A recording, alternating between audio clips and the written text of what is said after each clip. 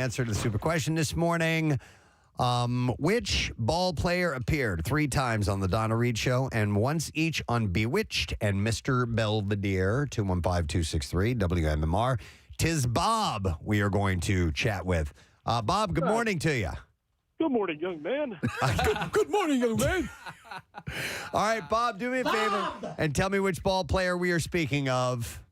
That would be Willie Mays. Willie Mays. The Say Hey Kid, right? Yeah. All right. Hang on a second, Bob. We are going to set you up. You just got yourself a pair of tickets to see Sarah Silverman, May 4th at the Met in Philadelphia. You can get tickets via Ticketmaster. Complete details at WMMR.com. Did you see that recent documentary, that Willie Mays documentary? No. It was amazing. I'll bet. Yeah. I gotta check it out. I'll bet. What an amazing career and life that guy's had. And speaking of that, someone passed yesterday, and we had it late in the show, who had an amazing career in life. A beloved actor, singer, and civil rights activist, Harry Belafonte, passed away. Congestive heart failure, 96 years old. A good run, as they say. Yeah, his family said in a statement, "It is with a heavy heart that we say goodbye to our beloved dad."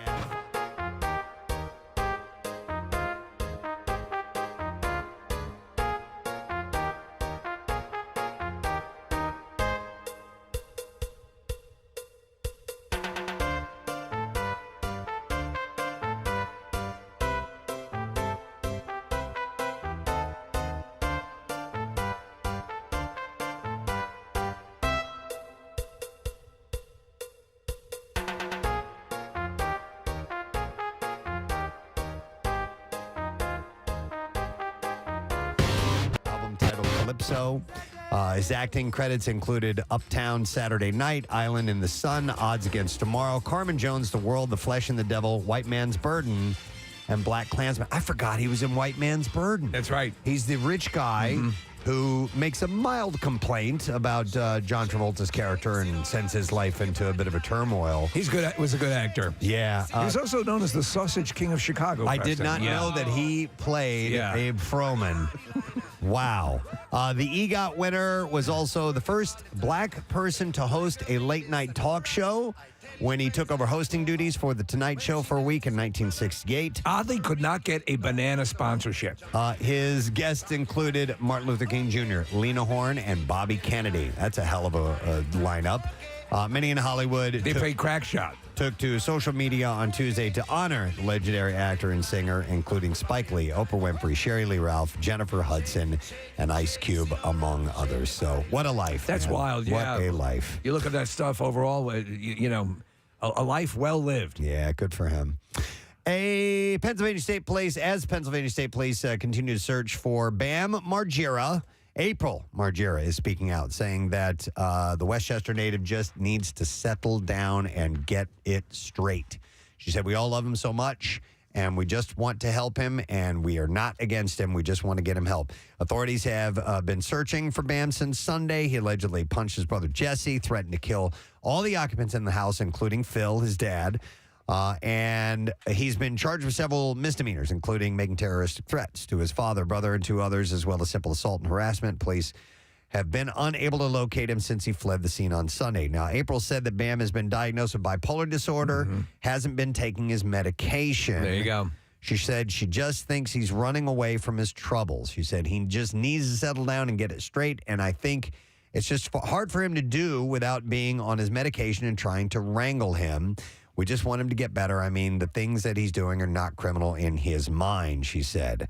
April added that she's not sure of where he may have gone since Sunday and that he didn't take any of the vehicles owned by the family.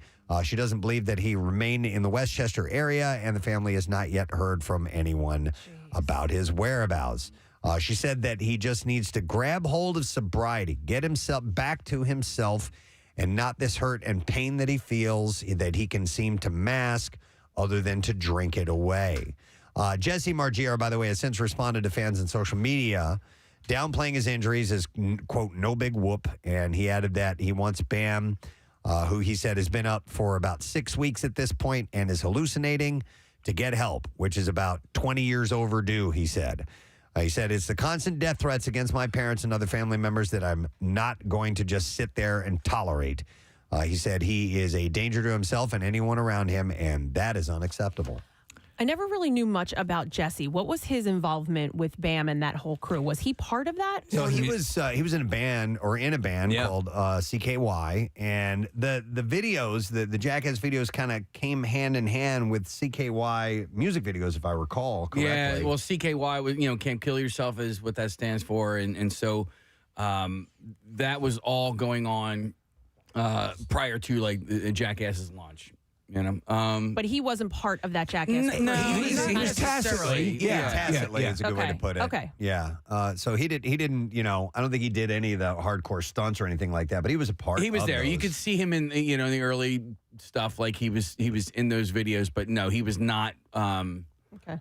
It's kind of wild, Case, because those videos were sold out of Fairman's, right? Yeah. So it was like a skaters sort of haven. Yeah. And they would, and those sort of became a cult phenomenon outside of that particular store, and then that whole subculture grew, and then everyone sort of was riding on that initial momentum. Yeah.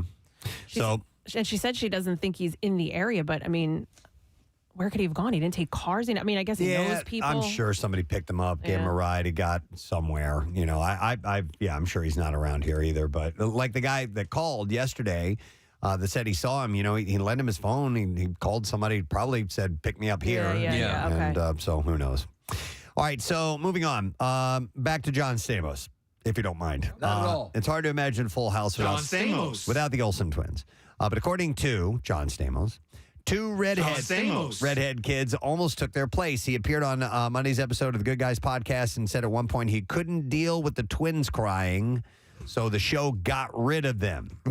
Describing a scene with Dave Coulier, Stamos said, we're doing this scene. Joe and I were changing the baby, right? And Danny's gone and said, take care of the kids. Yeah, we got it. So we're carrying the baby downstairs, and we're taking her in the kitchen, and we hose her down, and she was screaming, both of them. They wanted to be anywhere else but there, and so did I. He said they were 11 months old, and God bless them, they kept switching. This one's not going to cry. I couldn't deal with it. And I said, this is not going to work. So they got rid of them. And after bringing in two redhead kids, the actor said it was only a few days. And I said, bring the Olsens back. These kids are terrible. So they actually moved them out for the blink of an eye. And then saved the career, brought them back. Brought them back in. And how different would life have been for the Olsen twins had they not been brought back? It's funny when they swap out a baby or a kid. Like years ago, they did it on the Partridge Family. They did it on Modern Family. They had their original daughter. They swapped her out. So I guess with a kid, you can do that. Yeah. It's early enough where you can do it. I mean, honestly, guys, so they don't make that call, then we don't get this. Pizza. One of my favorites. The party.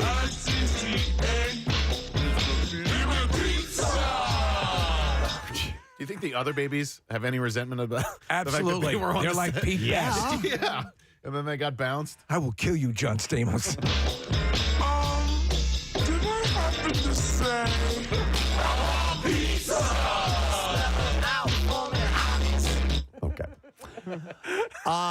In honor of Lesbian Visibility Week, the creator of the L Word, Eileen Chaikin, and cast members Jennifer Beals, Leisha Haley, and Catherine Manning attended a White House press briefing on Tuesday. The group addressed attacks on the LGBTQ community as the American Civil Liberties Union reports that more than 465 anti-LGBTQ bills have been introduced this year. Referring to White House Press Secretary Karine Jean-Pierre, Chaikin thanked President Biden for, quote, giving us the first out lesbian press secretary who represents hope and possibility for so many people young and a bit older. For her part, Jean-Pierre shared what it was a show like the L Word has meant to her and the broader community. She said, as a young queer woman of color, I felt alone and sometimes invisible. And for so many people in our community, the L Word's impact cannot be understated. So it is Lesbian Visibility Week, and they stopped by the White House. In his new Netflix special, John Mulaney, Baby J, John Mulaney detailed the intervention that totally saved his life. He said that 12 of his friends gathered in person and over Zoom to encourage him to get help for a drug addiction. And this was part of his Comedy. last Yeah, you were stand-up talking about it. You saw it live. routine. And here's just a little snippet of it. He says, "Let me just call this out now. I don't mean to be weird. It was a star-studded intervention. Yeah. It was like a good group." And he said this group included comedians like Fred Armisen, Nick Kroll, Seth Meyers, Bill Hader, and Natasha Lyonne. He said it was like a We Are the World of alternative comedians over the age of 40. All comedians, yet no one said a funny thing the entire night. He said even though he was so mad that night, he added that getting to do this show and standing here, listen, I'm grateful to everyone at my intervention. They intervened, they confronted me, and they totally saved my life. It's so funny. Even he talks about it in his a number of his acts. How he's looks absolutely not like the kind of guy we would assume would be a drug addict, and to the level that he was. Yeah, very clean cut. Yeah, he was able to hold it together when Right. he was inebriated Buttoned as down. well. It'd be like finding out that Bob Newhart was a heroin addict. But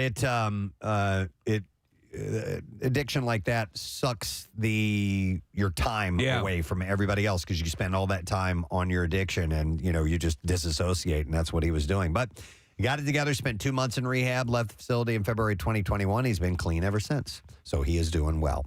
Hey, according to Entertainment Tonight, celebrities came out in droves for the LA Lakers game on Monday night. Kim Kardashian, Kris Jenner, Corey Gamble, and Saint West all cheered on Tristan Thompson from the sidelines. I can see you from my vantage point high above the earth. Yeah, Caitlin wasn't there in person, Go, but Lakers, go. was there definitely to cheer on through the Hi, Jenner Kimmy. Field. Saint was even wearing a Lakers jersey with Hi, Shane. Thompson's new number on it. Meanwhile, Prince Harry and Meghan Markle were featured on the Jumbotron ahead of King Charles's coronation.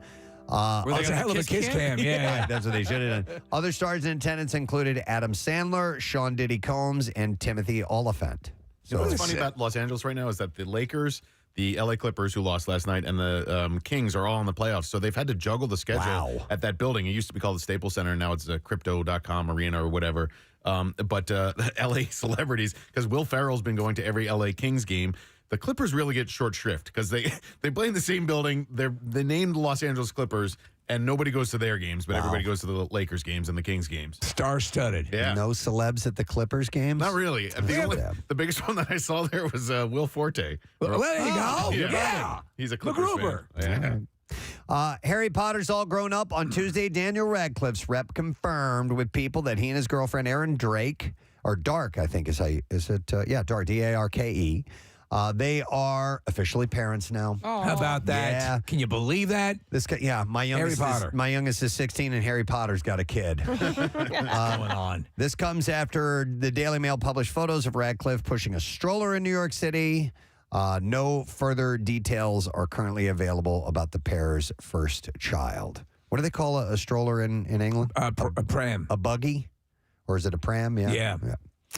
So let's see what else I have here for you. According to Page 6, rumors are swirling around Top Gun Maverick star Glenn Powell and Euphoria star Sydney Sweeney. So I'm watching, I caught a little bit of TMZ last night, and the video I saw, I know that they're just co-stars and they say nothing's going on, but it's physical language. You're seeing something there. At least I thought I did. The pair posed for photos on the red carpet at CinemaCon in Vegas on Monday to promote their forthcoming film, Anyone But You. The two actors couldn't seem to get their eyes off one another. Yeah. And, the outlet reports Powell's girlfriend, Gigi Paris, recently unfollowed Sweeney on Instagram. And she's engaged to someone else. Wait, hang on a second. His girl. Sydney Sweeney's engaged to someone else, yet she's in the movie with, this guy. He's a good-looking guy. He played Hangman in No, I know Top who Gun he Maverick. is, and I want to tell you something about Hangman that you might not be able to unsee after I say this. Okay. Because he is impossibly good looking. Yeah. But he kind of looks like Yeardley Smith. What? Yes. I don't see that at all. I'm looking at a picture of him right now. You don't see the close eyes? Dead ringer. I said No. kinda. No, I don't see it at all. I would need to see. I know what Yeardley Smith looks like, but I'd have to see a picture of her. What made you think of this? Did you see a comparison somewhere? No. Okay. I did The this on eyes? my own. Yeah. Dude, I see it. Yeah, thank you. And I don't like it. Wow. Yeah, it is the eyes, Case, and Yeah. kind of the nose and a little bit the hair. Yeah. Oh, man. Oh, man. You ruined Glenn Powell for me. Yeah. Well, how about Yearly Smith for being a good-looking guy? Yeah. All right. Bonus points to Yeardley, negative points to Glenn. It's not. This is not sinking for me. There's a similarity, but They have almost similar eyes, I think. Yeah, But anyway, that's about it. How about him and Gigi Paris? Some are speculating the couple have broken up and that romances between Powell and Sweeney is happening now. wouldn't be the first time it happened on a set. That's Do you remember what happened with Brad Pitt? Yes, And of course. Angelina Jolie? Yeah. He was with Jennifer Aniston. Jennifer at the time, Aniston. right? Yeah. Yes. All right, couple other quick things. Over 30 years after the original Beetlejuice was released in 1988, a sequel is finally in the works. The movie's director, Tim Burton, has been trying to get a sequel off the ground for decades, but news that a follow-up project is in production at Warner Brothers was officially announced at CinemaCon yesterday. Any hint as to the Yes. stars? Are they getting Keaton? There's hints. So the big news follows reports that via Variety that Jenna Ortega, who of course worked on Wednesday with Tim Burton, was circling the lead role.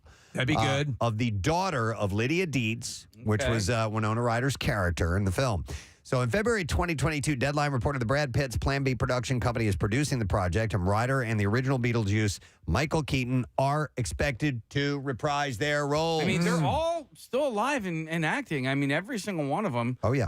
Well, the father. He was. Jeffrey Jones? Yes. Yeah, he probably won't be cast. He fell Yeah. off a little bit. Yeah.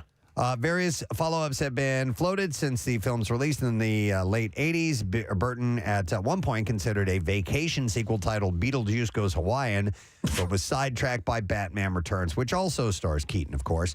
Warner Brothers, which distributed the first film, started to pursue a sequel more seriously in the last decade, but by 2019, a spokesperson confirmed the project has been shelved. Despite the back and forth, the cast remained enthusiastic about the possibility of a sequel. In a 2013 interview, Winona Ryder said, "I love Lydia so much. She was such a huge part of me." And she said she would never do it without Keaton and Burton. She said, because I love those guys. And Keaton shared a similar sentiment in 2014. He said, "I always said that's the one thing I'd like to do again if I ever did anything again. But it kind of required Tim to be involved some way or another." It's always like, you're always trepidatious because if they do it and do it right, it's going to be awesome. But there's always the possibility that they screw it up. But go for it. Tim Burton's got a pretty good track record. I think he could handle it. Yeah, I hope. Yeah. There's no word on whether or not Ortega will join or if more of the original cast will return alongside Ryder and Keaton in Beetlejuice 2.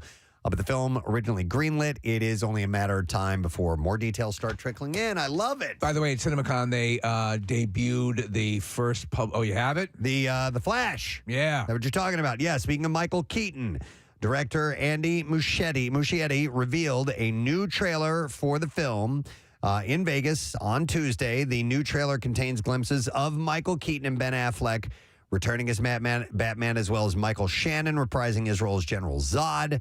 And Steve, watching the trailer, I think, DC's creeping up on Marvel in my mind. Ever since the Zack Snyder Justice League, I am now a little bit more excited about this world than I am about the Marvel world. I hate to admit it, but it's true. It is likewise. And in this realm, so it's my understanding they actually previewed the full movie as well to some of the CinemaCon goers. And the word is... and actually James Gunn said it, the guy who's now running DC, one of the greatest comic book movies ever made. It looks fantastic. It looks tremendous. I'm excited. It's going to be interesting to see them promote it without Ezra Miller at all, because they're not going to be able to send him near that, to any of the press conferences or anything. Speaking of Ezra Miller, Muschietti said they are an incredible actor. I had a chance to work with one of the best actors I've ever worked with. They bring the emotion, the humor, and they wanted to do all the stunts, and I let them. So it looks impressive. I just hope it's not confusing because we're talking about multiple, like Ezra Miller plays a couple different versions of the Flash. There's like multiverse things. So from what I can tell, different Batmans. It's pretty clear, who he is from, even though there's shots with multiple hymns. Listen, it all looks great. Yeah. It looks unbelievable. And the action sequences have Muschietti's flair. He's a really good director. Yeah. Then another thing excited about, and Steve and I were talking about this off air, Sony Pictures released the official trailer for The Equalizer 3 yesterday. According to Entertainment Tonight, Denzel Washington reprises his role as the retired U.S. Marine and former DIA officer Robert McCall for the last time in the action-packed film, and he also reunites on screen with his Man on Fire co-star Dakota Fanning for the first time since the film was released in 2004. I mean, he's 68 right now. Yeah. So he's wow. But he still pulls it off, man. Oh, man. He still pulls it off. I was telling Steve, my favorite, they show he has this dead stare look on his face as the Equalizer, which just means I'm about to explode and destroy everyone in my path. Well, he's always assessing, okay, and he's got in his mind 4 seconds or 3 seconds to do this, to that, and then he's in his mind, he's laying out his plan of attack, and it's always amazing. Yep. The Equalizer 3 is set to hit theaters September 1st. One final item, according to Today magazine, Star Wars actress Carrie Fisher will be receiving a posthumous Hollywood Walk of Fame star on May 4th. Any chance she shows up? In celebration of Star Wars Day. She's dead, so she won't be there. But her daughter, Billie Lord, will accept the honor on her behalf. I'm shocked she doesn't already have one. Yeah. I was very surprised. It's kind of ridiculous that she doesn't have one. Yeah. All right. We're ready to hit the clips. Renfield follows the misadventures of Dracula and his titular sidekick. And here, Nicolas Cage talks about his favorite scene in the film. I love that scene in the support group where Dracula says, "Now let's eat," and you see all the Dracula attack moves, which some thought did go into that. I wanted Dracula to move like a top predator animality, like a big cat or a cobra. Wanted Dracula to move like a bird of prey or like a feline. I love that scene. Doesn't it sound like Nick Cage is doing a Nick Cage impression? It does, yeah. Renfield is in theaters now. Next clip. Chris Davis takes on the role of boxer and entrepreneur George Foreman in the new film Big George Foreman. In this clip, he talks about remembering Foreman from his youth. Didn't see any of his fights. I'm not old enough to remember that.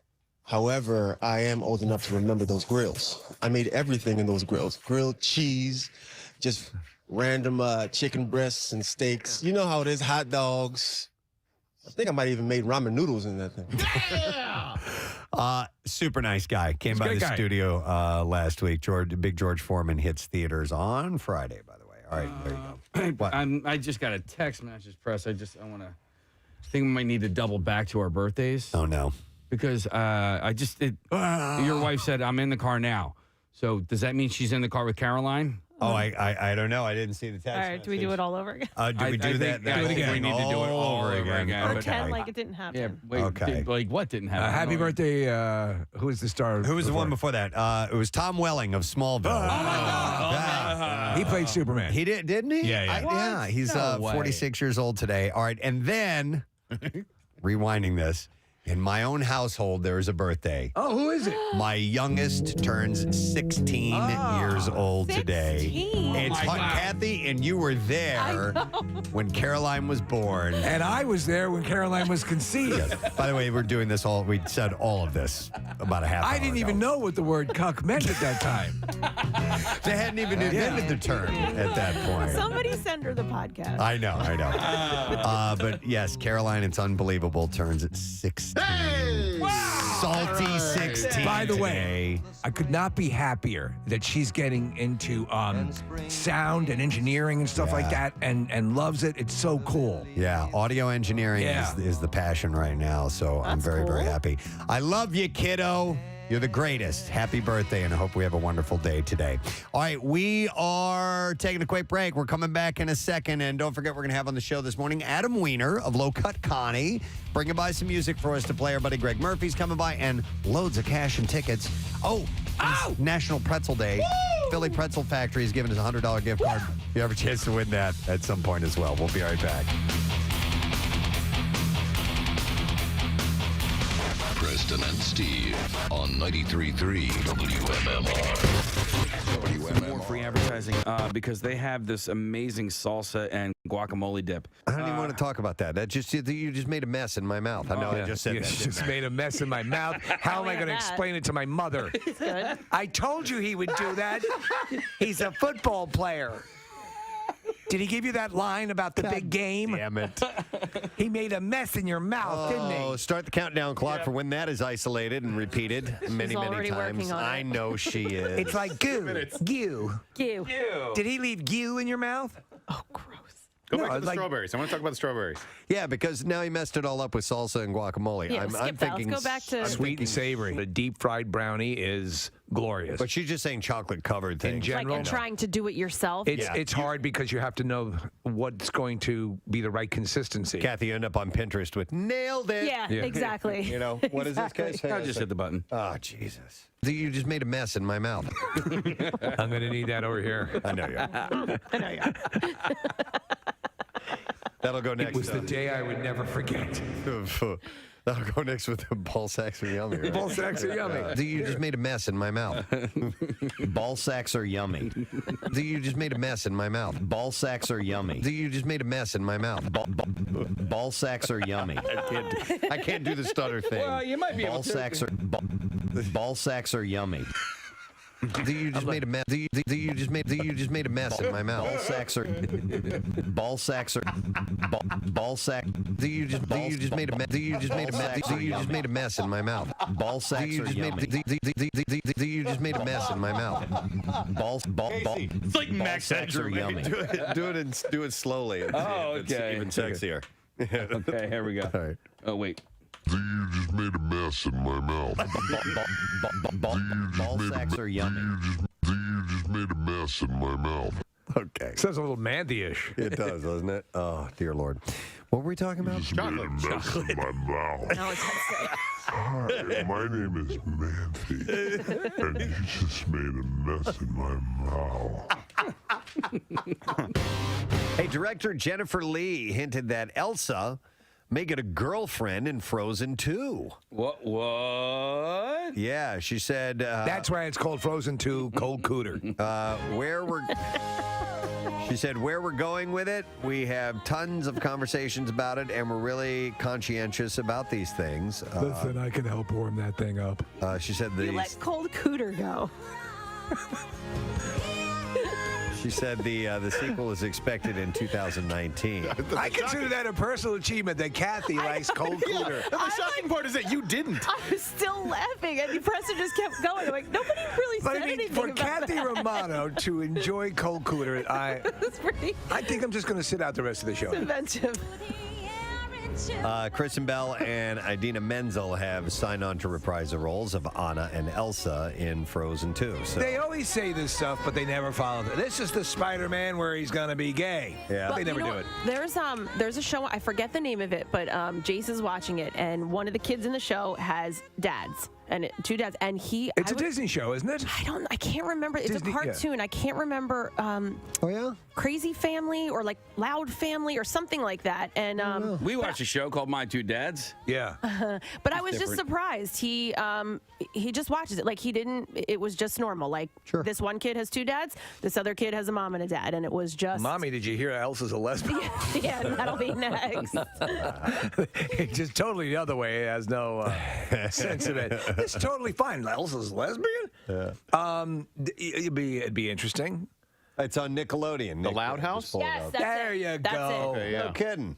I have. We're gay! I've not and seen it. loud! And they're pretty. One of the dads is pretty feminine, and they one of the episodes, or at least the one that I watched, they go on a skiing trip, and the dads are very overprotective and nervous that the kids are going to get hurt. And Wow, Interesting. The voice of one of them is Wayne Brady, and then the voice of the other is Michael McDonald, the singer.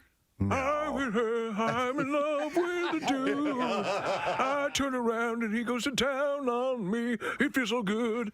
That's not what they do in the show. Is it in the really? Call it the show. Hershey Highway. Are you sure it's the Michael McDonald? Nope. Okay. I got distracted by the singing. Sweet freedom. We're just two dudes and we're getting it on. Penis by penis By penis. by penis. I'm not working my way through. Nick, Obviously, we're approaching it with sensitivity. Of course we are. And compassion.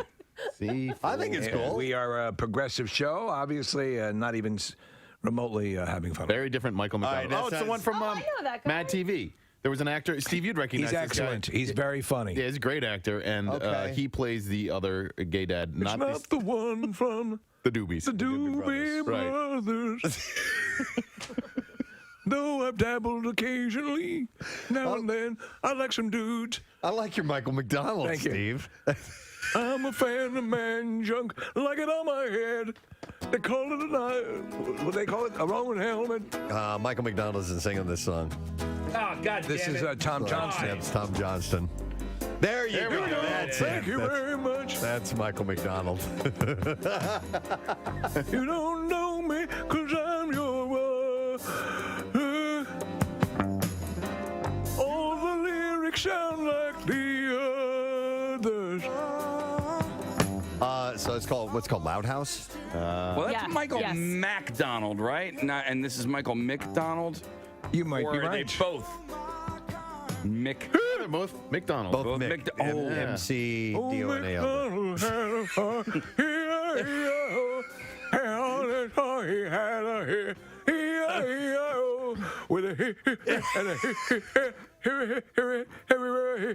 I don't know what animal you just said. don't know. I don't know what Neither do noise. I don't know what noise to make. And the hair goes. He does the Michael McDonald see and say. Okay, so Michael McDonald. The Loud House. The Loud House. The Loud House. Yeah, there you go. And you were just singing "Oh McDonald" gives me a reason to play this.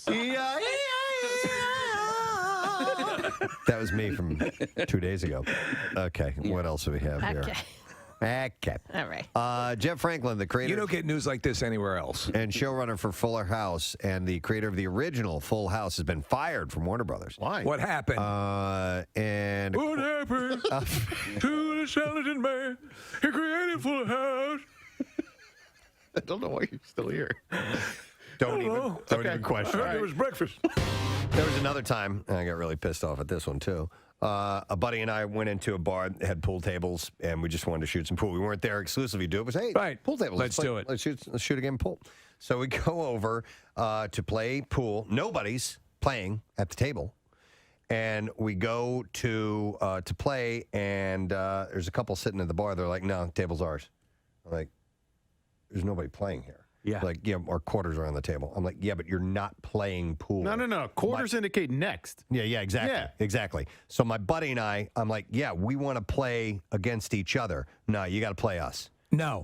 And see, so it was their ownership of the table because they currently were the winners of, and so I tried to tell the bartender this, and the bartender's like, nope, they're right. No, I'm like, you own the table if you stay at the table and keep playing. Yes, and then you can put the quarters out Yeah. to indicate who's going to challenge the winner. But But apparently, maybe they were looking for somebody to play. They had their quarters but there. they left. I didn't want to play with them. I wanted to play with my buddy, and we weren't interested in playing. You're not doing a tournament. Because we just wanted to play a friendly game amongst ourselves, as opposed to these two a-holes, which of course they were great playing. They were great at pool, and they ended up beating us. But I was just like, I don't want to play against you. Does anybody understand the issue here? They weren't playing pool. They were sitting at the bar, which was empty, by the way. Yeah. And I'm just like, what is this?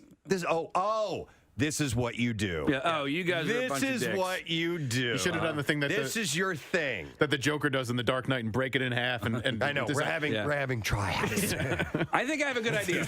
Ask me how I got these scars. My wife was always sad. I just wanted her to smile. There are times when I wish I didn't care about getting arrested. You know what I mean? Just snap the cue and So go. the question you have to ask yourself is it worth letting me and my friend play pool? You're right. What about this? Or do you want this cue rammed through your optic nerve? Steve, that is going to be my go-to from now on. When I have that confrontation moment, I'm going to think about that and maybe pull a joke. Sure, why not? You know? Is it the scars? Scars. Are they bothering you?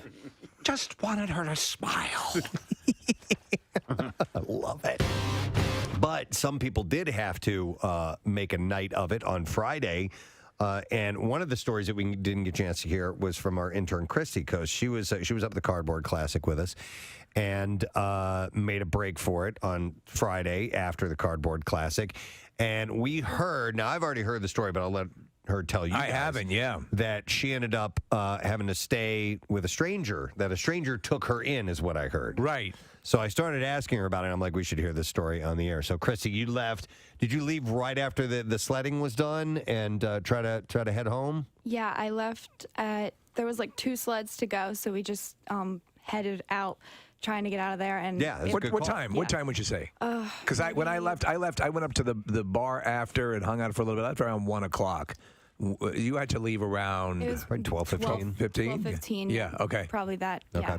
So I got back to the hotel, checked out, started my car, went to the bathroom, all that stuff. And then so I started to leave, and right as I'm leaving, a fire truck must have like exploded or something. Exploded? Onto the road. It just tipped over. Someone said that they were going like 90 miles an hour down the road, and there was no they weren't clear. You don't exaggerate much, do you? It went from exploded to tipped over to 90 miles an hour. No, someone did say it was 90 miles It was an hour. okay. down the road. Not even the most finely Someone else's tuned vehicle could travel down that road at 90 Well, it was miles. traveling at 9 miles an hour because it had exploded and it was flying forward, Preston. Got it. Okay, so anyhow. Exactly. Yeah. Right. So there was no getting down the road essentially. So there was an atomic bomb blast.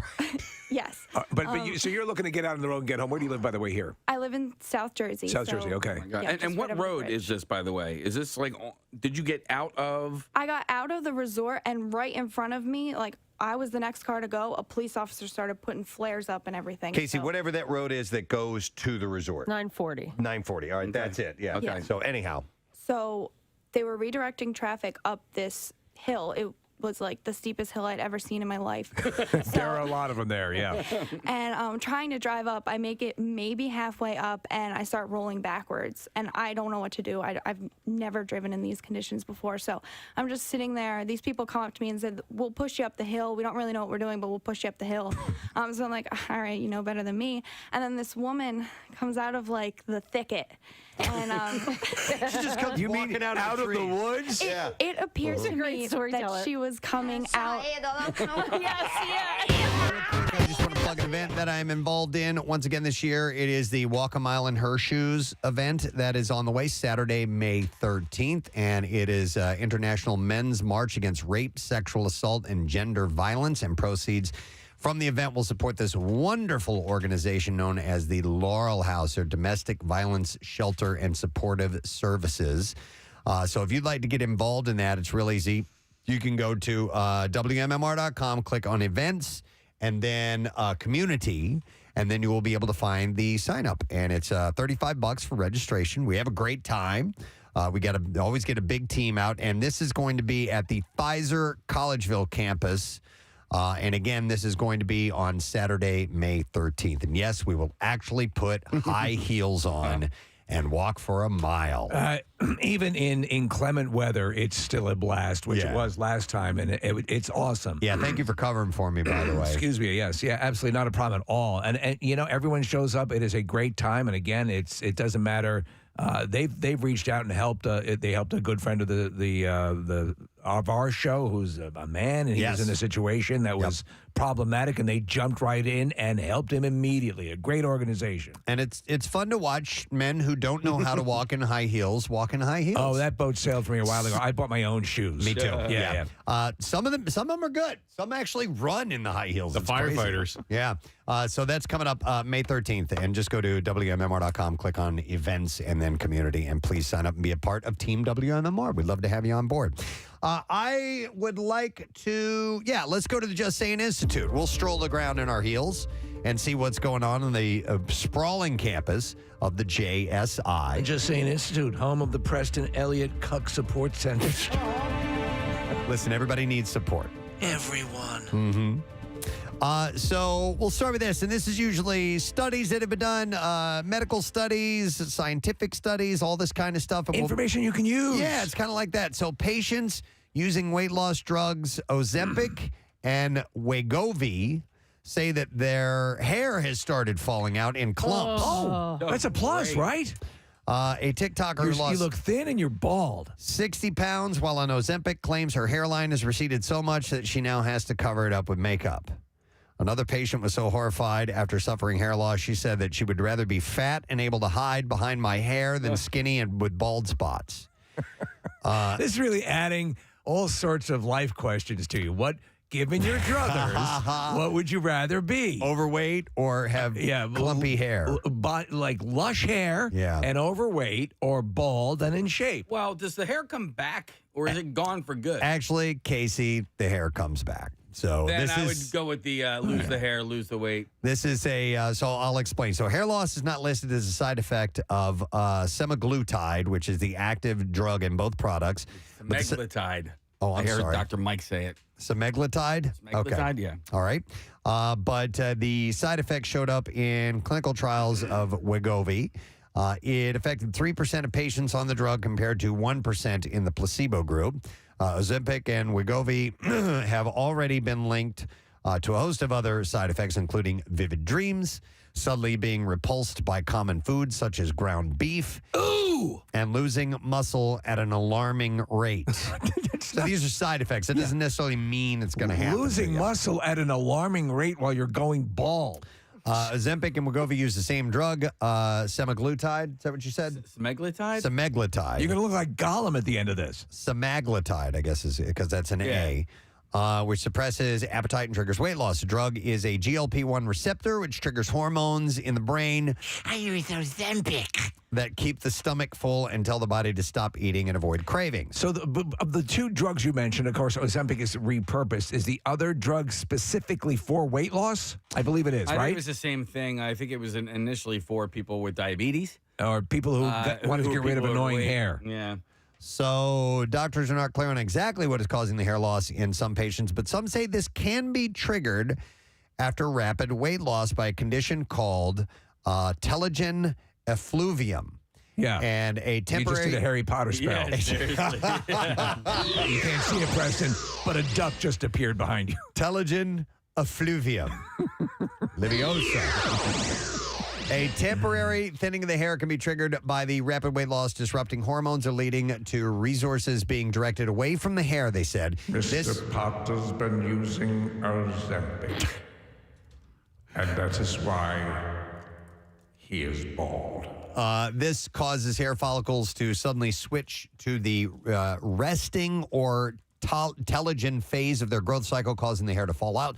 But the condition is temporary. It's the follicle version of bitch face. With experts saying new hairs will later start growing again. Later. This is like a toss-up that I think a lot of women would be like, you know what? I'll keep the weight. Yeah. I would. Yeah. I wouldn't take that chance that Yeah, it's going to for- fall out and not come back. Sorry, for women, I think that's a harder decision. For men, it's like, whatever. Oh, it's a walk in the park for me. Yeah. Temporary hair loss can appear about 3 months after rapid weight loss and may take up to 6 months to resolve. But they're guessing that might be what it is. But you were saying also one of the side effects is a rapid muscle loss or whatever. Yeah. And I wonder, because when you lose weight, whether you work out or not, you're going to lose muscle as well. Even if you're pumping iron every single day. Yeah, you've got to be really good to not lose muscle. Right. You're going to take a hit. But they're saying this is dramatic muscle weight loss. So this is where I'm going with this. I would assume that anybody who's over extremely overweight, maybe going to the gym and exercising is not an option. Their number one or number two or number three option. Right. So maybe they're losing weight at a more rapid level because they're also not working out. It's not part of their regular routine. Real quick, I want to go to Barbara. Hey, Barbara, good morning. Hi. Hey, Barbara. Hi, guys. I'm on one of those medications. I take Trulicity 4.5 Okay. because I'm diabetic. I have diabetes type 2. Okay. And I literally, due to all these medications being utilized for weight loss, we can't get our medication. Yeah, we've been hearing that for a while, that a lot of them are hard to come by. And I had literally, due to insurance parameters and limitations, I went almost 3 months, about 2.5 months without Trulicity. Ooh, wow. And it's and people just don't get this. And I don't understand.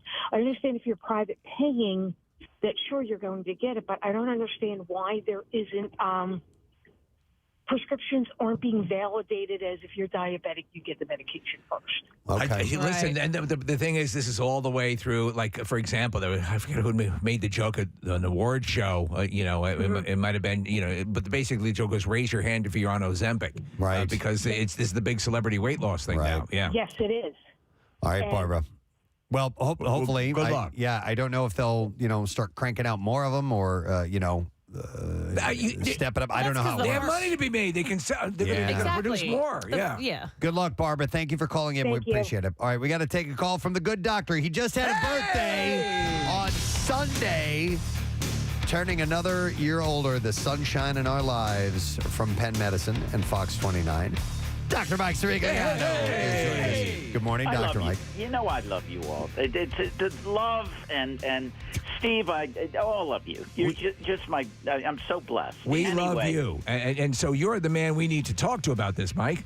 Well, yeah, it's called telogen effluvium. And you see that condition, it's temporary, and it freaks people out. I saw a lot of it when people would get COVID-19, and then their hair would fall out or get thin, and then it would eventually come back. Mine fell out after I had COVID. Really? Yeah, and my hairstylist found it. I realized that it was thinning, and she found in the back the new growth, and she's like, "When did you have COVID?" And she's like, "I think that's what this is." You remember she walked in and we thought it was Vin Diesel. It, shut up.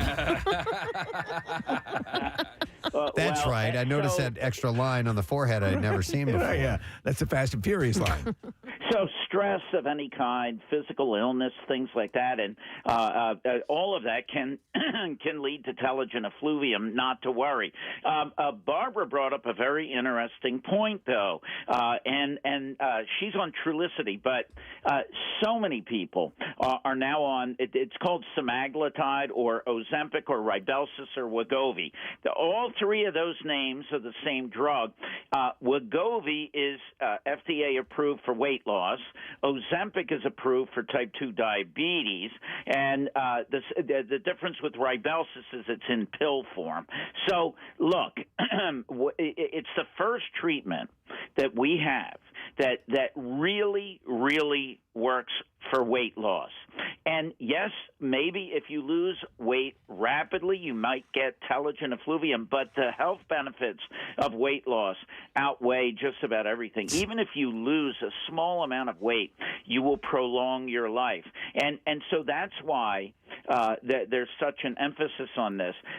Now, a lot of people who weigh 1 pound above where they should are taking it because it works and it's easy and you can still have your cheesecake, which is making it hard for people like Barbara to get her medication. Now, she's on Trulicity, which is a similar drug.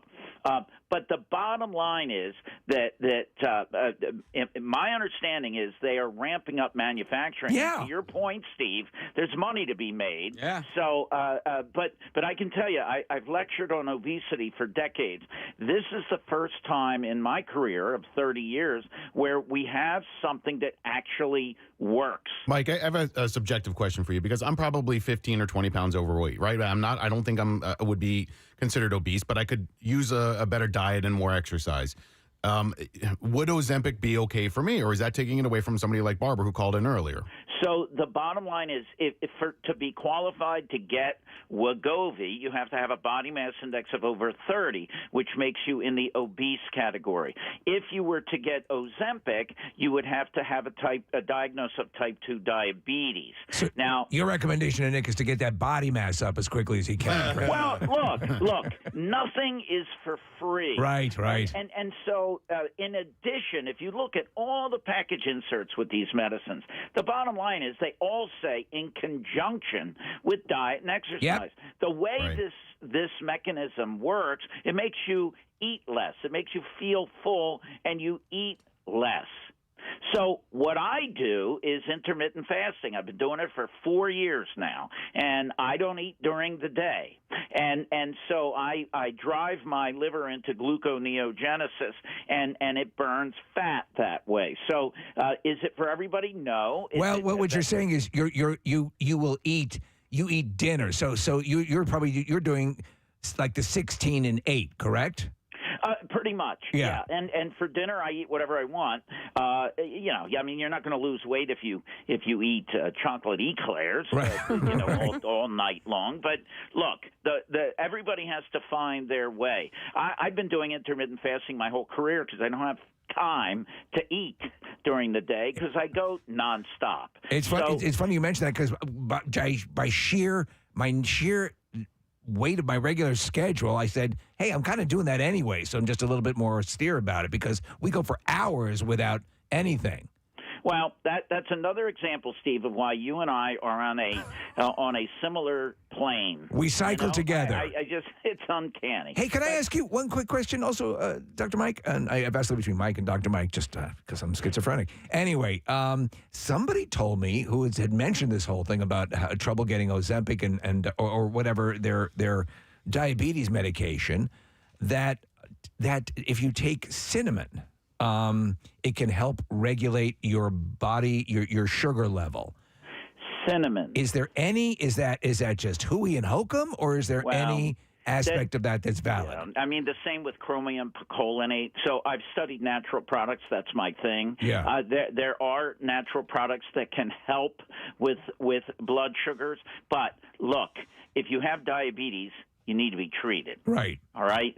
Forget that. I mean, you've got to be treated, and we have wonderful treatments, metformin or glucophage. We have, in conjunction with diet and exercise and lifestyle changes, we have insulin, and by the way, there was this big scandal about the cost of insulin. That has come down.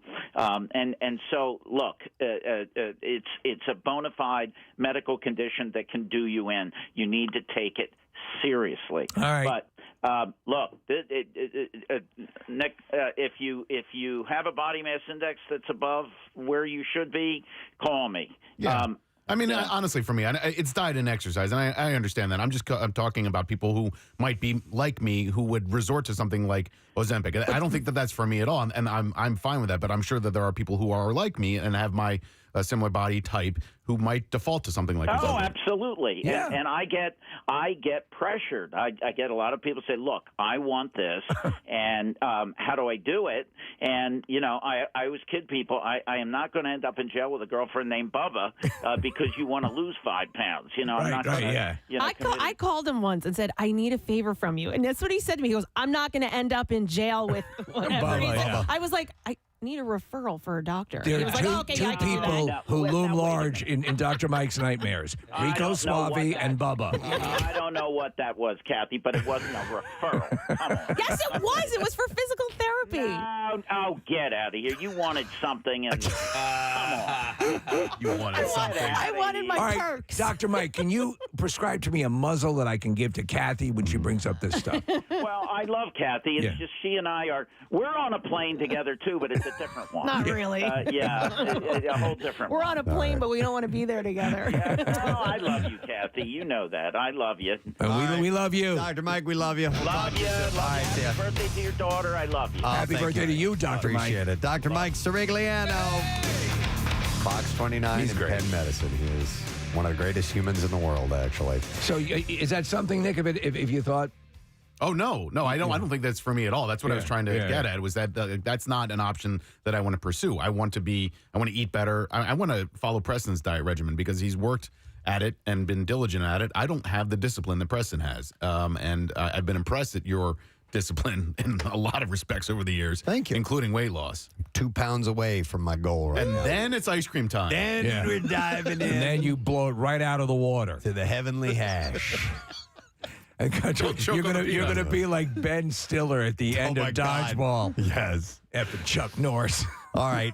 Let's see. Just Saying Institute, studies and so on. All right. So there are name expert, actually. Colleen Slajan says that gender neutral names and using last names as first names are big trends in 2023 as far as baby names go.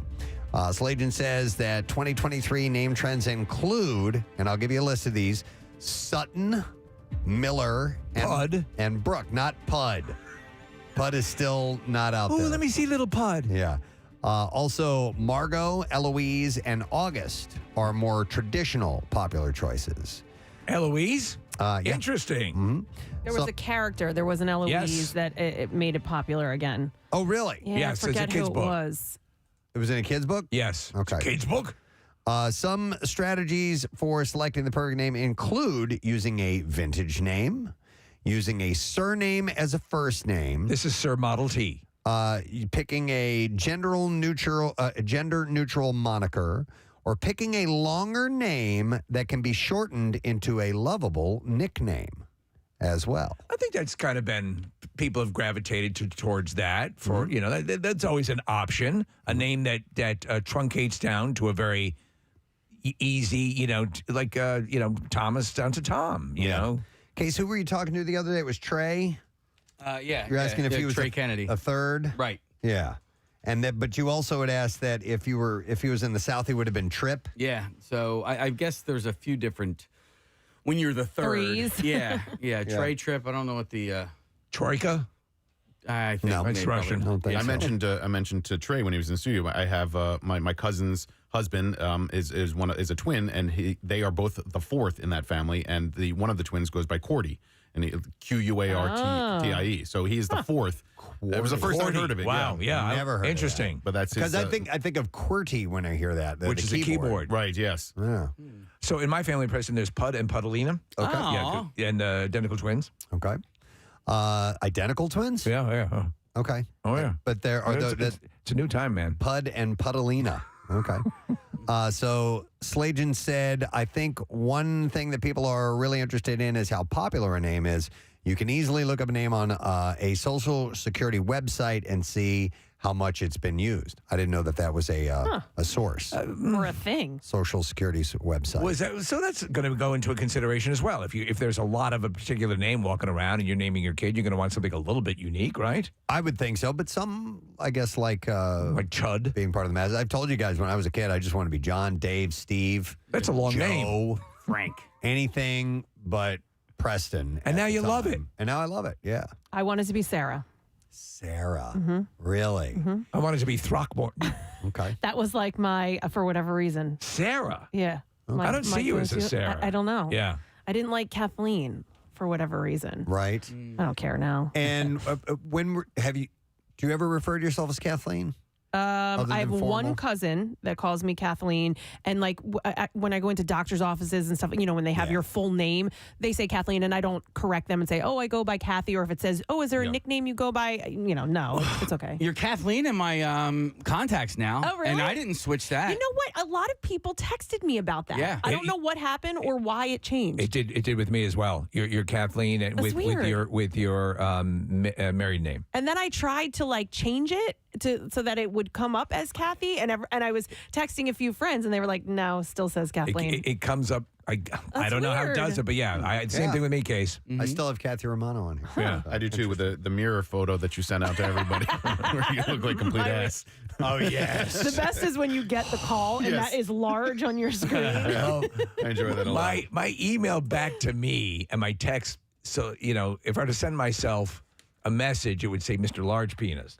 But no one else sees that. So, but I forget sometimes that's the case, and it'll pop up on. You want to hear mine? Or Nick is my favorite because I've never changed it. When I had difficulty spelling Nick's name initially, he's in my phone as Nick McWhat the F.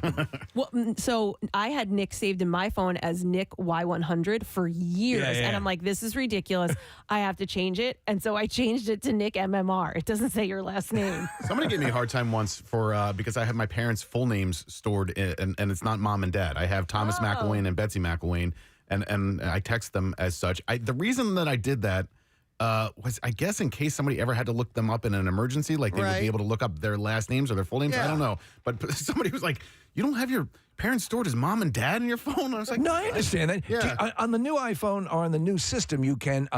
So you put in your emergency contact, and which Someone allows could call it? that you can access. If you're injured and your phone is there, it'll come up. Oh, I didn't know how that. you want that to like. So in my phone under the emergency contact is Claire. I don't have wife. Right. Okay. So that somebody would hit that and it would go right to her, and I think that's pretty smart. Okay. Case, did you want to play something for us? No. Okay.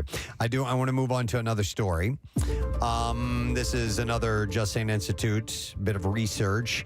If you love that new car smell, cancer-causing chemicals are responsible for the aroma. Yeah, I saw this goddamn story. I'm like, why rob us of everything? Why don't you? A new study from Harvard and the Beijing Institute of Technology found this out. By the way, new cars that you really love are lethal. The scent usually associated with a new ride is a combination of leather and plastic that becomes more intense in heat. Have you ever noticed that when you get into a warm car, that the scent is a little bit more strong? Sitting in a car with a new car smell for just a half hour every day can result in dangerous levels of exposure.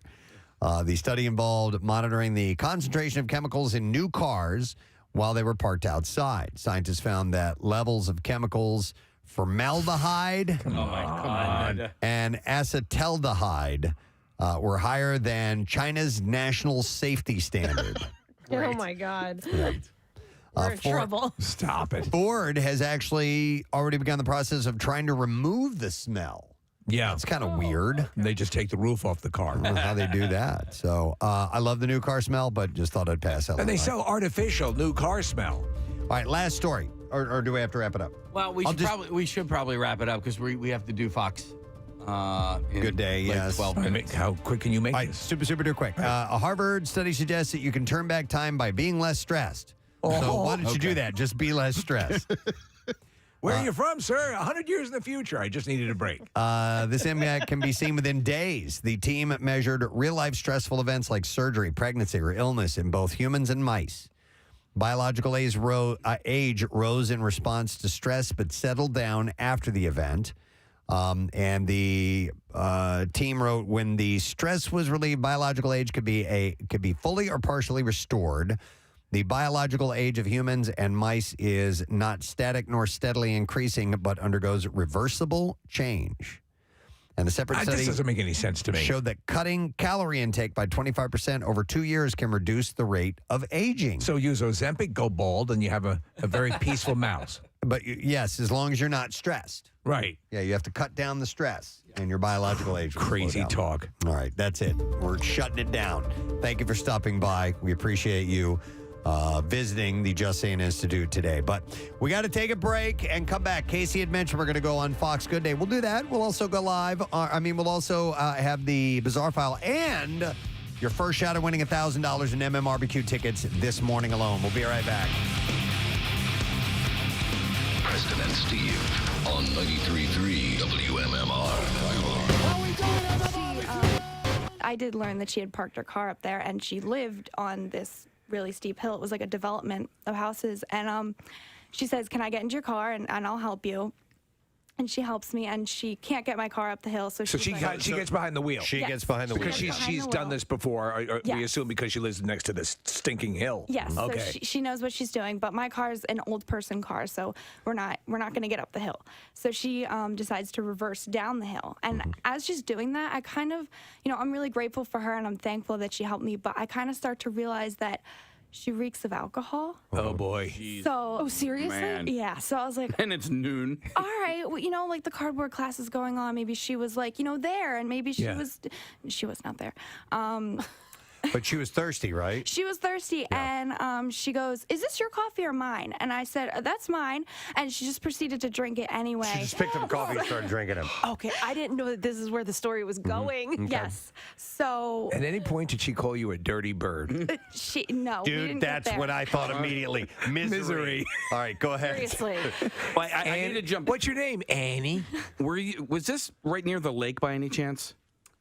It might have been, right near like Split Rock? There's another lodge. yeah, it was right near the lodge. Okay, I was so about a minute walk from there. I know this hill. Nick, this is the hill that you and I went down. Yeah, that's where the fire truck that was. we had to Yeah. traverse. That it exploded earlier. Down. Yeah, 90 miles an hour. It was scary going down the hill, not even going up the hill. That's okay. So I know exactly. but you where this potentially is. have you have someone who's potentially drunk sitting at the wheel of your car trying to. But you're thankful Drinking her for it. I'm thankful Drinking your for coffee. her. Yeah. Yes, and At least she offered to help. I let her have the coffee, obviously, and but she was helping me. I didn't know what else to do. And That's nice. she gets my car down the hill, You have any birth control? and then we end up in a ditch on like the side because the sides of the hill are like divoted down. Right. Yeah. So we end up on the side of the hill. Someone pushes my car out, and I'm like, okay, I'm not driving anymore. I'm gonna end up in a ditch somewhere else alone. So she invites me back to her house. Let me ask you this. Hang on real quick. Did it end up in the ditch with her behind the wheel? It did. Oh, my God. Okay. All right. Go ahead. That's when I was like, all right, she needs to get up. Here, out let me from help you. behind I'm the going to wheel. run you into a ditch. Yep. So I go back to her house with her, and you know. So you guys had to walk there. You had to walk to her house. You had to go through the thicket again. How far? Okay. She just lived at the top of the hill, so we were able to walk. It was like, less than a minute walk. Okay. And we get into her house, and, things start getting weird. She starts telling me her boyfriend doesn't believe her, that she couldn't leave to come see him, so she makes me call him and tell him that I had been lost and I needed help, so that's why she can't go see him.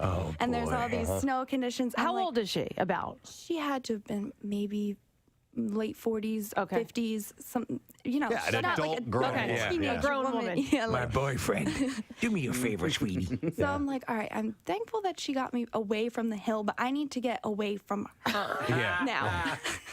So I just leave my car at the base of the hill, and she walks me to Split Rock, and I just got a room at the lodge. But the lodge is about a mile away from where the restaurant and everything is, so I spent 30 hours with no food, no drink, nothing, and just alone in my room watching because cops. at the base, the story was, and we heard this on Monday, I guess, was, hey, somebody took Christy in. And, that was awesome. She got stuck, and they took her, and she ended up having to stay at somebody's house. We're like, well, that was really nice. It was nice of somebody, a local, a local to help out, and and it ended up being this. You see, I've known for some time why I was chosen to save you. You and I were meant to be together forever. Now our time in this world must end. And that was Christy's moment. Oh my God. Okay, I'm going to be the mom for a second, but you should have never went with her, and you should have called one of us. Well, see, the thing is, the Verizon towers went down, so I had no service. From the explosion of the fire truck. Fire truck, yeah. So the only time I could get service was when I got into the hotel and I could use their Wi-Fi. So I had already had a room at that point, and I was like, well, what am I going to say? I'm stuck, and you're going to say, me too. Yeah. All right. No, but instead of going to, I guess you couldn't get in touch with us, but still. What was the woman's house like? Was she into taxidermy? No, it was. I'm working on this owl. It was old on the inside. I didn't really want to take a look. Smell like mothballs? No. I was also thinking of Pulp Fiction when a spider caught a couple flies. So here's the thing. Moment of opportunity. Yeah. I have someone who lives in a box in the basement. I'd love you to meet him. When name is the Gimp. When Nick and I were going down this hill, there was a car that was trying to go up the hill. That lady was out of her car. And it was a like a light colored, maybe like silver Toyota something or other. Did that lady yell at you? No. She yelled at me. Did she really? Why? What? Yeah, well, because she didn't want me to go any further because of the fire. I'm not exaggerating. Because of the fire truck that was on its side down that hill. And she was warning me, but she was doing it in a shocking, sort of half-hinged kind of a manner. And I was like, all right, I got it. It was the same woman? I'm wondering. Okay. Was she wearing a red sweatshirt? I don't remember what she was wearing, but I'm not talking about that. Was she wearing a red sweatshirt that said Archie Bunker for president? That was on Nick. That was on Lake Drive or whatever. The hill I'm talking about that you were stuck on, I believe, was Estate. Yeah, that's what it was called, Estates Drive or whatever. Wow. So how long? So when you got into the house, how long were you in the house? Maybe like an hour. An hour? Oh, you were there that long? Because I didn't know what Want to to watch do. my stories with me? What were you? Yeah. What were you guys talking about after you got off the phone with her boyfriend? She kept asking me like really odd questions. You'll never know the fear of losing someone like you if you're someone like me. She really wanted to make me a meal. She wanted to take pictures with me. Are you a good girl? Are you a good girl? She just wanted to like document the moment that like she had saved someone. This is sounding very similar to the Hawaii trip, Preston. Somebody was texting in and asked if there were swords on the wall. Yeah, it could have gone that way if she didn't leave. I don't want to be forward, but I can see your dirty pillows.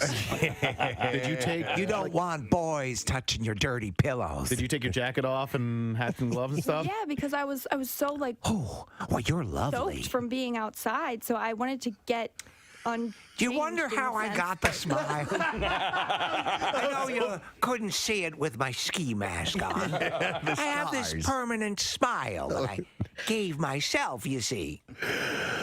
And so you were there. Could you call my boyfriend? So you're there about an hour and a half. Yeah. Holy Jesus Christ. You must have thought at some point, I'm going to die. I'm going to get murdered by this person. Me and Nick just drove right past you. You didn't know that probably at the same. Yes. They were. What time did you guys leave? After her. Yeah. How long after her? I left around 12:30, 12:45. Did you go up that hill? No, I didn't go that way. Yeah, I went all the way around and then ended up finding where Casey was. They ended up coming the opposite way, so they were going down the hill. She was going up the hill. I was trying to get back to the turnpike on the south side of Big Boulder. I felt pretty bad because on my way back to Jack Frost, after I tried to get on the Northeast Extension, I came back and I'm coming through the entrance, and there was a white, I don't know if it was like a Suburban or something like that, that was in a ditch so far so that it was laying on its side. I saw that. Did you see it? Yeah, I saw it too. I came upon it, Kathy. And Sayadala Kong Kong. No, I came upon it, Kathy. It must have been shortly after. The windshield wipers were still going. They had flashers on. wow. And I couldn't stop. I wanted to help, but I'm like, if I stop, I'll get stuck too. And it's just going to make the problem worse. So I just See you later! I know. Good luck!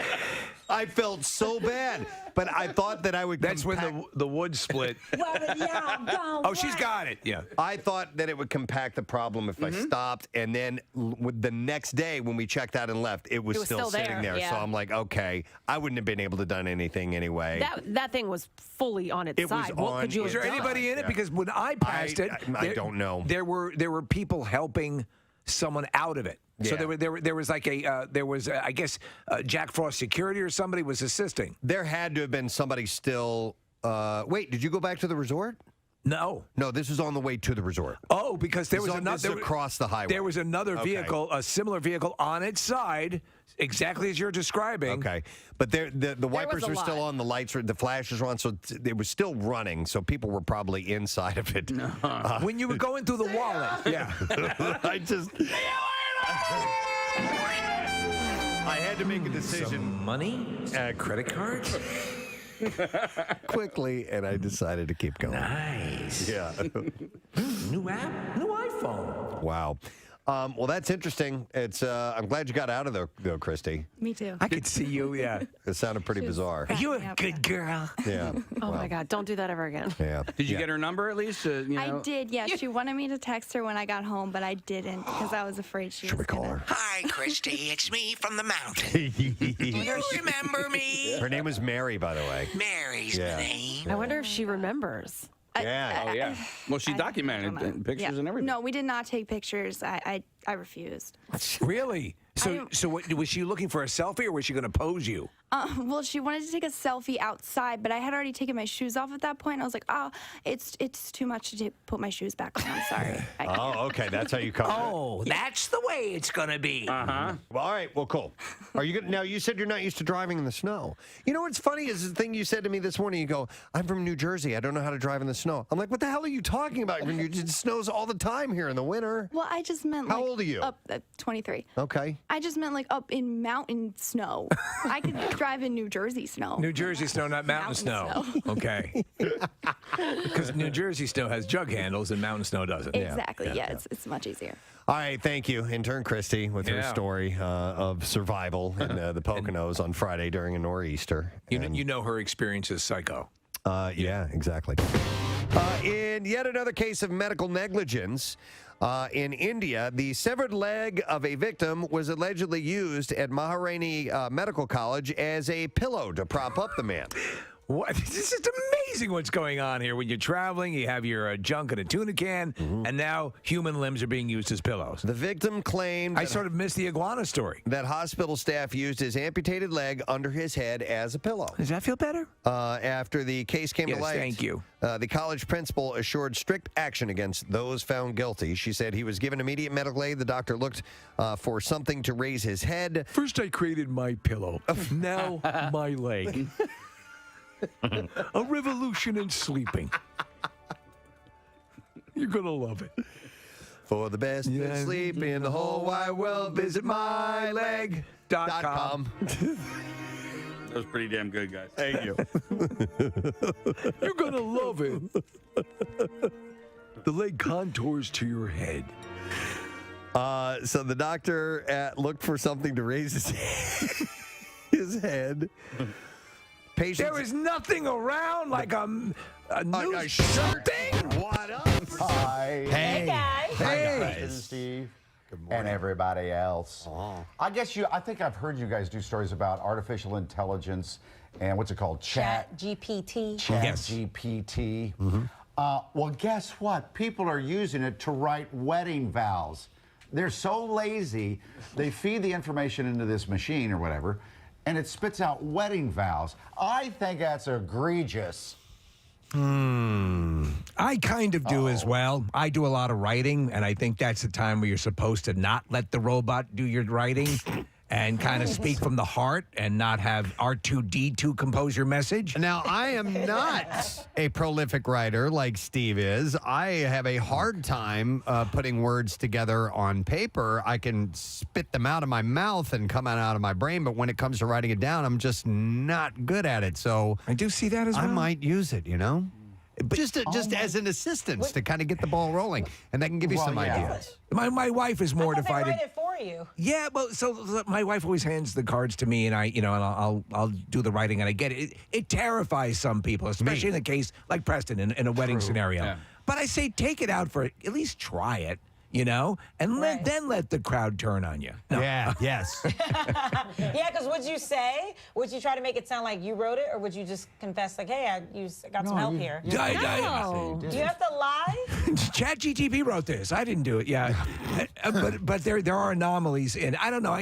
To me, like even here at work, like they tell you can't use it to write like certain things, like copy for commercials and stuff like that, because they want that human touch. Yeah. What would you rather have? Right. Crappy original vows that you wrote, or really lovely, beautiful vows that GPT wrote for you? I mean, but if it's cute. Sometimes it can be so crappy, it's cute. Like, oh, he tried. Right? Yeah. Look at him. Yeah, Look at him. All the machines in the room will be going, oh, that's very good. Yes, well done. All the machines will love it. I really like you. Let's go have sex. Oh my gosh. Except now it's official. Yes. Under the eyes of God. Oh, Lord. I think it's a good way to get the ball rolling. If you need some assistance, I think it's okay to use that. Yeah. Okay. All right. I mean, if you can't communicate your love to somebody you're going to spend the rest of your life with, you're kind of in trouble. I think that's bad. Unless you're marrying a toaster, then it's fine. But I mean, yeah, Mike, I think. did you write your own vows, Mike? Hell no. Okay. Were you over here talking? And it didn't last. There you go. You should have turned it over to the microwave. Thank you, guys. Thank you. See you later, guys. All right. It's 8 o'clock, so we should. Yeah, we're ready. Here we go. MMR's Concert Cash. Now, here's your Concert Cash keyword. And the word is spot, S-P-O-T. You have until 15 minutes after the hour to enter it, either on the contest page, WMMR.com, via the MMR app, or you can text it to our special contest short code number, which is 45911. One random entry wins $1,000 in our company-wide contest, and all MMR winners get 2 tickets to the MMRBQ Saturday, September 16th. Tickets are on sale now. Winners will get a call from Beasley. Make sure that you answer your phone. Contest rules available, WMMR.com for MMRBQ details. Text the word finally to 39333. We'll send you a link for the information. It's sponsored by Meineke. And again, the word is SPOT, S-P-O-T. Come and get that money and those tickets. Let's take a look at traffic. See what's up this morning. Kathy, what you got for us? Jam traffic on 295 northbound from Mount Holly to Florence Columbus Road. That's an accident in the left lane. Northbound also so from Route 45 to the 42 freeway. 42 north heavy from the Black Horse Pike to 295 and then Route 130 to 676 where the left lane's closed with construction. 55 northbound jams Deptford to 42 on the Schuylkill. Eastbound you're slowing from 202 into Belmont. The Boulevard to the Vine. Westbound past Yonk to the Vine. The Boulevard to Gladwin and then from the Blue Road out to Gulf Mills. 95 southbound jams Academy through to Bridge Street, northbound side from Naaman's Road to the Blue Route. The Vine, eastbound slows from the Schuylkill to 8th, and then at the Ben Franklin Parkway where we have the off-ramp partially blocked with an earlier truck fire. The left lane is still closed. Westbound side jams the length 95 to the Schuylkill Expressway. And then on the Blue Route, northbound, it's heavy 95 to the Media Bypass southbound side from the Mid-County tolls to the Schuylkill. 422 eastbound backing up from 29 to 23. This traffic report brought to you by the U.S. U.S. Department of Health and Human Services. It's National Donate Life Month. Join the 170 million people who have signed up as an organ, eye, and tissue donor. Go to organdonor.gov today. A message from the U.S. Department of Health and Human Services. And that's your traffic on 93.3 WMMR. We have a new Daily Rush video for you to check out. The title is Dick Button. New Jersey has its own Hall of Fame, and this year, Dick Button and Vagina Zipper are inductees. And you can go to WMMR.com/Daily Rush and see the video and any other that you may have missed out on. It's sponsored by Xfinity's Gig Speed Internet. You can learn more at Xfinity.com. And again, it's the latest Daily Rush video titled Dick Button. Real quick, there was a chart out since I was talking about, Kyle. Yes. Kyle Mack does the videos for us. Kyle also runs our YouTube live stream. And I got this email, and they said, no need to mention my name for this, but I wanted to give some love. He said, I'm wondering if you could give a shout-out to all the people who watch the YouTube feed every day.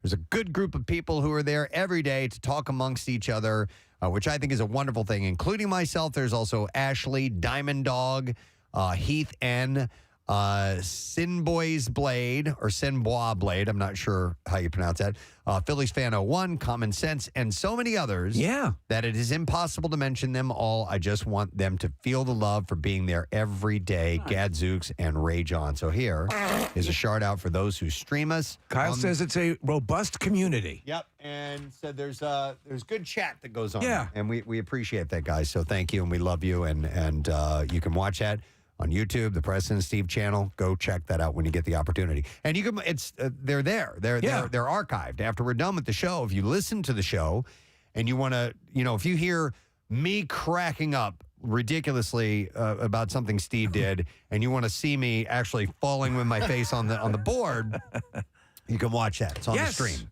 So feel free to do so. All right, let's do the B file. WMMR presents Preston and Steve's Bizarre File. All right, brought to you by Mulchworks of Aston. They offer the highest quality mulch and topsoil. It's manufactured on site, and they also have leaf compost, decorative stone, pavers, and more. Delivery or pickup for residential and commercial markets. You can visit mulchthis.com. This is a pretty wild story. A senior citizen was killed in a freak accident when he was struck by a flying cow launched 100 feet into the air by an express train. Steve? It's an utter catastrophe. It is.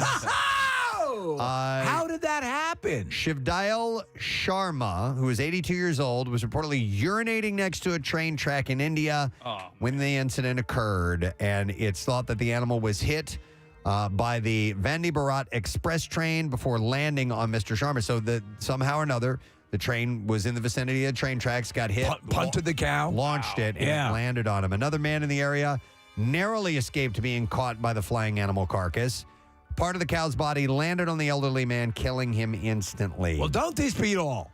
The railway minister has announced that measures including garbage and vegetation removal have begun to keep cows away, as well as frequent whistling at locations prone for cattle and animal runover. Frequent whistling? Yeah, that's what it The hell does that mean? Mr. Sharma's tragic death prompted many officials to call for improved regulation. We've got to stop this and the whistling. On the train route, which often sees incidents involving cows on its tracks. That's their train system is pretty amazing. Yeah. You see the shot of the people who often ride on the top of the train. Yeah. A little dangerous. A French skier's terrifying fall in the Alps was captured on his GoPro and has gone viral. Although he is an experienced skier, Les Pautos stumbled upon a deceptive circle of snow, which caved into a massive crevasse, causing him to plummet into a dark, icy chute. Have you guys seen this footage? No. It is terrifying. It is. And the fact that he survived is effing amazing. He falls into a tube, essentially. And I mean, it's deep. The odds of someone getting out of a crevasse like that is virtually non-existent. Pautos posted the harrowing video on his Instagram page with a caption that said, "Surprise." He explained to followers that he made it out of the ice, made it out with ice cleats and rope given to him by friends. The accident happened on the Magi Mountain, located in the Hautes Alps, France. There was a stripper in Alaska named Ice Cleat. Which is known for its backcountry and extreme skiing. But you can't believe this is real. Yes. And he's falling for quite a distance. Yeah, until you see it yourself. But the guy survived. Unbelievable. Well, they're putting out a call for all of the Kyles in Kyle. The Texas city located on IH-35 North in San Antonio wants to set a record for the largest gathering of people with the name Kyle. We have our own Kyle we could send there. They call it the Gathering of the Kyles, and it is scheduled for Sunday, May 21st at Lake Kyle Park. The current world record for the largest same-name gathering belongs to Kupreski Kosi in Bosnia and Herzegovina. And according to Guinness World Records, they hosted the largest gathering of people named Ivan. About 2,300 Ivans showed up for that record setter in 2017. I wonder, like, if you just go to a football game, like, you know, you have 80,000 people in the crowd. Yeah. You know, how many people, like, what's the most amount of people with the same name in an environment like that? I wonder. Well, 2,300 doesn't, I mean, to get them Ivans is a little bit more of a unique name, but not over there. Right. But it doesn't seem that impressive. Yeah, but we have to think about how far people may have to travel, in order and have the time available. It's to like do it. the scene in Goodfellas, the wedding scene. Paulie, Peter, Paul. Yeah. So if your name, or in My Big Fat Greek Wedding, it's Nick and Nick and Nick and Nick and Mary and Nick and Mary and Nick and so. By the way, so your name has to be spelled Kyle. And the people in Kyle, Texas want to hear from you. There are some rules about a part of the collection of Kyles. Your first name on your official ID has to show that you are indeed part of the Kyle Club. No first or last names and no variations of Kyle like Keel or Kylie will be eligible. Do you ever get- Kyle. There are different clubs around the world that have, like, I'll get stuff from the Morrison, Clan Morrison. Yeah. You know, which is this global community of Morrisons, and they want to sell me stuff. But it's weird. On Twitter, there's a Casey's Unite handle. Yeah. I'll have to look up a Preston thing. Yeah. There's definitely not many of us, so we'll see. A homeopathic doctor in India has devised a way to keep his car cool against the growing heat. Sushil Sagar has plastered his brand new car with cow dung. While explaining his approach. That's a pretty savvy move there. The doctor said it often happens in summer that the sheet on top of the car draws heat and increases the temperature inside the car. By applying cow dung coating, the inside temperature of the car does not rise. That's brilliant. The heat that is felt when sitting inside the car during the summer is avoided with this, he said. And it's just that easy. So Schill added that since the car remains cool because of cow dung coating, the AC works better and faster. CDC.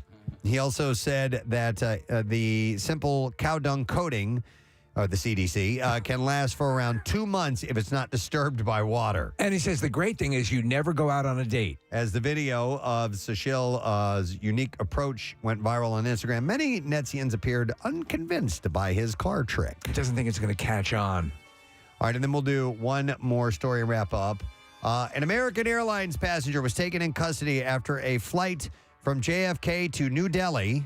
That's in India, right? Yes. This is the third India story I've had here. It's incredible. And that wasn't the only unruly passenger on a plane from a New York City area airport on Sunday. Reports indicate there was an argument on board between two passengers, and it ended with one passenger peeing on another one. What's with this peeing on passengers thing? And this type of incident has happened several times in recent years on flights to India. I guess maybe somebody who gets insulted or incensed feels that their proper course of action is to pee on somebody.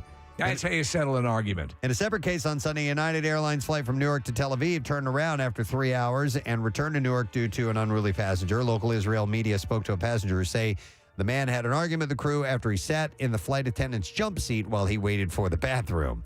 The incidents involving unruly passengers came the same day that an American Airlines flight leaving from Ohio was forced to return to the airport on Sunday morning after a possible bird strike sparked an engine fire. Actually, I have another unruly passenger story. By the way, I'll get to tomorrow probably. Those jump seats look incredibly uncomfortable. Yeah, they do. Yeah. But I think he was just using it as to sit to wait for the bathroom. I have to make pee-pee. All right, and there you go. That's what I have in the Bizarre File. So we've got about 3 minutes left for you to enter the word spot.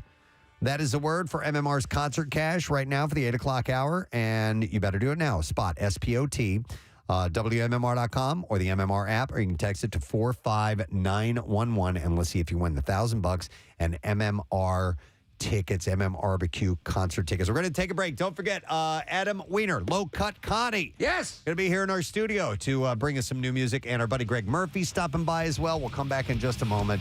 And also, at some point, it's National Pretzel Day. Yeah! We will have a chance for you to win a $100 gift card to Philly Pretzel Factory. And if you stop in today while supplies last, you get a free pretzel. No purchase necessary.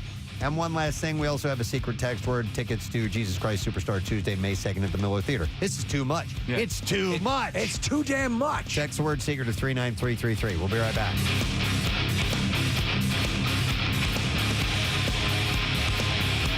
Preston and Steve on 93.3 WMMR. Throughout all your radios for a fancy speaker. I know, but like Jim Antes, for instance, have you ever seen him type? Is that a hunt and peck guy? He is our general sales manager, and he uses his whole left hand and then his right index finger, and that's how he types. All right. And I've that's seen what people works for him. that just use the two index fingers and fast. Yeah. It's hilarious to watch. Marissa? All right, going back to cleaning out the keyboards, I actually find it very soothing, kind of like getting a nice piece of earwax out. Have you ever turned over your keyboard and dumped out all the dirt that's in it? No. Can we do it to your keyboard that's right here? Yeah. Go. I don't think. That keyboard. This. Oh yeah. Oh my God. Tons. This is an old. Oh my God. Gross. It's a Microsoft keyboard here. It's going to be bad. Really? Ooh. Okay. Wow. Oh, there's a fingernail fell out. You slimy bastard. A fingernail fell out. That's disgusting. Oh, burn it. Oh my God, Preston. That's a pubic hair. Oh my God. That's great. I don't want to hit any of the keys here. Marissa ran away from the microphone.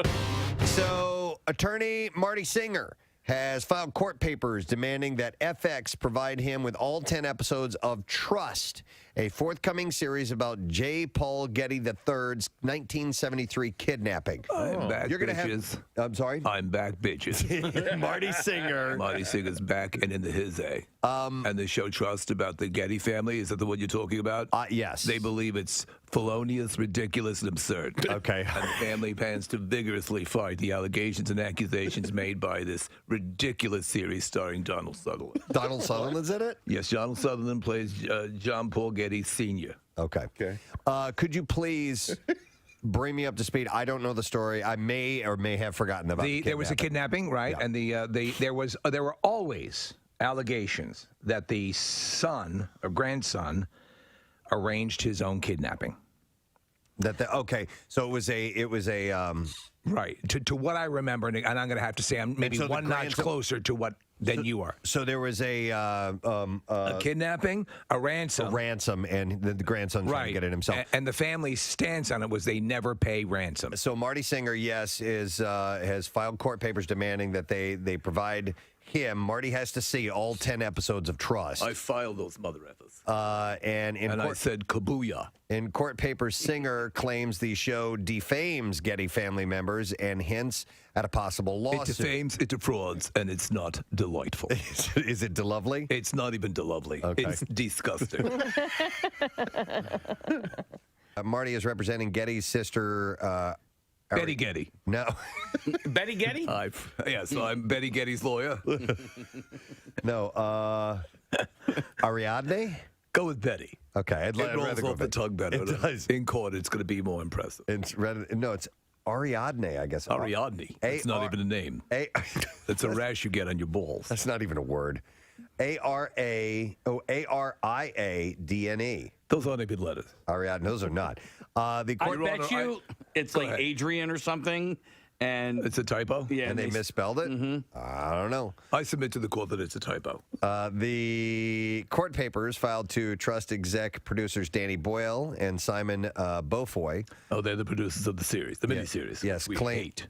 That we hate? Yes. The claims that Getty's kidnapping resulted in 9 arrests and 2 convictions, but that Trust outlandishly makes it appear as if members of the Getty family were actually complicit in the kidnapping and that the crime had been faked in an attempt to dupe grandfather and billionaire J. Paul Getty out of millions of dollars for the benefit. So, but it was not as if there was not that rumor floating around. Right. They're just taking that angle. But I can see where the family would be upset. Yeah, and by the way, his statement was, "This is outrageous. It's outrageous and disgusting. It's not delightful. It's not lovely. It's disgusting. Yeah, it's not even swonderful." Tiger Woods and ex-girlfriend Kristen Smith are fighting a legal battle as she's trying to get out of a non-disclosure agreement that she signed at the end of their relationship. Is this the Perkins waitress? I don't think so. Okay. Smith, who dated Woods from 2015 to 2017, so they were together for a while, claims that the agreement isn't enforceable for an undisclosed reason, and the two are in arbitration over her attempt to get out of it. I wonder how legally binding, and we're seeing these things put to the test, these NDAs, these non-disclosure agreements are. You know, I mean, how for a girlfriend, though? Yeah. I don't get that. They said it's not uncommon, though. TMZ Sports cited a source as saying Woods has threatened to release embarrassing pictures of Smith if she doesn't comply with the terms of the NDA. Is that legal? Which he reportedly offered her an undisclosed sum to sign, although it's not clear if she accepted it. Now, that's rumors. Sure. Smith reportedly believes Woods cheated on her during their relationship, and that's why they broke up. Woods had several affairs while he was married to ex-wife Elin Nordgren. It's not uncommon for pro athletes or celebrities to have romantic partners sign NDAs so that if they break up, the other person can't publicly disparage them or harm their reputation. Well, you can see that also because if you're a high-profile sports star, you can be targeted for that reason. But at what point do you do that? Is that like a second date thing? right before the handy. Yeah. Right before the hand. Could you sign this, please? Listen, since you have one hand available, sign this. And I bet you it's Here's not. a pen. I bet you it's not them though, like the person saying, "Hey, here, sign this." My name is Marty Singer. Yeah, Before you seriously. proceed with that manual stimulation, I have a few documents you'd sign. And by the way, I'd recommend you use a hand lotion. Yeah. My client tends to chafe about the genital region. He's in the back seat. Right. Well, but I it's a see way. your head making a trajectory towards his lap, and before we enter into this realm of all gratification, there are a few documents I'd like you to sign. Don't worry, the notary is in the trunk. Yeah, but it's a way for them to say, "Well, they make me do it. You have to sign it." Like, not to put it on them. It's exactly. You're exactly right. That's a perfect deflection. Yeah. He can't give her pleasures until that's how they pitch it. Pleased to meet you. You're a lovely young woman, and I'm sure you're going to make him have many orgasms. But before we enter into that, please stand in front of this cyclorama. I need to take a picture of it. Speaking of boner dreams, okay. Have you ever finished an entire? Of course. Really? Never. I never have. Of course. I never. that A always nocturnal emission? No, yeah, no. I thought that always happened when you were like teenagers. It happens to some people, but not to me. Oh. I've had sex dreams where Kathy, it's the docking is about to happen. And Wait, you were going to do it with another guy? You guys were going to Not dock that together? kind of Okay. Yeah, not foreskin. That is a dream come true. I mean, that's what docking is. Hi. It's great because I'm not circumcised. Use a different analogy. I've got lots to play with. Man. You're going to be Soyuz, and I'm going to be the Apollo. I was trying to think of a way to not say penetration. You're about to fist a man you met at a bar. No. Yeah, You were about not to docking. You're about to turn around and receive a man into your posterior. gay sex with another guy. No, none of those things. Oh. Absolutely none of those things at all. Oh my God. Did you do the foreskin thing again, please? I've lost the foreskin. Oh my God. This docking is going to be one for the history books. We're going to be like a Chinese finger puzzle.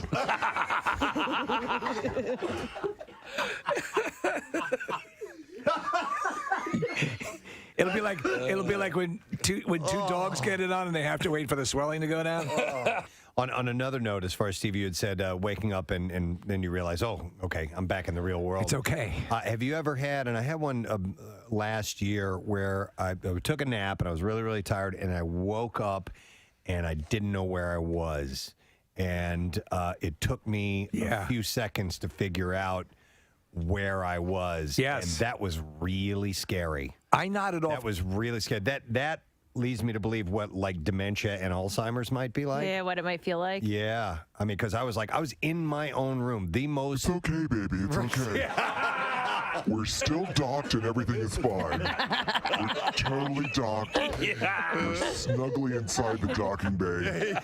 Just relax. Just relax. Daddy's gonna cuddle. Daddy. I was worried I was not still connected by genitals to another man. After filing for divorce from David Charvet, after 6 years of marriage, TV host and Dancing with the Stars season 7 champ Brooke Burke opened up about their split on the blog Modern Mom. Can I guess what the reason was for the split?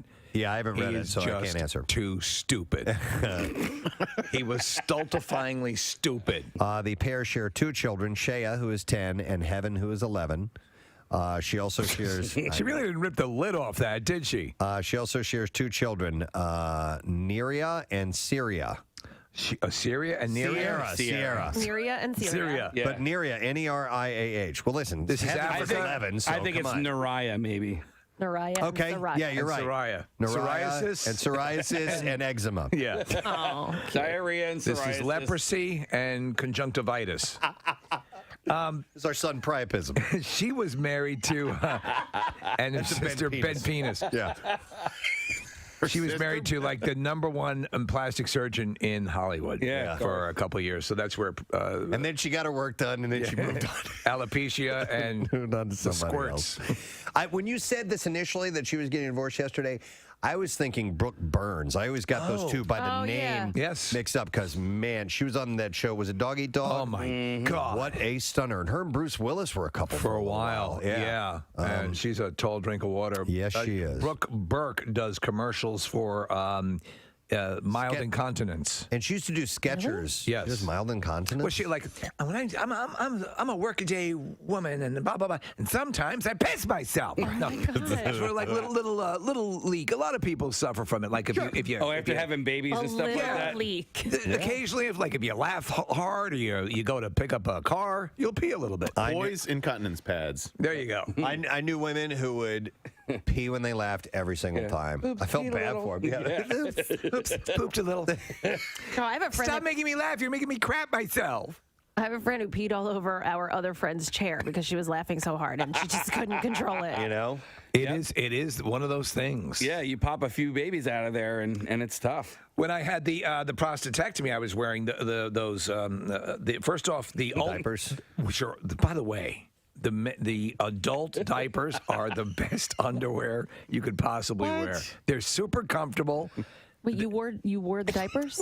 I didn't know this. For like a week. Oh, I had to, after my vasectomy. You had to wear them too? I had to wear, in fact, I have a picture of me here with it on somewhere. In there. But not like full on diapers. I could be crapping myself. My mommy. But that was more for the front. Steve, you had the butt and everything, right? Everything covered, right? What they do is they're awesome, Kathy. You would love them. I can't believe we're talking about they have this huge, like 3.5-foot safety pin. I would love. And then I go around with this huge pacifier. No.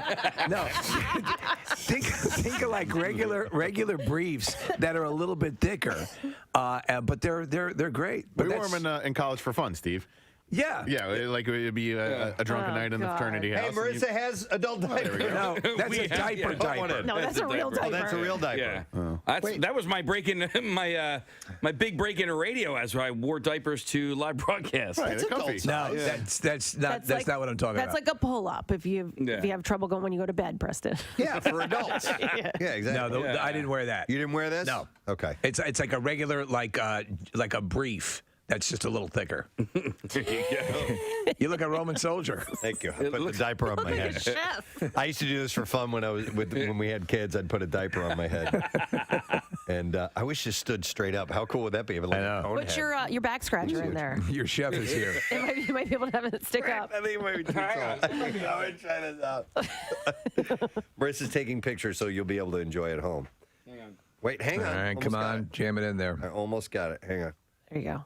You got it. Oh man. No? God, you look like Johnny Bravo. I'm trying to help you. Albino Johnny Hey, man. Bravo. I got a diaper on my head, man. All right, hang on. Sorry, Casey. Casey's got the right idea. Casey's got it. It's up.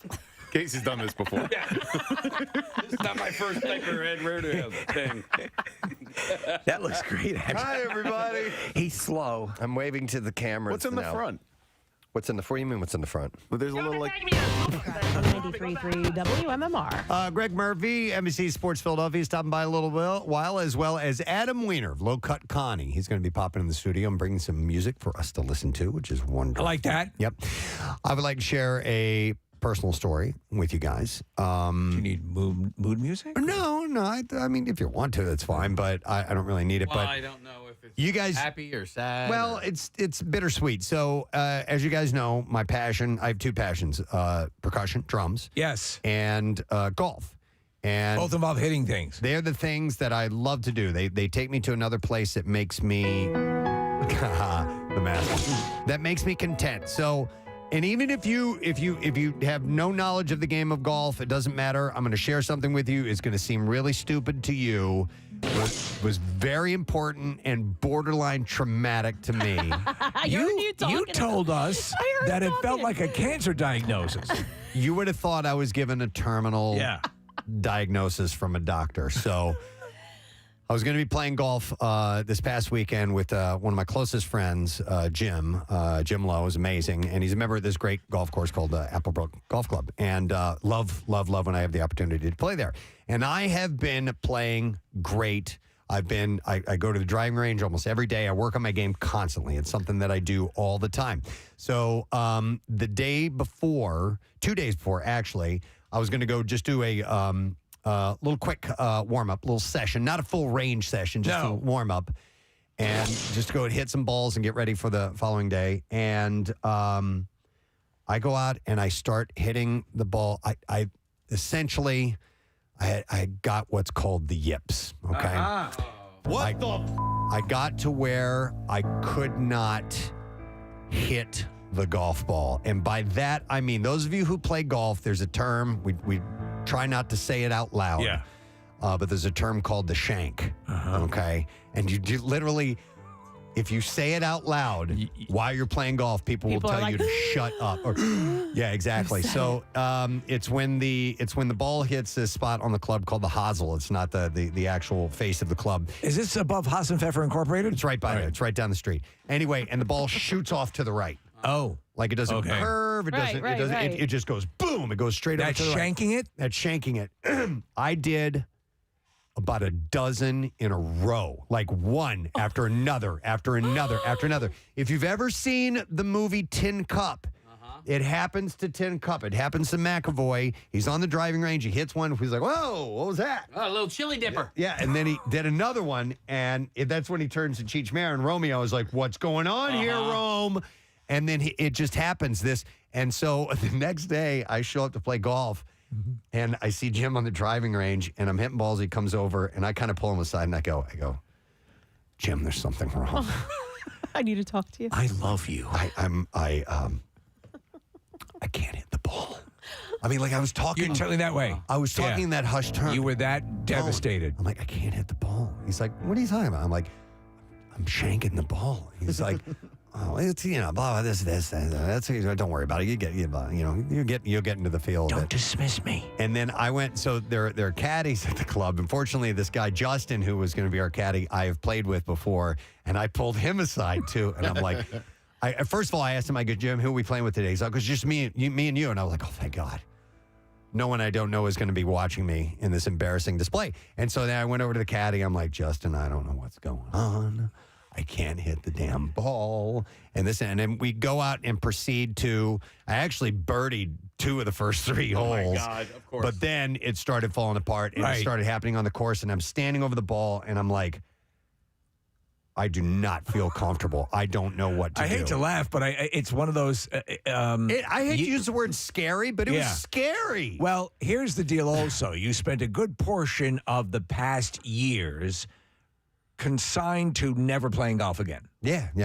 Because of your shoulder. And now I've come back strong. I'm a good golfer. You're back and better than ever. I'm a 5.6 index for those who follow the game. So I'm a decent golfer. Yeah. And I work really hard on it. So we got done with the round, and I was like, I was deflated. And but the bottom line, and I'll finish telling you the story in a second. Kathy had a story as well. Yeah. If you've ever had something where you have the ability, a proficient ability at something, and then one day you can't do it. Like, where did it go? By the way, it has ended. I've been to the range since a couple of times. I went out last night, and I'm killing it again. I'm hitting it straight, hitting it long, hitting it the way I want to. Nary a shank to be found. So you were, but you it were in a came bad way. out of nowhere, and it scared me. And I know that sounds silly to you guys. No, it doesn't, because at first when you were talking about it, I kind of, was just kind of listening in the background. And You just thought it was the usual droning. No, they talk about, him and Casey talk about golf a lot. No, and I just was like, okay, and I kind of heard the story, but then when you mentioned it last night, and I thought about it, I'm like, this used to happen to a lot of people in diving when we were in high school, and but what happened to me was in yoga, and there was a pose in yoga, and it's not a terribly difficult pose, but I mean, I had it down pat. I did it hundreds, probably thousands of times. What's it called? It's The yipper. It's the crow pose, where The crow pose? Yeah, where your hands are on the ground and they're bent, and you put your knees on your up on your elbows? Yeah, like kind of by your elbows. Yeah, up behind your elbow. Yeah. I mean, I could hold that for as long as somebody asked me to. And one day I fell over, and I was like, oh, okay, well, when you fall over, you just get back up and you do it again. I fell over again. From that day, this was years ago, I lost it. I can't do it anymore. Still to this Can't day. do I it? still cannot do it. And I can do, like I said, I can do poses that are more difficult than that. Wow. So it's not like my ability or my age or whatever is, catching up to me. I'm doing poses that are much more difficult. That one, I just You just lost it. Yeah, It just yoga went. yips. never came back. That is a classic. So the term the yips has been applied to sports across the board, but its origins are in golf, correct? Yeah, I believe so. So, and putting mainly. Right. but So it yeah. says the origin of the Scottish-American golfer Tommy Armour. Anyway, there was I don't know if you're up to speed. Well, Ted Lasso makes reference to the yips. I just I've sent that not clip watched- over to Marissa. Yeah. Danny has it, and I think you've actually seen this episode. I think it's last year, or the year before. Yeah. And so they go into the coach's room, and they can't say They wanna the say word it. the yips because Danny has it, and they all think that that's superstitious. Right. Oh my God. Yeah. So, and then if you guys remember Simone Biles, she had to pull Yeah. out the yips. She pulled out of the Yes. Olympics The because Olympics. what do they call that? The twisties, or what do they call that in gymnastics? Because at her level, when you're doing that, it just becomes dangerous. It's not Yeah. just like one of those things where it's like, oh, this sucks. I can't hit that flip anymore. Like Yeah, case is called the twisties. the twisties. Yeah. But you were saying you had I got the a yips. case The of it. swirlies. No, I got the swirlies. I was happy about it though. Yeah, it's all good. I got the yips in diving twice, and for two different types of dives. So you have a reverse dive, which Right. is you go, you walk off the board forward, but you flip backwards. Right. And for weeks, I had the yips, and I couldn't for some reason. I guess I was just leaning forward too much, and I wasn't able to do it. And then I also Did you immediately? So you immediately thought, okay, it had happened a couple of times. Or the first time you effed it up, did you go, oh? It's so long ago that I Okay. don't necessarily remember what it was like the first time. But like I think just like you were saying, Press, the first one you're like, oh, whoa, wow, I guess What's that? I was leaning too forward on Yeah. that one, and then Yes. you get back up on the dive, and then you go do it again, and you're like, oh crap, and then it's in your head, And that's the worst and part. that's the worst The part. hook is sunk. Well, so if you recall, and then I got the yips again diving, doing twists. Yeah. I couldn't twist anymore. And so like if you're trying to do like a full twisting flip or a full twisting 1.5 or whatever, I couldn't complete a full twist. There is just something I couldn't do. It wouldn't twist around that way? Wouldn't twist around. It's a fish song. Wouldn't twist around that Wouldn't way. twist around that way. If you guys recall, and when the Phils won the World Series that season, that postseason, it might have even been in the World Series. Chase Utley got the yips, throwing the ball from second base to first base. Yeah. He had a couple of bad throws that, like, I don't remember if it got past Ryan Howard or not, but it, like, that's remember. the easiest throw. Yeah, I don't remember that. I remember Chuck Knobloch on the Yankees, though. There was a stretch where he couldn't make a throw from second base to first base. That's wild. Yeah, and it's all like it's got to be 95% mental, right? Because these are It like has to be. world-class athletes. Maybe more. But I think what happens, Nick, is that you and there are a couple of there've been obviously there's a whole science behind this now. They've examined the phenomenon, but what happens is you practice so much in anything where you're told that it's almost going to become second nature. So you don't spend time examining something that you're doing correctly. And then when it throws you off, you're doing what you've been told not to do at a certain point, which is overthink it. Yeah. And then you fall down that trap. Yeah, and I think what I was doing is I was working on some other parts of my game, and I was overthinking the mechanics and exaggerating them. But I don't know. But at the time, and I was telling the caddy Justin, I'm like, tell him about it. He's like, this happens. They flare up. It's gonna, it'll go away. It'll be all right. But in my mind, Steve, almost like with the reverb that you have, I'm like, but I am the worst golfer ever. No, it's just like, but what if it doesn't? They're all gonna laugh at me. What if it doesn't, over and over? But and also in Tin Cup, Romeo, the caddy's like, these things, they flare up, they come out of nowhere, and that's legitimately how it was. But you were devastated. I wasn't trending anywhere. I was going to call Jim the day before and say, Jim, I'm going to say this now. I'm shooting 75 or under, which is a great score for me. And that's how confident I felt. And then the next day I went and it fell apart. And I just, God, I was so mad. Well, it says here, the origin of the word yips is said to have been coined by the 20th century Scottish-American golfer Tommy Armour, who used it to explain his decision to abandon tournament play. He was experiencing an anomalous bad play situation. And so that's the yips. Here's the clipping of the yips. What are the yips? Are you kidding me, you two? We don't say the Y word out loud, you understand? It's like saying Macbeth in a theater or Voldemort at Hogwarts or soccer in England. Bingo. Hang on, let me go to here. We have several callers. I'm going to go to Deb first. Hey, Deb. Good morning. Hi. Hey, how Deb. Are you guys? Good. What's up, Deb? Yeah, Casey talking about diving. I swam in college. I swam my whole life competitively, but I was a diver until 7th grade. I was the girl that didn't wear a bra. In 8th grade, I was a full D cup. Oh my God! So that threw off your whole physicality. If physicality is switched, you had to adjust to that. I couldn't. I could never flip again. Oh my God! I had to adjust for swimming, but I could never dive the way that I used to. Wow! It was like gravity just totally took place. All right, so that's a physical change. It's a little bit different, but yeah, that's true. Just something you were able to do, and then all of a sudden, you just can't do it. But mine was like in the blink of an eye. It was you like also went to a full D cup the day before. I'm just playing lights out, and then it just crumbled. And but it just. And it was funny because everyone thought I was like stuffing my bra, and I kept saying I'm a swimmer.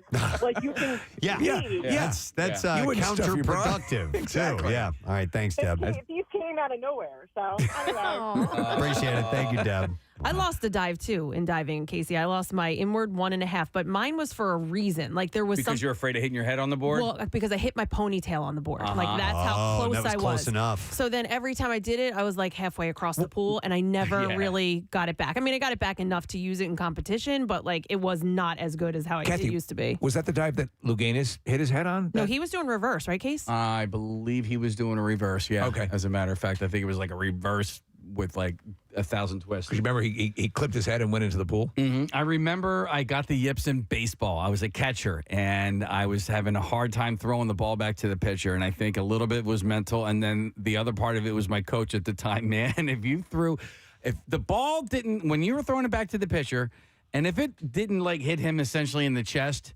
he would give you this death stare like, you goddamn mother, and so I seems supportive. He was the best coach I ever had, but he was also really tough. But I remember I had one bad throw, and that just led to just over and over and Screwed over you up. again. He got in your head. I'm going to go to Doug, plays golf. Doug, good morning.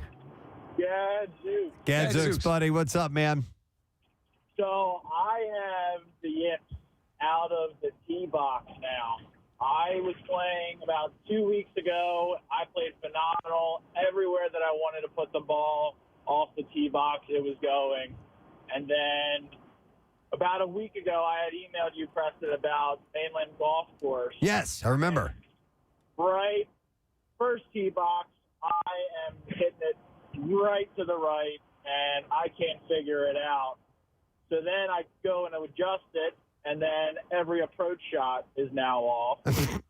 So I'm thinking about my drive, and I'm thinking about the next guy's 2 holes over, hoping that I don't hit them. Yeah.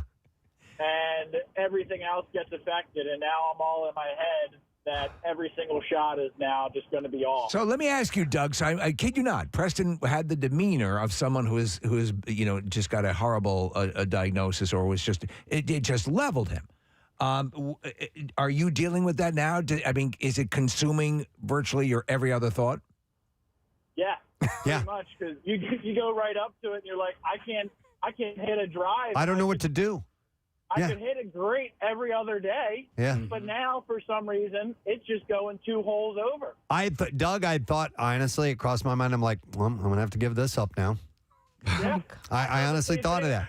I'm like, I am never going to hit this driver again. Yeah. Wow. All right. So talking about leaving the game. Thanks, Doug. I appreciate it, bud. I'm We'll on see the you. Yips Wikipedia page. So, Nick, I don't know if you're familiar with a guy named Hayden Hurst. He's a tight end in the NFL. No.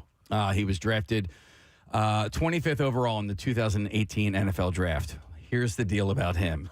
He was drafted by the Pittsburgh Pirates as a pitching prospect, and he was so affected badly by the yips that he left baseball altogether. Wow. Ended up playing football at the University of South Carolina and is now a professional football player. There was a guy who played for the Cardinals for a little bit, and he was a badass pitcher. Yes. And all of a sudden, he couldn't even get it over the plate. And he was a fastball thrower. He was really, really good and dynamic. Was that Ankiel? No. He walked away from the game. Yeah. It was Rick Ankiel. Rick Ankiel, yeah. And then he ended up coming back, and they moved him to outfield, I think. Yes, they did. And he was in a great outfield. And it turned into a good hitter, too. Yeah, So he couldn't pitch the ball anymore. Yeah. That's where, we talked to Charlie Manuel, and how a coach, to break someone out of that has got to be the most difficult thing in the world, because you're living in your head all the time. Yeah. And so you can do it. That's the most frustrating part.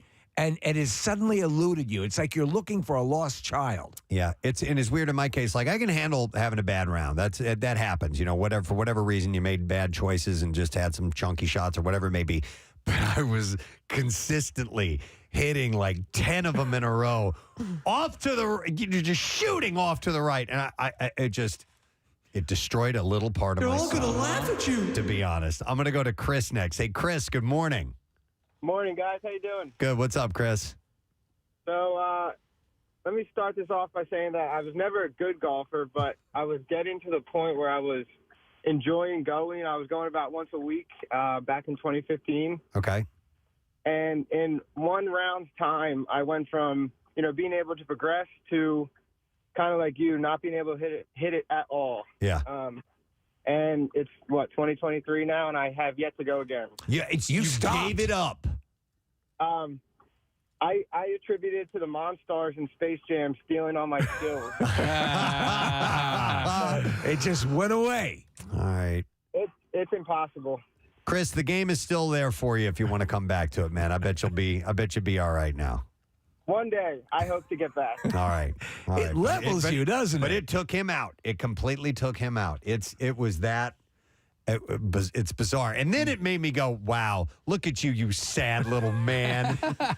You hold this in such high regard in your life, this little game, this little thing that you like to do. And then you feel like a douche because you're getting so upset about that. Oh, but the things that provide you solace in your life, that provide you your distraction, that are sort of the spice of life, the things you look to sort of help you decompress, that you enjoy, when that's not there, and especially when it's something you were doing consistently before. The closest I've come, and I was never playing competitive tennis, but tennis is one where a slight angle of the racket can wildly F you up. We're talking about millimeters in golf and as so well. Yeah. I'm a good tennis player, and I lost the ability to execute topspin. I'm like, what?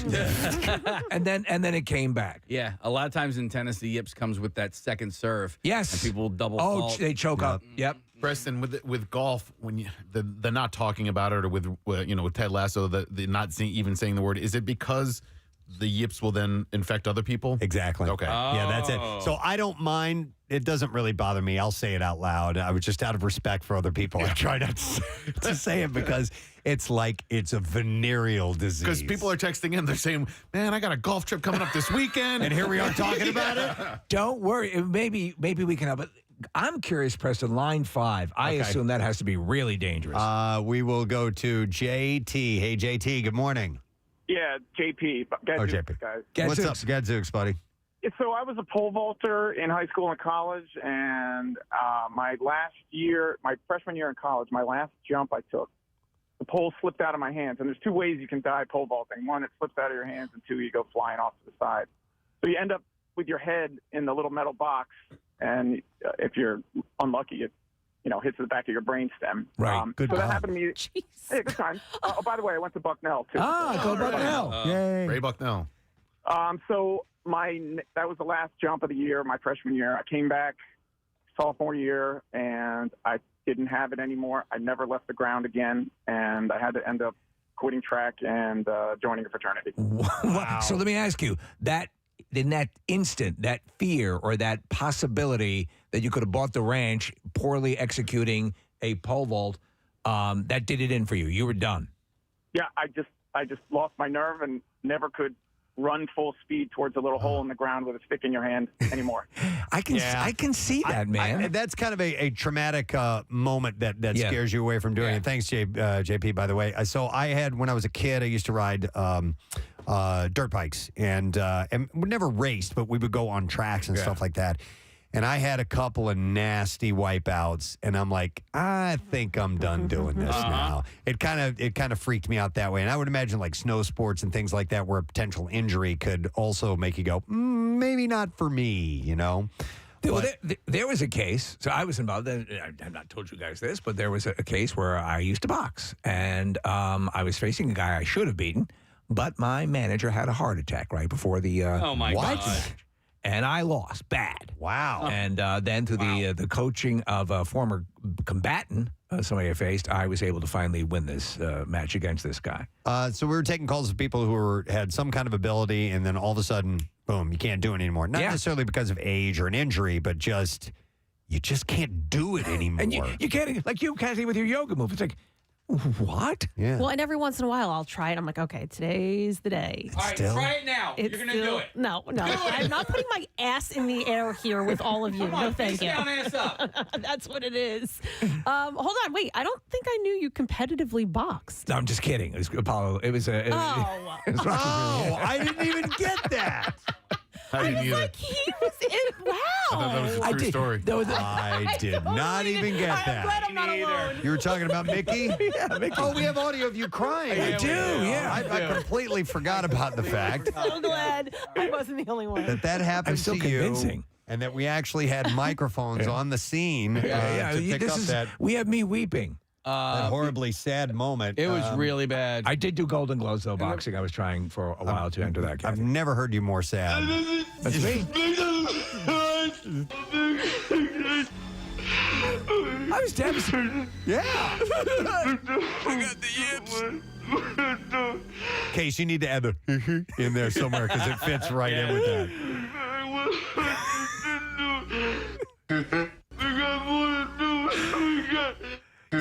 You shouldn't be reading dialogue while you're trying to cry that way. It just didn't. So you guys thought you thought my trainer actually died. Well, so this person texted in, none of you got Steve's rocket reference. No, and that's true. None of us. I was like, oh, man, Steve had a rough go of it in the boxing ring. That's too bad. Man, In my defense, I was answering a text from Adam Wiener. Would you have gotten it? Probably, yeah. I missed it entirely. Didn't get it. And I brought it back up. I was like, I never knew this. I'm touched that you thought that I used that level. Well, I could see you punching somebody and in the ring, and I'm like, Well, I was earlier on. I was, but my boxing career ended in a much less dazzling way. My mother said no. That's literally what happened. Here's a text. Somebody says, I was a professional runner, and then one day my legs were blown off by a landmine. and I've had the yips ever since. yeah, that's terrible. No, Happens. so nice. Let's see. Somebody's been on hold for a while. Yeah, John has been on hold for a while here. Hey, John, good morning. Hey, love you guys like Dr. Mike. Oh, thank you. We love That's you. a What's true up, love. bud? Oh, not much, man. So my thing was I used to shoot pool all the time, and I mean I played in tournaments weekly, and not boasting, but I was pretty good. I always got over the ball just like golf, and super confident all the time. And I wore contacts, and I kind of was getting tired of the contacts. Been wearing them for many years, and I switched to glasses. All of a sudden, I get over a ball to shoot, and that little distance from your eye to the lens translates down to the end of the pool cue, and I couldn't make a shot. Wow. It didn't matter what I did, you know what I mean? I could not make a shot because everything was off by that much. Yeah, I can't play golf with glasses on. Well, because they correct your vision in different ways, so it's completely different when you put glasses on when you're Versus used. contacts? Yeah, when you're used to wearing contacts. John, did you switch back? It was the same thing with golf. When I looked down at the golf ball, that little bit of difference, I could not hit the golf ball the same, But the cool thing is recently, like a couple years ago, I got bifocals. So, and I still have not played in like 20 years or something. And I get back over a pool table at my cousin's house, and I look, and I'm like, wait a minute. I can line it up a little bit with the bifocals, and then look at it regular, and now I can make it again. So I'm like pumped that it's going to come back. No, John, pool is ultimately, because I'm decent at pool as well, and then you'll have a good run, and then for some reason you just completely suck. It is such a frustrating game. Any game like that, where just a slight movement, as you're saying, just the look of the cue, how you're seeing it can screw you up. Yeah, I mean, short shots, you're fine, but if you have a ball you have to make all the way down in the corner, and you've got 7 feet to look across. That little bit of difference from wearing a contact versus the glasses In half a mile, killed take me. exit 11. Oh, where you going? Is that your wife we're hearing in the back? The Garden State Parkway. It's all good, John. Well, I'm glad the game came back to you. Thanks for the call, man. We appreciate it. By the way, here's a text that says, did Preston just respond to the guy who lost his legs by saying it happens? Oh, my God. What? Hey, we're not the only ones. Ice cream. Sometimes you miss a joke. Yes. Yes. It happens, guys. All right. Let me see here. Do we have time for another call? I know we got to take a break here in just a second. Hey, girl, let me go to Ed about the Yips. Hi, Ed. Morning. Good morning, crew. How are you? Good. What's up, Ed? So I golf and I bowl, but it just seems like in bowling, you can throw a 220 game, then throw a 230 game, and then your last game's like a 105. It's like everything falls apart in the same night, and the alleys haven't changed. Yeah. Well, so the Kingpin has a lot of they deal with the yips in bowling a lot. Now, mind you, Woody Harrelson has his hand ripped off, right? Yeah, they deal with that, and when you're on your mark, bowling is a similar game. So frustrating. Yeah, but Ed, you know what you also have to deal with when you bowl, especially in a league, is the oil changing on the lanes as a result of the way you guys bowl. So you have to adjust as the night goes on. Well, I feel like I am adjusting, but I guess, I don't know. There's so much involved. Even with golf, you think about it. You're hitting the little white ball with this club, swinging at whatever miles per hour, and you're trying to hit it straight. Yeah. You know what I mean? Well, let me give you a little story from my past. Before I got into radio, you know me as Steve Morrison, but my original name was Gail Sayers. Oh, wow. Okay. And I All right, thanks, Ed. And the most frustrating part about it when I was having this issue, because like I said, it cleared up and I've gone a couple days of no problems whatsoever, is that I feel like I am doing the same repetitive motion that I know how to do, exactly how to do. In my mind, I've not changed anything at all. And it's just not working. There is nothing. It is an elusive frustration that you sometimes you need. Let me ask you: had it gone on longer, would you have hired someone to work with you? Oh, most definitely. Yeah. Oh, I would have absolutely gone to a teacher. In fact, when we were done, Jim is like, "Hey, Dave might be in there right now." Dave, oh my God. Matthews. No, don't try. Don't do this thing. Help me. All right. Dave all right, McNabb. Grohl. Okay. Cut it out. Dave McNabb is the head pro there, and he's like, "Hey, Dave might be in there if you want to go right now, like as soon as we were done, and he wasn't around. Well, listen, and I would have. The same with me, because there was a time when my coach had a heart attack. I had Shut up. I'm going to go to one more call. I'm going to go to Chris. Hi, Chris. Good morning. Hey, Steve, since you're a boxer, do you know why boxers don't have sex the night before their fight? No. No, why? Because they really don't like each other. That's a good one. That's a good one. I like that. That's really good. Chris. That enters Casey's Dad Joke Hall of Fame. I approve. I'm telling you still need to have a competition. I'm all for it. Dude, yeah, I am a huge fan of dad jokes, and that is a prime example. All right, what do you want to share about? It says here you've shanked the ball. Oh, God. So, all right. So, I don't know. Did you ever play Butter Valley, Preston? I've not played Butter Valley. No. Okay. Well, they have a 600-yard hole. And I'm looking so forward. I'm going. This is when I was like 20 years old. Mm-hmm. I was like, you know what? I'm going to need to get a new driver. So I went out shopping and got a really nice, expensive driver. It was tailor-made with a 9-degree loft. Couldn't wait. So I was like, all right, let's go to the driving range. And you know the barriers they have between, when you're at the driving range between each other? Sure, yeah. My first swing, I shanked it so bad. Hit that.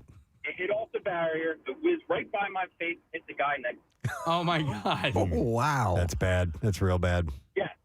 So, and I kept shanking it. So then we get to Butter Valley the next day.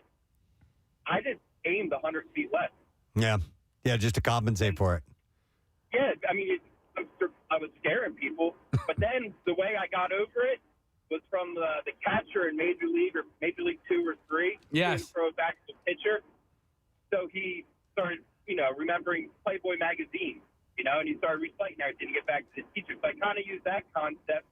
But He would do what? I don't know what he did. Yeah, he was big into like Playboy magazine, so he would start I guess reciting the model stats. about Okay. So he's distracting himself. Yep. Okay. That makes Interesting. sense. All right. And did it work? Yeah, it slowly worked. But I wasn't doing Playboy magazine. I was doing my multiplication table. Yeah. Because you can't be standing there with a boner. Yeah. All right. Well, thank you, Chris. Distracting yourself. Well, listen. Fortunately, it was like a 2-day thing for me, and it came right back. But it freaked me out, man. I know it's silly. I know it's really dumb. That concept that is not solely golf, as we've known throughout all different kinds of sports. It's also in the professional world, Preston. Also in any sort of thing. Okay. Well, I feel better now. I'm feeling, in fact, I feel pretty freaking confident again. But it was terrifying. You were defeated. I was at Casey. You were a broken man. You saw me. I did. I was a broken man. Well, I know what'll fix up any broken man, woman, or child right now. Gum. Pretzels. Oh, pretzels. Yep. Today is National Pretzel Day, and you can stop by your local Philly Pretzel Factory store for a free pretzel. How about a $100 Philly Pretzel Factory gift card for you right now? I could do damage with that. We'll take caller number 22 at 215-263-WMMR. By the way, the Philly Pretzel Factory, free pretzel today. That's while supplies last. No purchase necessary. And Philly Pretzel Factory pretzels are made with the highest quality ingredients, hand twisted and baked fresh every day. While you're there, grab a delicious dip because they've got everything from spicy brown mustard to sweet buttercream. And Philly Pretzel Factory is where better gets made. And they're the official soft pretzel of the Philadelphia Eagles. Caller 22-215-263. WMMR. When we return, our friend Gregg Murphy is stopping in, and our other friend Adam Wiener of Low Cut Connie also stopping by. And we have more chances to win money and tickets. We'll be back in a moment. Stay with us. Preston and Steve. Preston and Steve. On 93.3 WMMR. This weekend. Think of Charlie Brown when you say that. I know. The 26-second excerpt comes comes just days before the full song's rumored arrival on Thanksgiving evening or Friday morning. Rats. Rats is taken from the It's a delightful Charlie Brown story. Rats. The Swedish band's upcoming fourth album, for which more details are also said to be arriving at the end of this week. Isn't that funny? That used to be kind of a pseudo curse word for kids. Yeah. Rats. It was akin to the C word. Yeah. Was it though? No. Oh, it was completely the C word. Ghost frontman. What did you just say?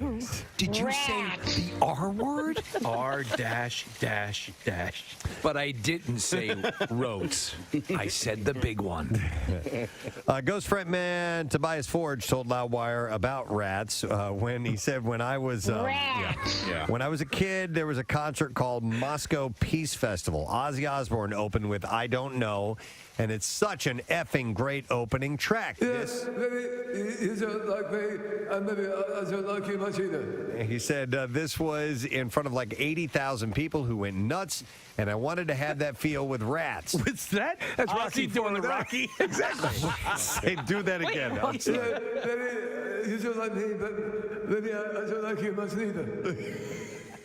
I would not have even. No. I would have never picked up on that. But Casey did. I did. Yeah. Well, it's the best Rocky ever. Rocky 4. Rocky 3 was on last night. Dear God. And they're still doing a marathon. Clubber Lang and Thunderlips. Yeah. Yeah. God. That the training sequence, especially with the beach race, which looks like it's him and Apollo, right? Oh my God! Yeah, it is. Palo. But not to go off on a tangent here, but Adrian's speech on the beach is so. She's a good actress, but not in that scene. I don't remember. What was it? You're a fighter. You gotta get up and fight. I married a fighter. Yeah, you don't act too good. I know you're like the Godfather. You were terrific, but you're just literally terrible now. There's a funny new character, Steve. I'm sure you've seen on SNL. That's every girlfriend in every boxing movie ever. Yeah. Oh no, I'd love to see that. It's really good. Who's doing it? It's one of the newer actresses. Yeah, and it's on Weekend Update. Oh, I got to see that. And it's basically like Renee Zellweger and Cinderella Man and meets Adrian meets the put upon, long suffering. Yeah, she's taking the kids to the sister's house, and it's one cliche after another, but it's really funny. So maybe. There we go. If you have the clip, yeah.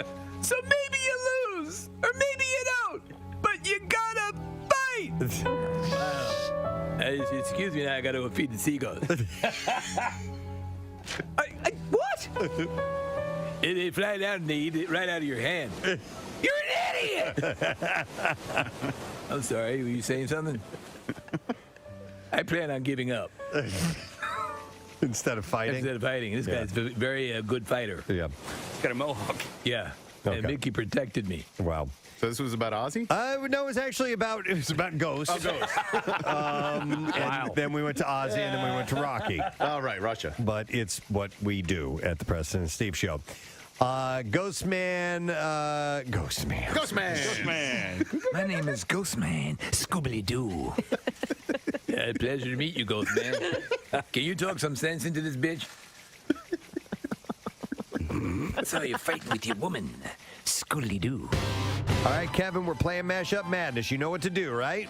Most certainly. All right, here is the mashup for the two of you. Here we go.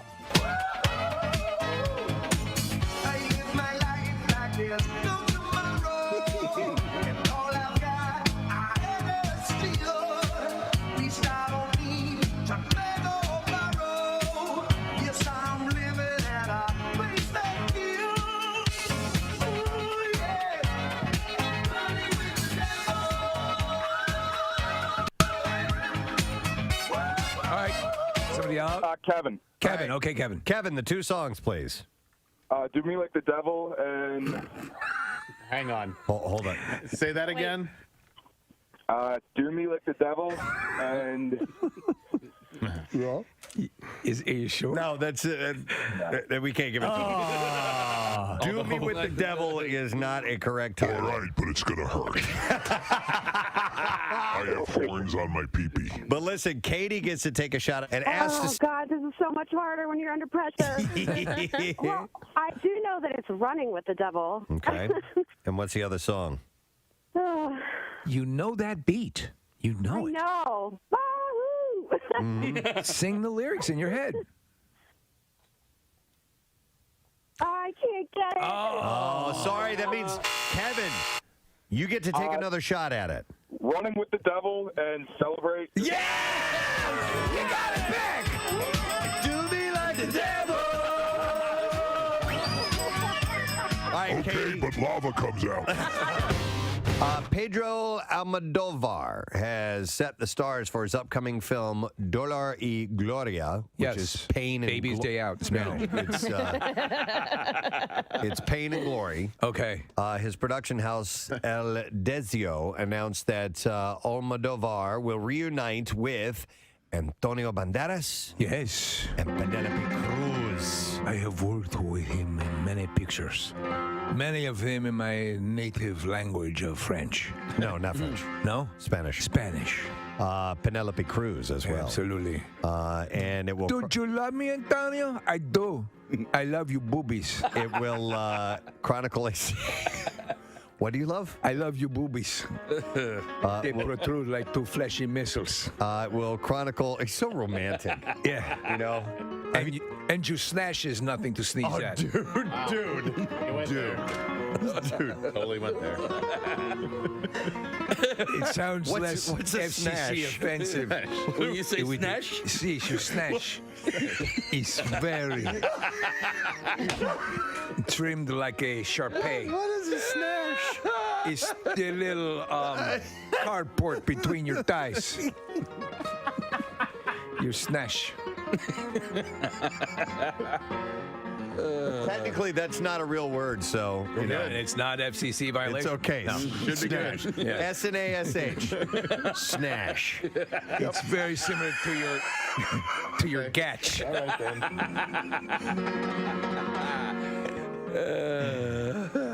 He says Spanish 101. Oh, dear God. What I have written in quotations on my info sheet is the word meshies. Oh, yeah. Mm-hmm. And you guys know what it is because Casey told us what this is. But this is from we'll just say a friend of mine. A friend of yours and his girlfriend.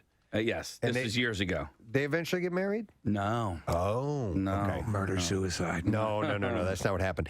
But what age range are we talking when the meshies were happening? Freshman year in their college. In college. And they were both virgins? They were both virgins. Okay. And they had dated for a long time in college, and I just assumed they'd done it?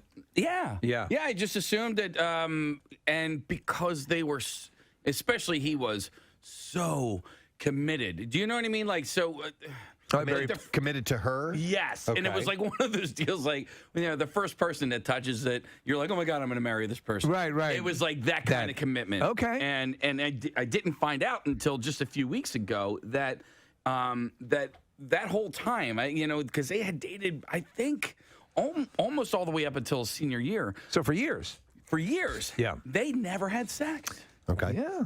Some people make the choice to do that. Yeah. But it goes even further. They used to do this thing called meshies. Okay. And meshies. This is going to be interesting how you describe this. It was funny because when I was doing the makeover, Kathy, when your friend Elisa came She by, called them she kept meshies? calling my shorts meshies. Like mesh shorts. And in my mind, I just was laughing. You were thinking of this. Because meshies completely means something else now. Okay. But so when they didn't actually have sex, but they would mess around with each other. Is this okay? Just to clarify here, is this through the clothes stuff? So, meshies was a special thing, a special treat that he would receive from her. Yes. Where he would have to go put mesh shorts on. Okay.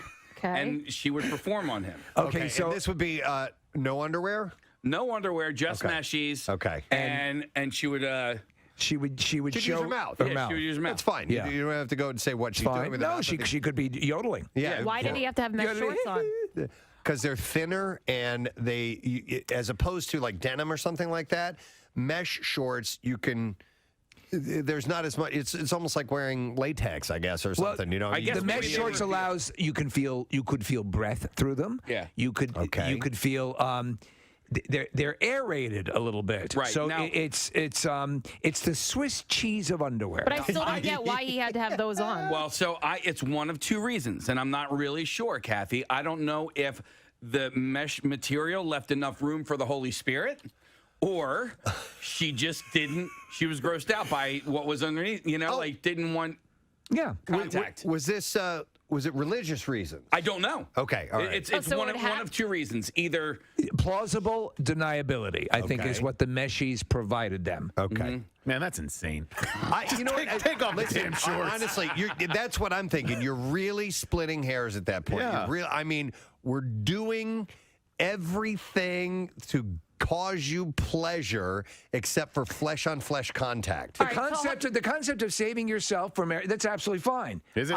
Yeah. And for many people, that's you know, I wouldn't besmirch someone who's making that choice and thinks that's totally fine.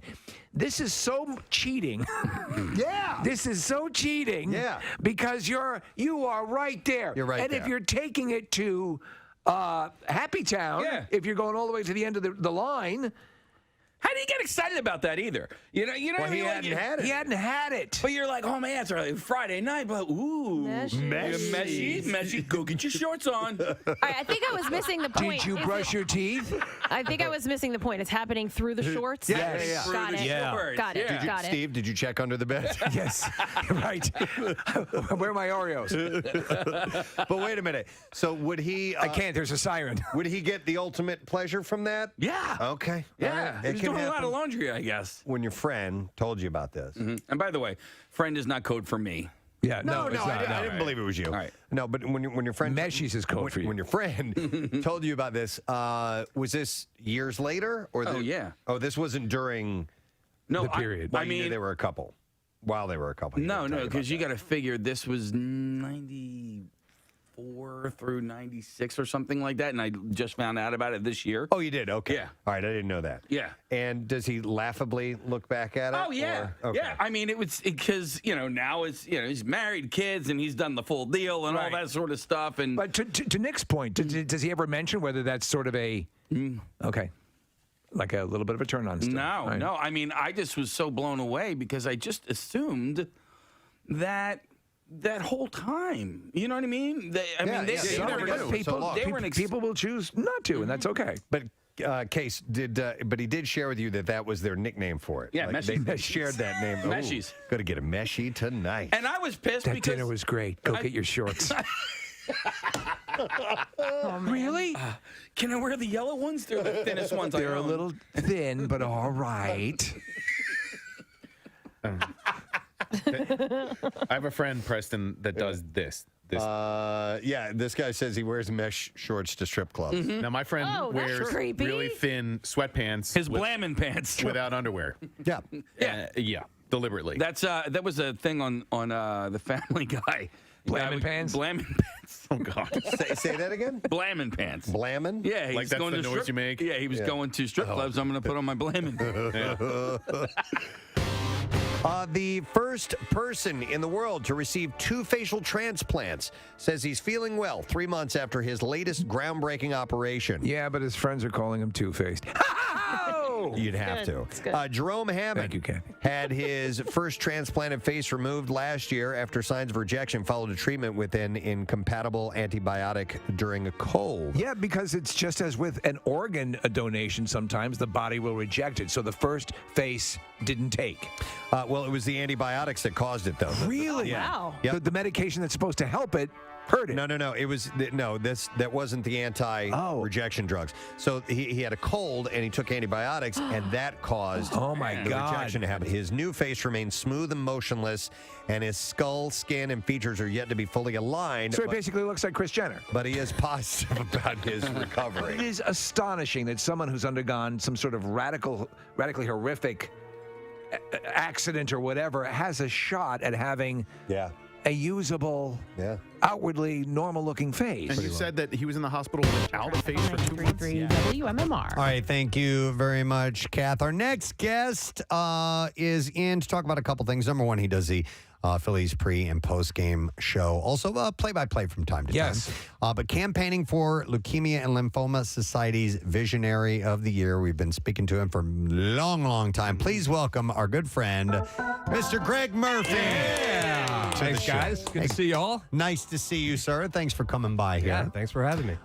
Hey, I want to cut right to the chase because I was not aware that you have been diagnosed with leukemia, correct? That is correct. Back in 2021, okay, near the end of the baseball season, got that call that I had hairy cell leukemia, which is a treatable but non-curable form of leukemia. Treatable but non-curable, meaning that they'll keep the symptoms at bay and from progressing? Yeah, and likely to come back. And if it comes back, I go through the chemo treatment again, and I go through the other treatments that I went through, lots of different infusions that I went through. So hopefully that doesn't happen for a couple of years down the road. Is it like a remission scenario? I'm in remission right now, which is the good news. And so it could go many years, or it could, but they have ways to mitigate.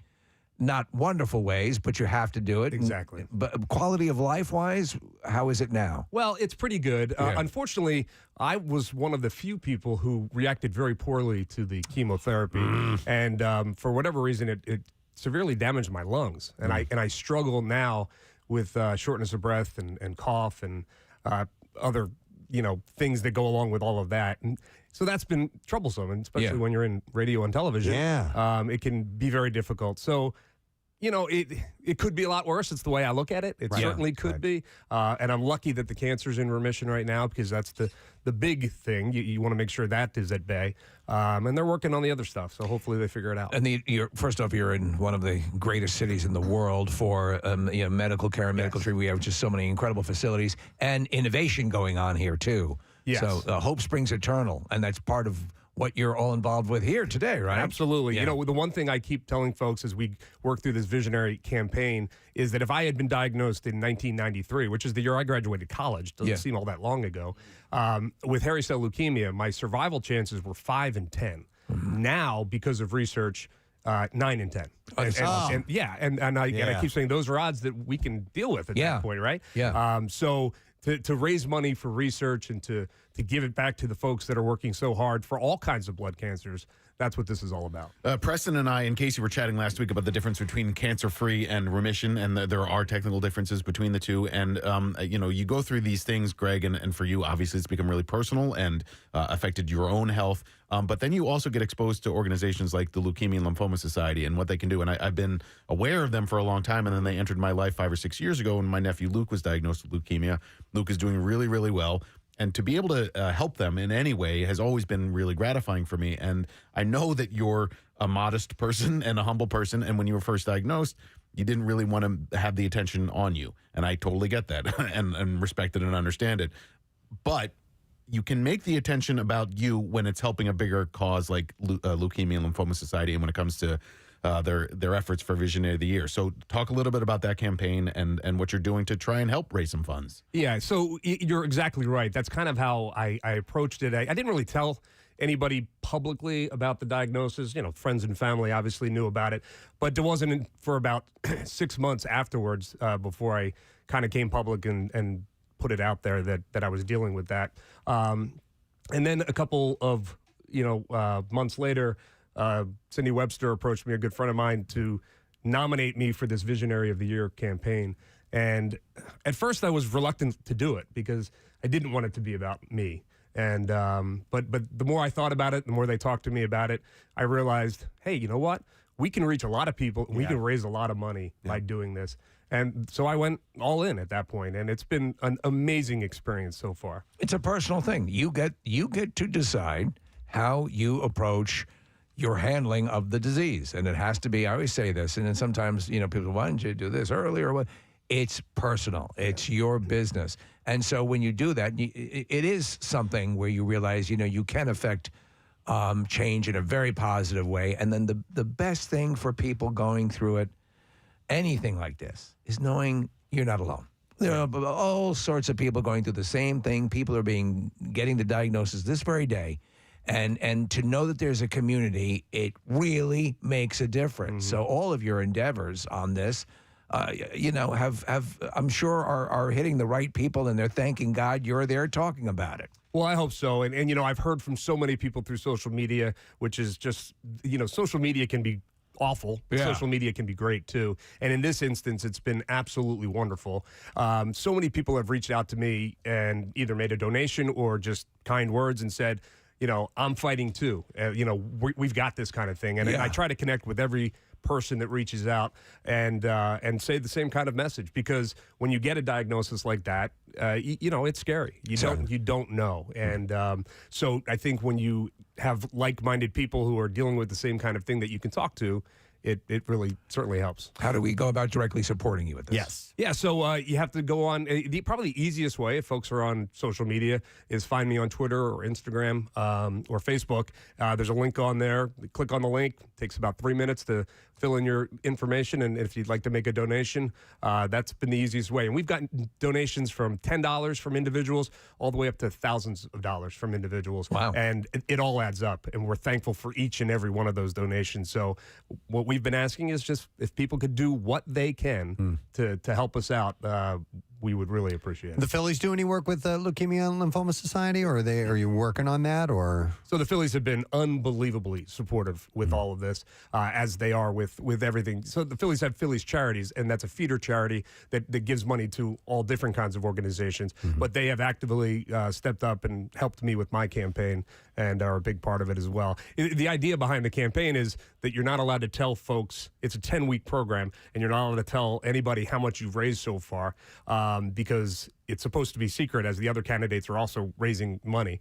But I will say we've done very well so far. We're about almost 5 weeks in to the 10-week campaign, and the amount of money that has come in from friends, families, strangers, Phillies fans, people all over the place, it's staggering. That's great. I did it last year, and the 10 weeks are 10 long weeks. And you're asking a lot of people to make donations, and that gets exhausting after a while. But you just have to keep reminding yourself that you're doing it for the right reasons, and you're doing it for the right cause. And the other thing about it, and we learned many times, is the listeners of this radio station, Phillies fans, they're generous. All you have to do is ask. And once you do, they want to help. And that's so heartwarming to see that. This city is just special when it comes to that type of thing. You said it. It's this city. I've been here my whole life, my whole career. And this city is different, I believe. And I think we see that when we go out and do charity work. I know you guys do a ton of it. And when you put yourself out there and ask the folks in the city to help you out, they generally do. Philly was ranked as, I think we were talking about, like the most neighborly city.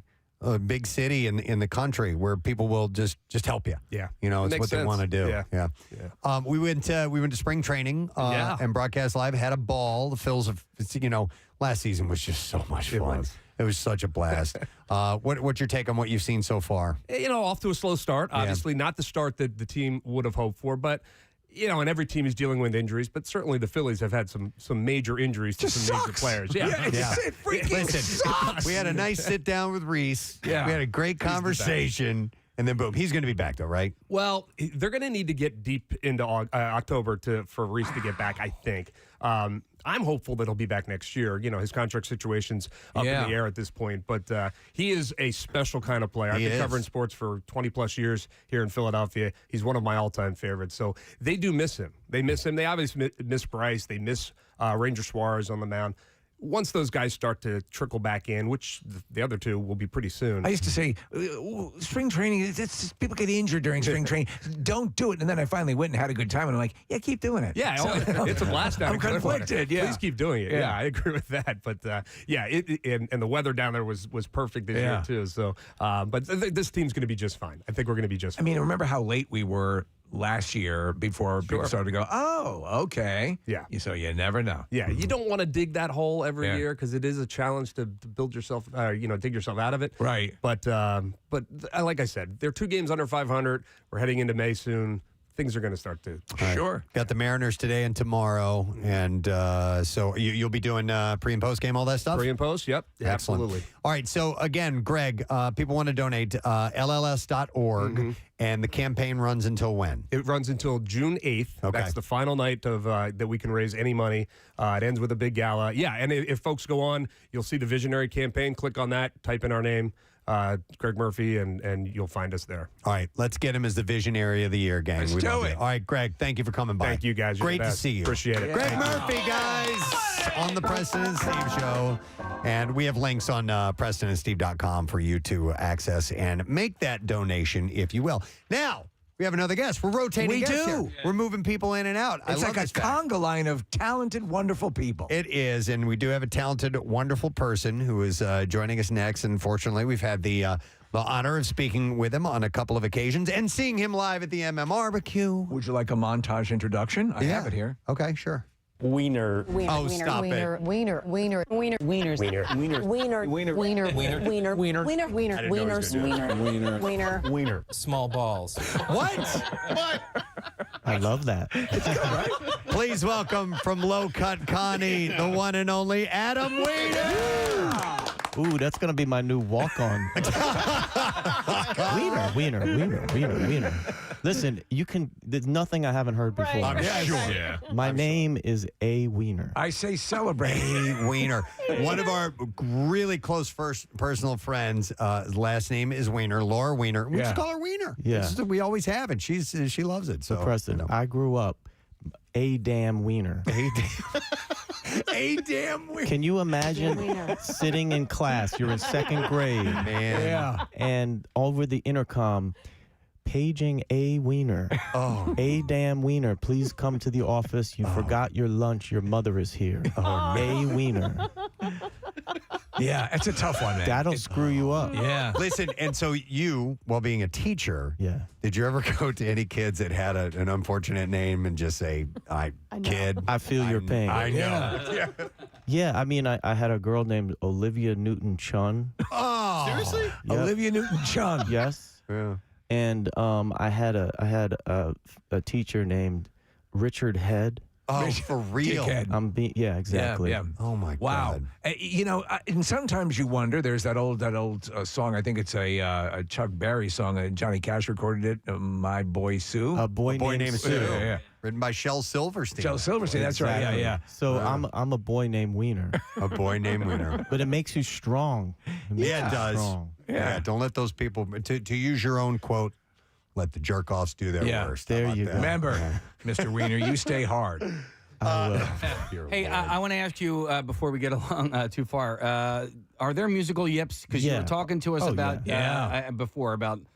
You guys are giving me the yips right now. No, I'm a singer. I sing every day. And the thing, just like swinging a golf club or shooting free throws, like you don't think. You're supposed to not think. You do it so many times. You repeat it. It becomes like your religion, right? But when you sing the Star Spangled Banner, you get the yips. I'll bet, man. It's a tough song. Preston often points out how even the most practiced, accomplished singers will have issues with the Star Spangled Banner. Because it's like a joke. I mean, you get visions of Carl Lewis and Fergie and all the ways it could just go wrong. Yeah. And it activates your brain, and it's like a self-fulfilling prophecy. Yeah. And when you get to that, rockets, red, it's like all of a sudden all your tools go away. Preston contends that people don't realize that and should start at a lower. When you begin that first note, start at a low. That's a rookie error is to. Oh, say. Oh, say. I know. You want to. If I hear it, I'm like, I want to see the rest of this, man. You want to show your best right out of the gate. Right, so you're right. like, oh. Carl Lewis started out too high, right? I think Carl classic Lewis. Yeah. That's the all-timer, and he keeps saying, "Give me another minute. Yeah, I'll fix it. I'll fix it." It's too much. This is terrible. So, with the thing of losing the voice for years and years and years, we've been doing the Camp Out for Hunger. And it's funny because years ago, I would routinely, by Thursday or Friday, would have completely, and Preston he'd be a little bit more robust, but lose our voices. Yes. And mine would almost completely go away.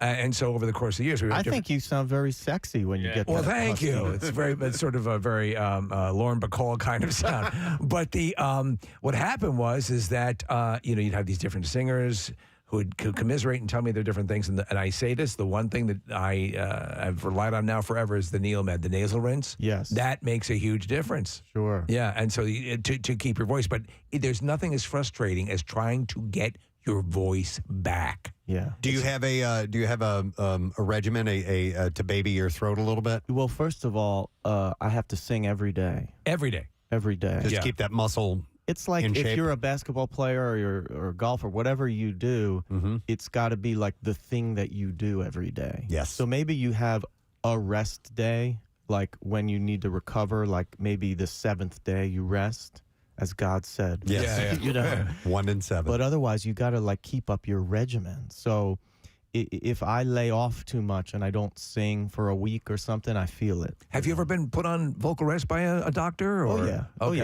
yeah. That's got to be I go on stage insane. and we do 2-hour plus concerts a night, and sometimes I do these gigs like South by Southwest where we do 3 shows a day, and it's brutal. Yeah. And so, but you know what it is? It's the talking that's worse than the singing. That's a lot of people don't realize that, and that's really what does us in a lot of times, because it's a very long appearance where you're just talking and talking at room level, but you do it a lot. What about the pre and post singing? Like if you're, say, at a bar and you want to have a cocktail afterwards, or or people are smoking a cigarette or whatever. Like, how do you take care of yourself before and after the shows? Well, after the show, I have this whole like fake sign language thing.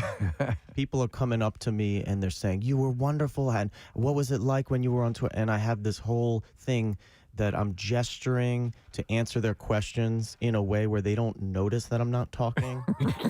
Like I do like a namaste, Right. bow, Like to Steven people. Seagal. You do a chef's kiss. Yes.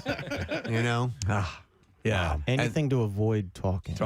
Hey, I have a friend of mine who has never seen your band. His name is Rick. He's very excited. He's going to Jazz Fest. Yeah, I'll see you and there, he's Rick. Stoked about seeing you. Yeah. Have you guys done that show before? No, we were supposed to do it in 2020, and COVID had other plans. So we're back. We're going to New Orleans next week.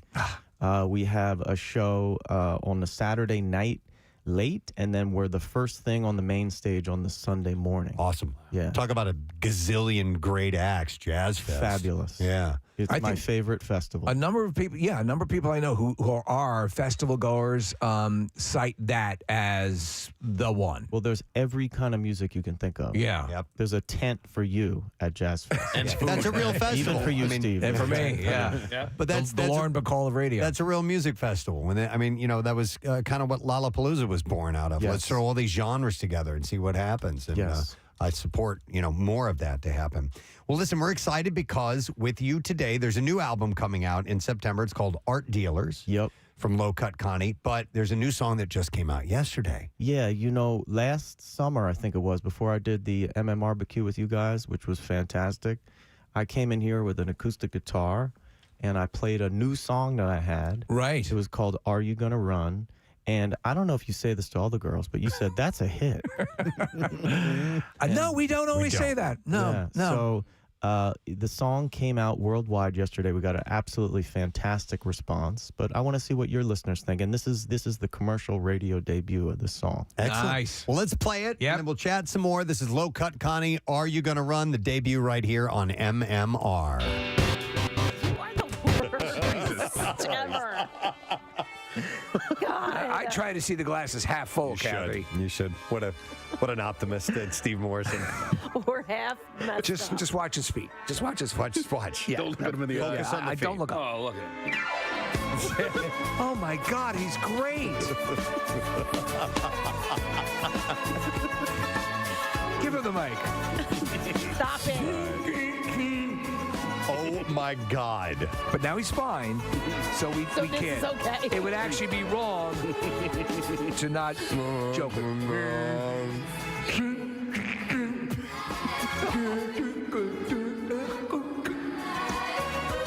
It's not okay. I think that this is not okay. It's probably not okay. Please welcome Mr. Jason Reitman to Yes. our show this morning. Hi, Jason. Pleasure to be here. Nice to see you. One of our great embarrassments on the show here is you came in with Diablo Cody years ago, and we hadn't done our due diligence, and we were just more fascinated with the fact that she had been a stripper at some point and had a little well, he's getting into a successful Hollywood career. And here she is, this incredible script writer that that she's become, and you and she seem to really synergize really well. I mean, so when you get a script from her, you just automatically, I see this. Yeah, I mean, look, I'm imagine it's like when you guys met for the first time. You don't realize when you're on a first date of a relationship that's going to last the rest of your life. Right. And I met her for the first time, and we went to this bar in L.A. and She ordered a dirty martini, and I got a Diet Coke because I am the rock and roll of that relationship. And what has begun is this relationship where every 5 years we make a movie. It was Juno, and then Young Adult, and now Tully. And I'm looking forward to see the movies we make when we're in our 70s. Our hospice comedy is going to be amazing. Because you are, as you have said in interviews, her tone and her take on things is changing, as is yours. And now you're a family man yourself, but her ability to write females that, and people in general, but females that are flawed and relatable is uncanny. Yeah, and look, I think there's kind of a through line between all three films. And this one, Tully, is about that moment when you become a parent and you realize you have to grow up because your younger self is starting to feel like it's a different human being. Yeah. In fairness, when you guys came in that time and we talked about her being a stripper. You guys feel really guilty about this. We kid you not. We reference this. It actually redirected the trajectory of the show because we said, we got brand new from Low Cut Honey. Are you gonna run? That is a beautiful freaking song, Adam. That is gorgeous. Can I say out of the gate, you could hear that on Bruce Springsteen's The River. Well, that's what I was going to ask you before we dive into it. How do you feel about comparisons?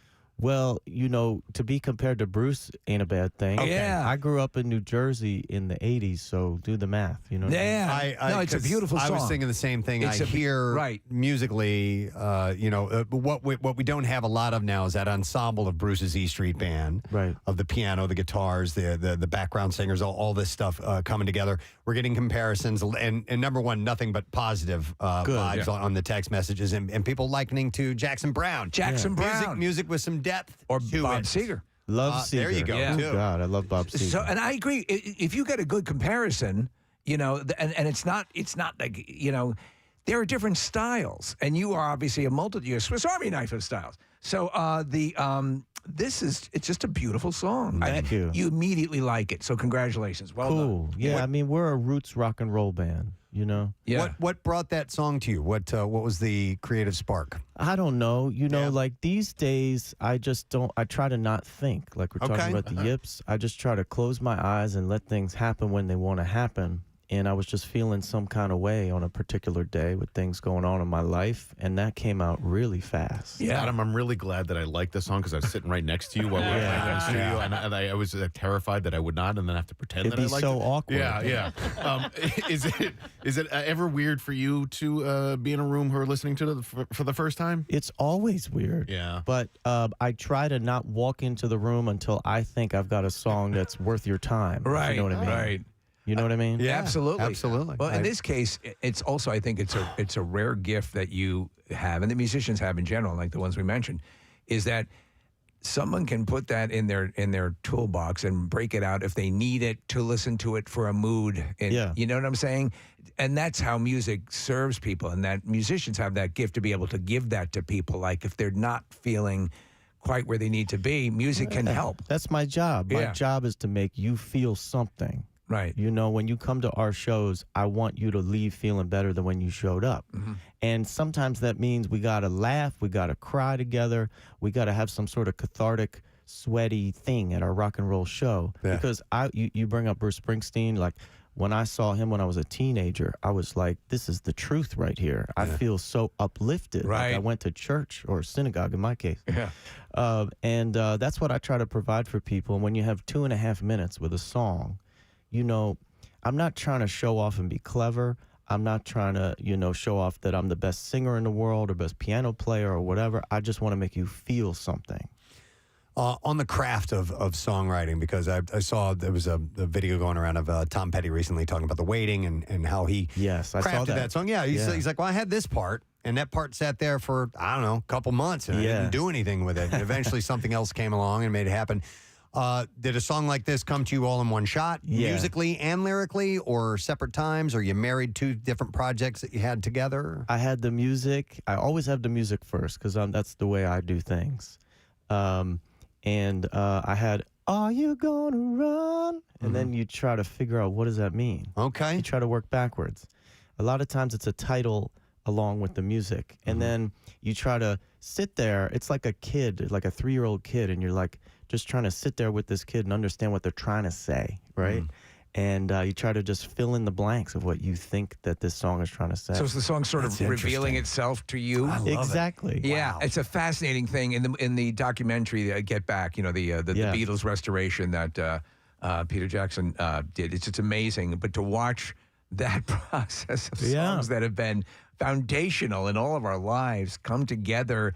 It's just crazy. He kind of scattered that out, which is pretty wild in that. And there's a lot of songs like you're talking about Get Back or The Waiting that are very simple. There's only 1, 2, 3 chords, and the words are sort of instantly relatable. Yeah. Those are the hardest songs to write. Take something like Stand By Me or something like that. It's just this simple progression. It's iconic. It says so much, The definition of classic to me is you feel like you've heard it before, but it's new. Right? Yes. Like it's always been there. Yeah. And I kind of try to write like that. Like I want to write a song that you feel like it's been there before, but it's also fresh to you, We only have a couple minutes before we have to take a break because we have this cash contest.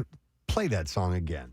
Play that damn song again. We've never done this before. That was so good. Yeah. Thank you, guys. We're going to play this again right now, and then we'll come back and wrap up with it. So here we go. This is Are You Gonna Run, Low Cut Connie. One more time. Talking to her about her writing ability because Juno turned out to be so good. So it did serve as a lesson in how odd that a woman came on a show and she was objectified for her beauty and her history and never talked about her talent. What an odd moment. We've gotten better though. So we hadn't seen her talent. Yes. And I suppose, Jason, that you probably dealt with this a lot of your life as well because you come from Hollywood royalty and because of my stripping background. You were a stripper. Yeah, and you did that skating act. You did burlesque for like 5 or 6 years.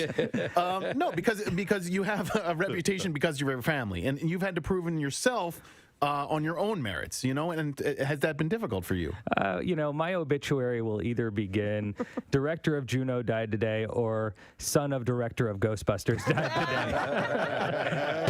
And about, you okay? All right, 35 minutes or so. You good? Yeah. I just want to make sure I don't have to do the Heimlich on you. Wow, that sucks. Did you swallow spit down the wrong... No, I'm eating oatmeal, and I took a bite like friggin' 2 minutes ago, and I guess there was like a piece of oatmeal stuck in my teeth somewhere. Do you want me to do the Graftenberg on you? Can you give me a tracheotomy, please? Yeah. I'll give you trach first. Wait a minute. The G spot, yeah. That's the G and G spot. Oh. Yeah, I didn't know that. Learned stuff. It is Dr. Grafenberg. Really? Yes, I kid That's you what not. the G spot is. It's named after a doctor. Yeah. Absolutely. You kidding me? Most definitely. All right, anyhow. Lord Cunnilingus is another. Oh, Jesus. Lord? Cunnilingus, yes, in the... Lord Cunnilingus. Yes. Oh, I thought it was Colonel Lingus. No, it's not. It's not a military title. It's Colonel Angus. Colonel Angus. That SNL bit, if you've never seen it, we should put that up next to it. Okay. Wow. Okay. So, it's a G spot, also called the Grafenberg spot. And let me see. It doesn't. Ernst Grafenberg. Yeah. What's his name? Ernst. I guess Him and his stupid spots. You'll see. You'll see. One day. I'll change the world of sex forever. Yeah, right. Yeah. You funny boy. All right, anyhow. With your stupid spots. What I was saying was you have $1,000 to give away, and that is with the birthday bucks, and that's coming up around 8 o'clock. You good? I'm good. All right, high five, brother. Right High five. Did you say high five? What are you, an octopus? I thought said hey five. Oh, I thought that was a line from a movie or something. No. Hey five, everybody. Hey five. The oatmeal has caused oxygen deprivation to the brain. Good Lord. Wow, what it actually, I did that for a reason. It's National High Five Day. No, it's National A5 Day. No, hey five. Oh, hey five. Yeah, hey By five. the way, so my kids do this thing now where if you see a Mustang, I love it. Low Cut Connie on 93.3 WMMR. The song is called Are You Gonna Run? You can get it now on Spotify. Available everywhere worldwide, Excellent. especially in Philadelphia. What about Low Cut Connie and Philly gigs? Anything down the road? We've got quite a bit. Okay. Yeah. We're doing the Mann Center. Great. The end of June. We're doing the Exponential Festival in Camden in September. And stay tuned because there's going to be another one announced pretty soon. All right, excellent. Well, just give us a word, man. We'll be on it. Thank you, guys. Great to see you. Thanks for being here. Always a Adam. pleasure. Thank you for Adam having Wiener, me. guys. Congratulations. Low Cut Connie on the Preston and Steve Show. We're going to take a break. We'll come back in a second. And yes, we'll get the concert cash keyword in bed, B-file, and more. Stay right there. Preston and Steve on 93.3 WMMR. Yellow car. You get to punch somebody. No, I've done padiddle, Yeah. which is one headlight. Mm-hmm. And pedaddle. What's that? I pleasured myself while driving. That's Is totally different. that a different thing? Yeah, but it's a thing. Yeah, I saw you go. It's definitely. You gave me a punch buggy in Clearwater. We were leaving. We were driving out of the stadium and saw one as we were driving back to Clearwater Beach. Yeah. And that was the first time I'd received a punch buggy in 20 years. Oh, 20 years. Yeah. Well, I did it because, and I think I told you, I go, my kids always get me first, Yeah. so I finally get to do it. I was impressed by your ability. What you do is drive them over to a VW dealership. Oh my and God! Beat the F out of Just them. beat the living piss. Daddy! You can throw elbows when you're in a dealership. It's believed to go back to the 1970s and was probably a variation on the low five, which I said, which has been around since World War II.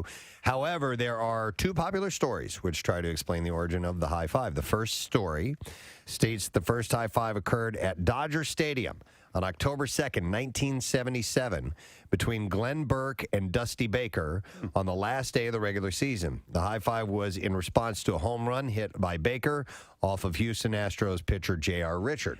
So that's one story. Yes, it's funny though. How would you know that? How would you know that at some other event or some other sign of exaltation, somebody just didn't put up their hand and go, Well, this like is at Well, this is at a stadium in front of a lot of people, Right. and nobody had really seen that type of thing before, so somebody made note of it. What did we just see, ladies and gentlemen?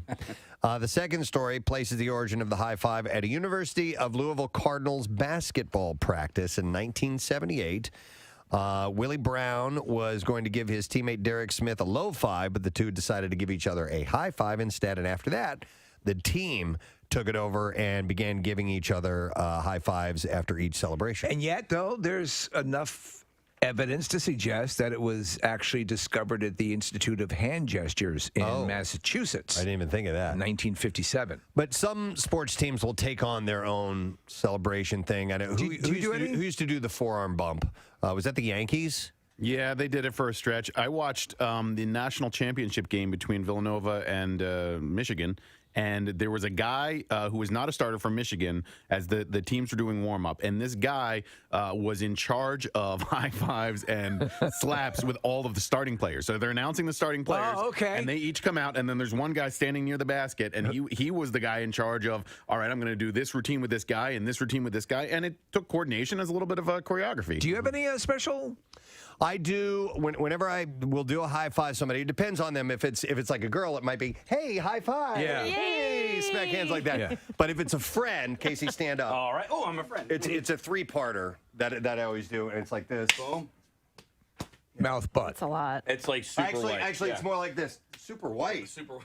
Yeah, because we didn't. Terry, come here. Terry's black. Come over here. No, I have more soul than that. I'm sorry. Wait a second. Terry's just Terry's as white black, as the us. bro shake, and then Yeah. Oh, man. snap. All right. You got to do Hey, this. just, wait. brothers. He just did it again. Watch. You missed it. Turn around. Terry, do it. Watch pros do this. Yeah. There. You got to do the snap at the end. Casey still thinks that's all right. I think you just took a step down in the friendship department. Wow. No, Terry's now Preston's Terry's best in. friend. Oh, guess who's going to Florida to play golf this year?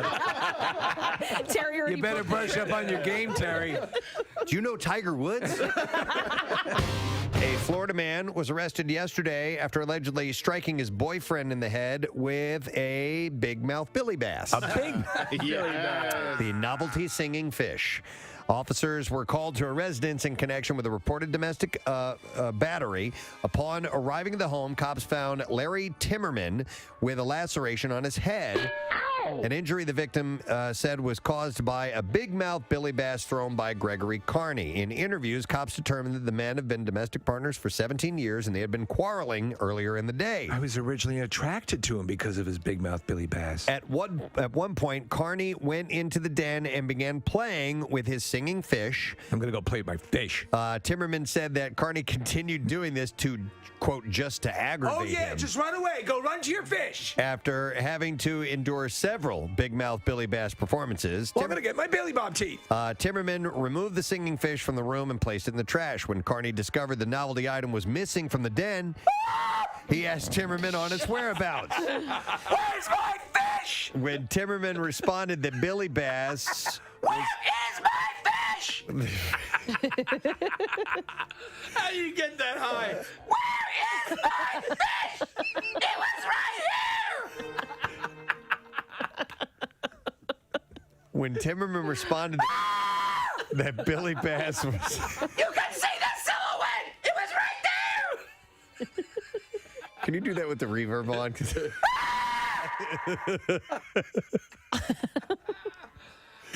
When Timmerman responded... You are such a bitch! That Billy Bass was now in the trash, Carney became angry. Carney then fished the singing fish from the garbage and threw it at his boyfriend. Wait, where's that singing coming from? The item struck Timmerman in the head, causing a laceration.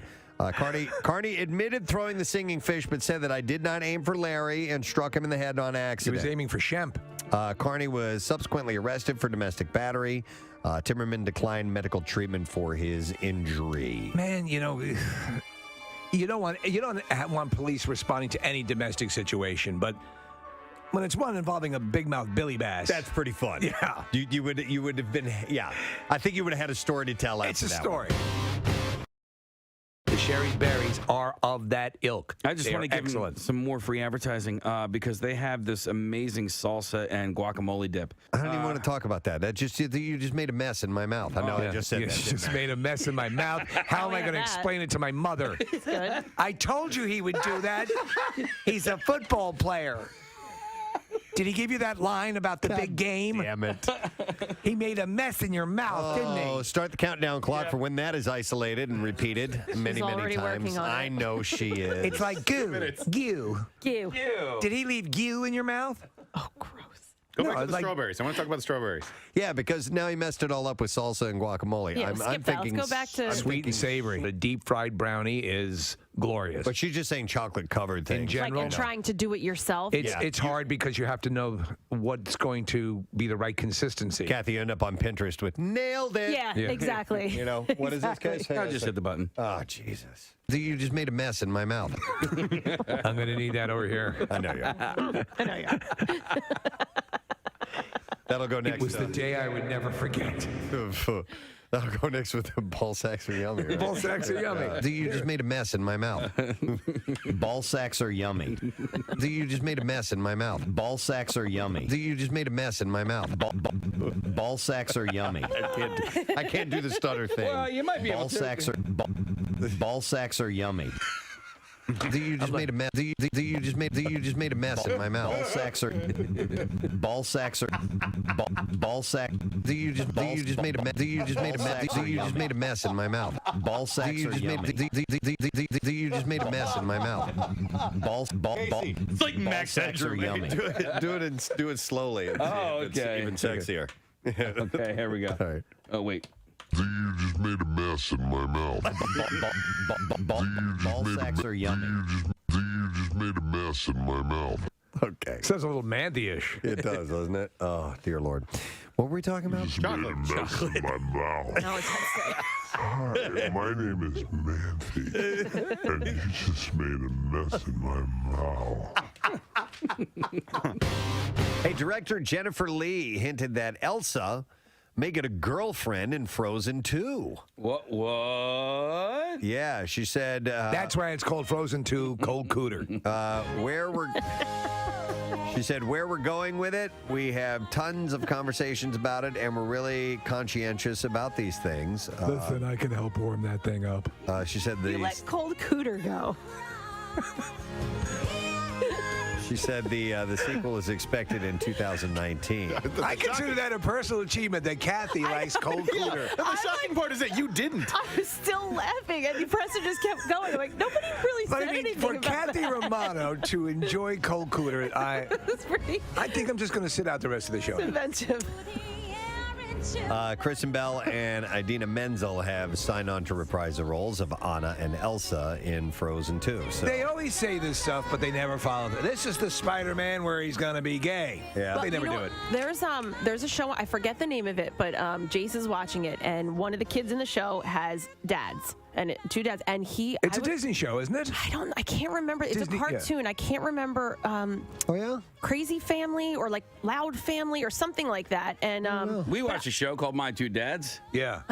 But I was just surprised. He just watches it like he didn't. It was just normal. Like this one kid has two dads. This other kid has a mom and a dad, and it was just. Mommy, did you hear Elsa's a lesbian? Yeah, that'll be next. Just totally the other way. It has no sense of it. It's totally fine. Elsa's lesbian? Yeah. It'd be interesting. It's on Nickelodeon. The Loud House? Yes, that's there it. you That's go. it. Okay, yeah. No kidding. I have. We're gay! I've not and seen it. loud! And they're pretty. One of the dads is pretty feminine, and they one of the episodes, or at least the one that I watched, they go on a skiing trip, and the dads are very overprotective and nervous that the kids are going to get hurt. And Wow, interesting. The voice of one of them is Wayne Brady, and then the voice of the other is Michael McDonald, the singer. I'm in love with a dude. I turn around and he goes to town on me. It feels so good. That's not what they do in the show. Is it We call it the Hershey Highway. Are you sure it's the Michael McDonald? Nope. Okay. I got distracted by the singing. Sweet freedom. We're just two dudes and we're getting it on. Penis by penis by penis by penis. I'm working my way through. Obviously, we're approaching it with sensitivity. Of course we are. And compassion. See, I think it's cool. We are a progressive show, obviously, not even remotely having fun. Very different Michael McDonald. All right, Oh, it's the one from I know that guy. Mad TV. There was an actor, Steve, you'd recognize He's this guy. excellent. He's very funny. Yeah, he's a great actor, and Okay. he plays the other gay dad. It's not the one from the Doobies. the Doobie Brothers. Though I've dabbled occasionally, now and then, I like some dudes. I like your Michael McDonald, Thank you. Steve. I'm a fan of man junk, like it on my head. They call it what they call it? A Roman helmet. Michael McDonald isn't singing this song. Oh, God This damn is it. Tom Johnston. It's Tom Johnston. There you go. That's it. Thank you very much. That's Michael McDonald. You don't know me, 'cause I'm your all the lyrics sound like the others. So it's called what's called Loud House. Well, that's Yeah, Michael yes. MacDonald, right? And this is Michael McDonald. You might Or be are they right. both? Mick. They're both McDonald. Both Mick- Mick. oh, yeah. McDonald. McDonald had a heart. He had a hair. With a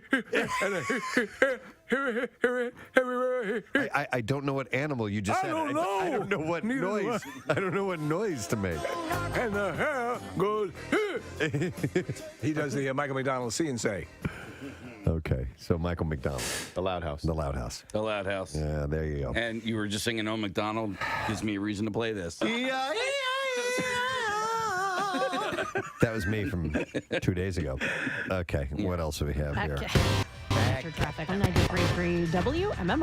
All right, we got just a little bit of time before we hit officially 10 o'clock for the word. I'm going to do a shout out. This is from Bill Scolari, who says, "Hey, Preston, Nick said I should email you, ask if it's possible to get a 43rd wedding anniversary announcement sometime tomorrow." And he sent this yesterday. We are Bill and Betty Scolari and are currently flying to San Antonio from Orlando. Last minute surprise. We've been loyal listeners since Y100 days and met you guys at numerous Camp Out for Hunger events all the way back to when you used to load the trucks yourselves over in King of Prussia. Wait, it wasn't in King of Prussia. It was Plymouth Meeting. Yes. But he says KOP. Well, we did actually load well, no, you're right. Yeah. But it was close enough. Yeah. Also, you guys interviewed me once regarding having infamous relatives, i.e., Tough Tony Scolari and his idiot brothers out of South Philly. I like that. Thanks for your consideration, Bill Scolari. So here's a shout out and happy anniversary. Hopefully all the idiots are saying happy anniversary to you as well. And just a reminder before we do the concert keyword, National Pretzel Day. Yes. Philly Pretzel Factory. Free pretzel when you stop by today. Yes. While supplies last, no purchase necessary. So good. So stop by and get, if you can, some goodies. All right, let's do this now. MMR's Concert Cash. Now, here's your Concert Cash keyword. Yeah, the word is impact, and that's spelled IMPACT. You have until 15 minutes after the hour to enter it, and you can do that through the contest page, WMMR.com. Through the MMR app, or you can text it to the special contest short code number, which is 45911. So it's impact. One random entry wins $1,000 in our company-wide contest, and all MMR winners get 2 tickets to the MMRBQ Saturday, September 16th. Tickets are on sale now. Winners will get a call from Beasley, so make sure that you answer your phone. Contest rules at WMMR.com. For MMRBQ details, just text the word finally to 39333, and we'll send you a link with the information. It's sponsored by Meineke. So the word, once again, is impact. IMPACT. Come and get that money and tickets set up. WMMR presents Preston and Steve's Bizarre File. Brought to you this morning by PGW. Improve the comfort of your home and lower energy bills with a PGW Energy Sense rebate. Up to $1,400 in savings with new home heating equipment. You can learn more at pgwenergysense.com. All right, we'll start with this. A 26-year-old man is facing charges after police said he attempted to bring an item known as a vampire straw through airport security in Boston on Sunday. I'd never heard of this. Neither had I. It's a self-defense item. Police were called because TSA said they had found a titanium vampire straw inside a pouch in the passenger's backpack. Purchased at Zabonic, the vampire straw is both a drinking straw and a defense item. May I help you? That can be carried in a cup without attracting attention. I think I've got just the thing for you. So the website states, designed for self-defense, vampire straw is super tough and long enough to be used like a dagger. Its chiseled tip is sharp enough to puncture most synthetic materials. May I interest you in the vampire crazy straw? The vampire straw is also a very effective tire deflator, it says. Dude, I think this would be murder to get stabbed with. And it can be carried in a cup. Yeah, a cup. You say the cup? Yes, a cup. Yeah, a cup. As we often say around here, guess what we get to do? Guess what I get to do? From a cup. Yes, a cup. The vampire straw is very easy to deploy in reverse grip and put into action almost instantly. These are some of the items that have been come to know that. Oh, jeez. Armand Nair was arrested and charged with carrying a dangerous weapon. TSA suggested to pack these items in your checked bag. Vampire straws are, this is according to the TSA, vampire straws are tough and long enough to be used as a dagger, hence the reason they are not allowed in the cabin of the aircraft. However, state police said they are illegal to carry, similar to other certain edged instruments such as a stiletto or dagger. All right, so are collapsible batons illegal as well? It depends on the state. Okay. Because I believe they are illegal in Pennsylvania. Case you've seen the ads from all over the place. I do, yeah. I see them constantly for the collapsible ones that go down really small. So my brother, Gene, when he was in Secret Service, they started coming out with those. And, ones that were so powerful, you could hold it up to a door and it would blow the lock right off. But, yeah, I see those ads all the time. In this case, Preston, with the vampire straw, because it has the opening in it and you would actually gore out a chunk of flesh. Yeah, totally. Yeah. Case, I used to carry a collapsible baton in my briefcase. Yeah. And that was illegal. Oh. Yeah, I know. I was breaking the law. Instagram keeps showing me this great ad for the one that all the time with the woman standing out there. Yes, you could drive a car over it, and I don't know about where Pennsylvania stands legality for that right now, but you can do. Well, let me talk to my manager and find out. Thank you, Count. No problem. Just give me a couple of minutes. All right, a man married to a rag doll has been left distraught after his wife reportedly fell ill and was treated in an ambulance by paramedics. So the doll. The rag doll? Yeah. Christian Montenegro recently hit the headlines after revealing that he and his ragdoll partner Natalia have welcomed their third ragdoll baby into the world. Oh, is this one of these? Yeah. He married the doll so he could get its passport and everything? No, not that. He's a citizen in Bogota, Colombia, and so is the ragdoll. Right. So now the pair have shared another update from their controversial relationship, as it appears the 27-year-old's wife has taken a bad turn with her health. Oh, no. In a clip shared online, Christian shows that his wife is stretched out in the back of an ambulance while paramedics tend to her. In a video, she's not going to make it. He can be heard saying, "She's had a headache and fainted. I called you because I don't want her to die. She is the mother of my daughter. Everything will be fine, my love." He's got a daughter doll? The paramedics, he's got 3 kids. And the paramedic replies, "We're going to take her to the hospital and make sure that she is well. I'm going to take her vitals," while appearing as if they're trying not to laugh while they were saying that. Baffled users have rushed to the comment section in a clip to share their thoughts, but it's unclear if the care for the paramedic is a prank or a genuine incident. The video has generated controversy with local news sources saying Bogota Health Secretary has announced it will investigate the paramedics for treating a rag doll. So we'll see. Well, maybe for his mental sanity, they figured they would go along with it. Just kind of appease him, yeah.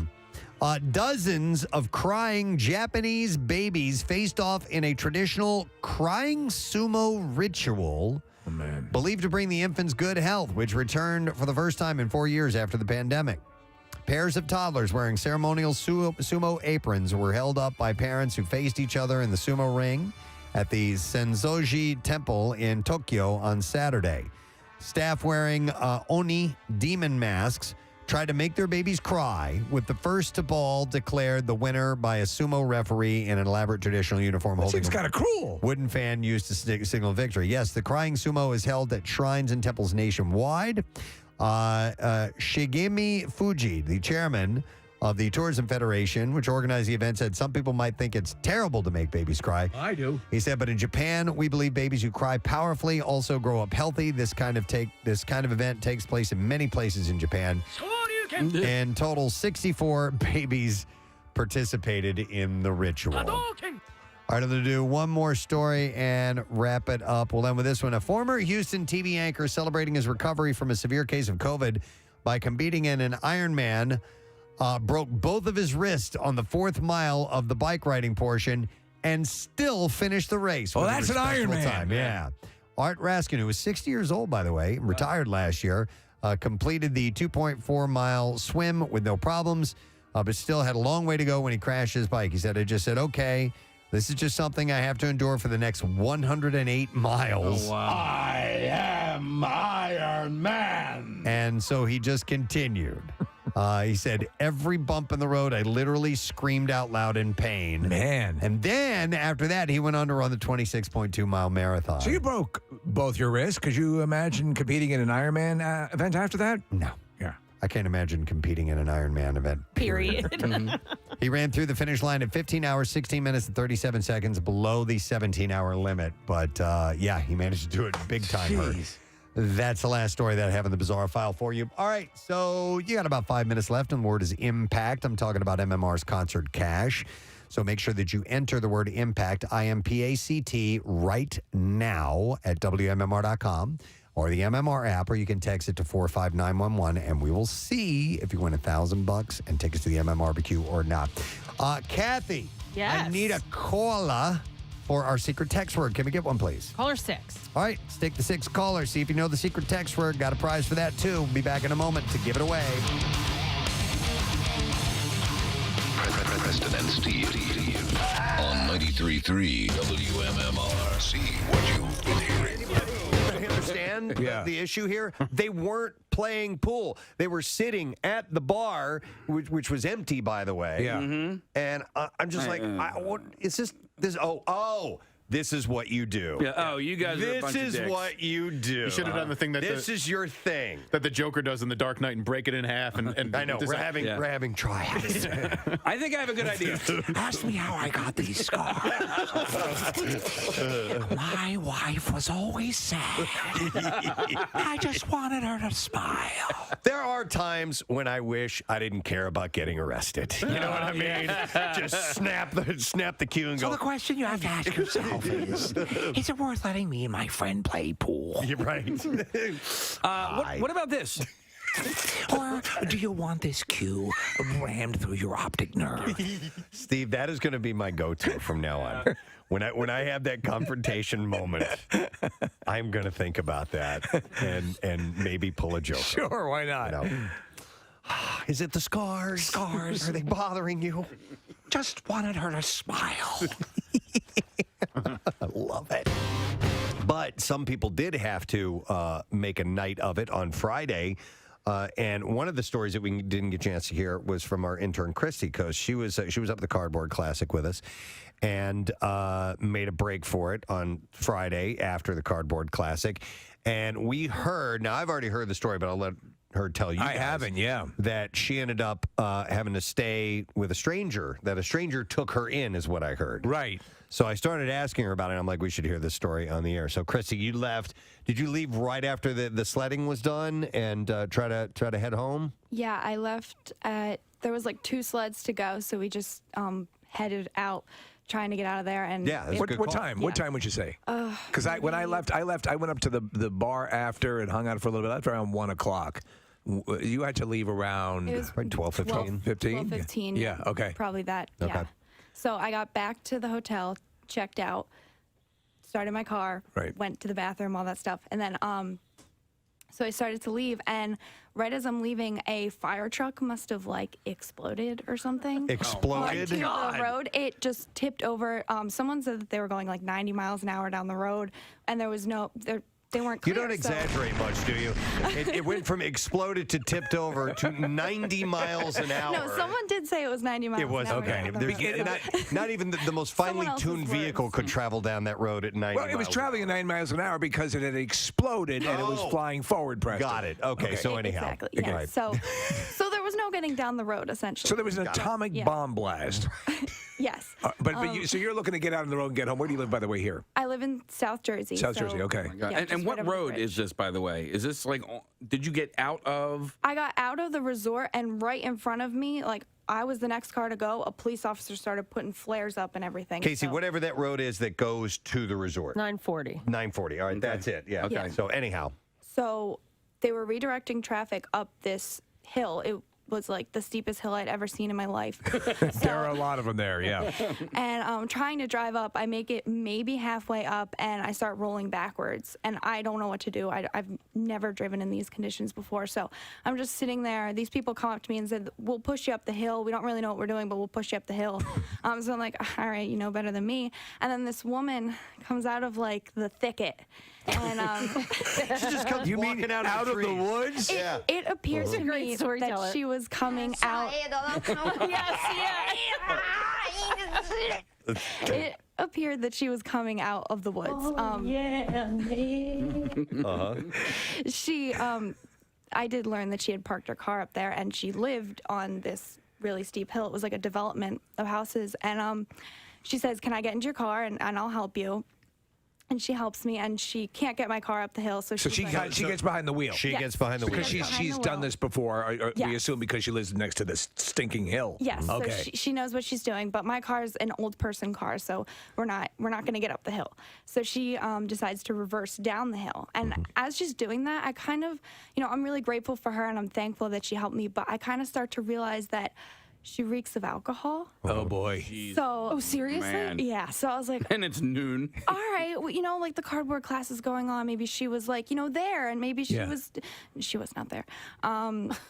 But she was thirsty, right? She was thirsty, and she goes, "Is this your coffee or mine?" And I said, "That's mine." And she just proceeded to drink it anyway. She just picked up a coffee and started drinking it. Okay, I didn't know that this is where the story was going. Okay. Yes. So At any point did she call you a dirty bird? no, we Dude, didn't that's get there. what I thought immediately. Misery. All right, go ahead. Seriously. Well, I need to jump. What's your name, Annie? Was this right near the lake by any chance?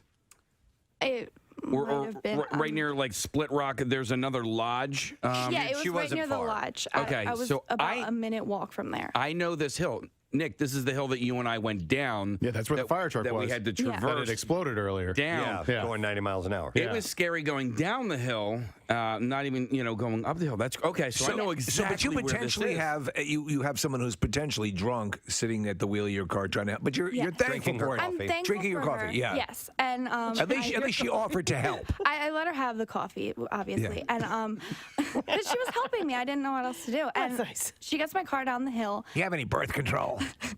and then we end up in a ditch on like the side because the sides of the hill are like divoted down. Right. Yeah. So we end up on the side of the hill. Someone pushes my car out, and I'm like, okay, I'm not driving anymore. I'm gonna end up in a ditch somewhere else alone. So she invites me back to her house. Let me ask you this. Hang on real quick. Did it end up in the ditch with her behind the wheel? It did. Yeah. Oh, my God. Okay. All right, go ahead. That's when I was like, all right, she needs to get up. Here, out let me from help behind you. I'm the going to wheel. run you into a ditch. Yep.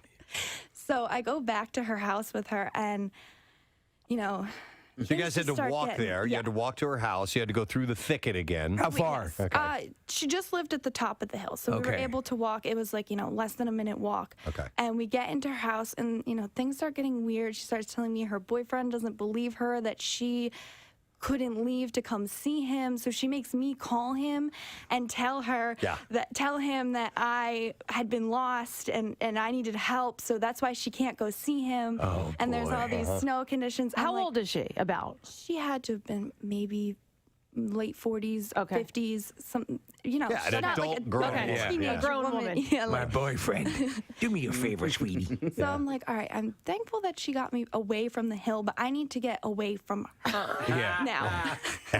So I just leave my car at the base of the hill, and she walks me to Split Rock, and I just got a room at the lodge.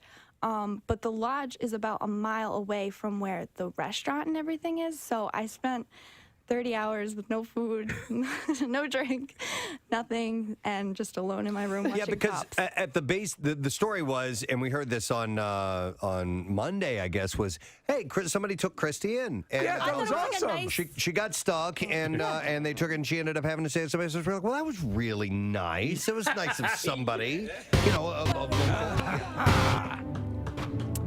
Hang on a second here. Change this. Okay, there we go. 93.3 WMMR. It's everything that rocks. Smashing Pumpkins. Yay. And now. Is that what he said when he walked in? Is that what Casey said? Oh, yay. Yay. So I guess I'll ask a lesson question. How about we do that now? Oh, no. No, we got to get a winner for Secret Text. Hang on. Let me go to caller number 6. That was Dave. Hi, Dave. Good morning. There is nothing on here. Very well done.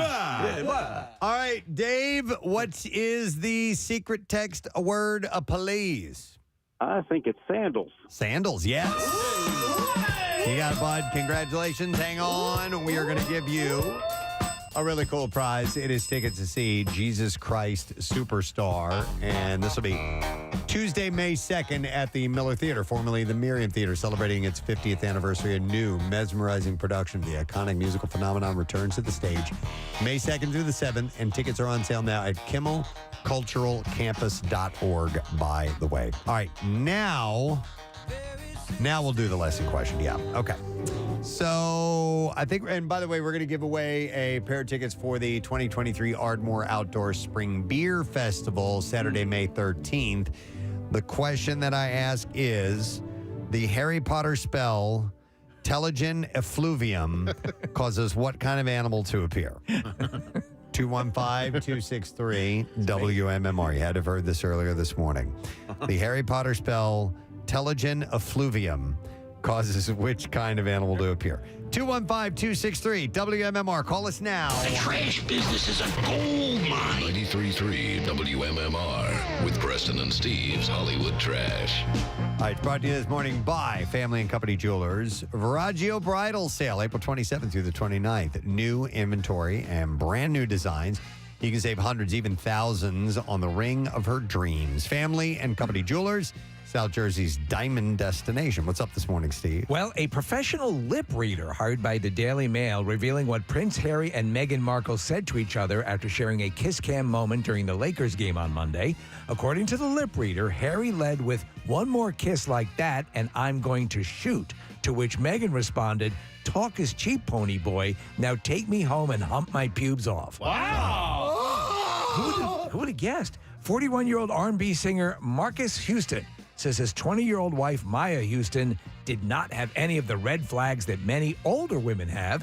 Houston says one of those red flags is when a woman insists on not being 20 years old. Oh, my God. And finally, Tom Parker Bowles, speaking of the Royals, the oldest son of Queen Camilla, is taking on his mother's detractors, saying she was not a homewrecker and married Charles because he loves her. Said Tom, quote, "Have you seen my mother? That had to be love." And that's your Hollywood Trip.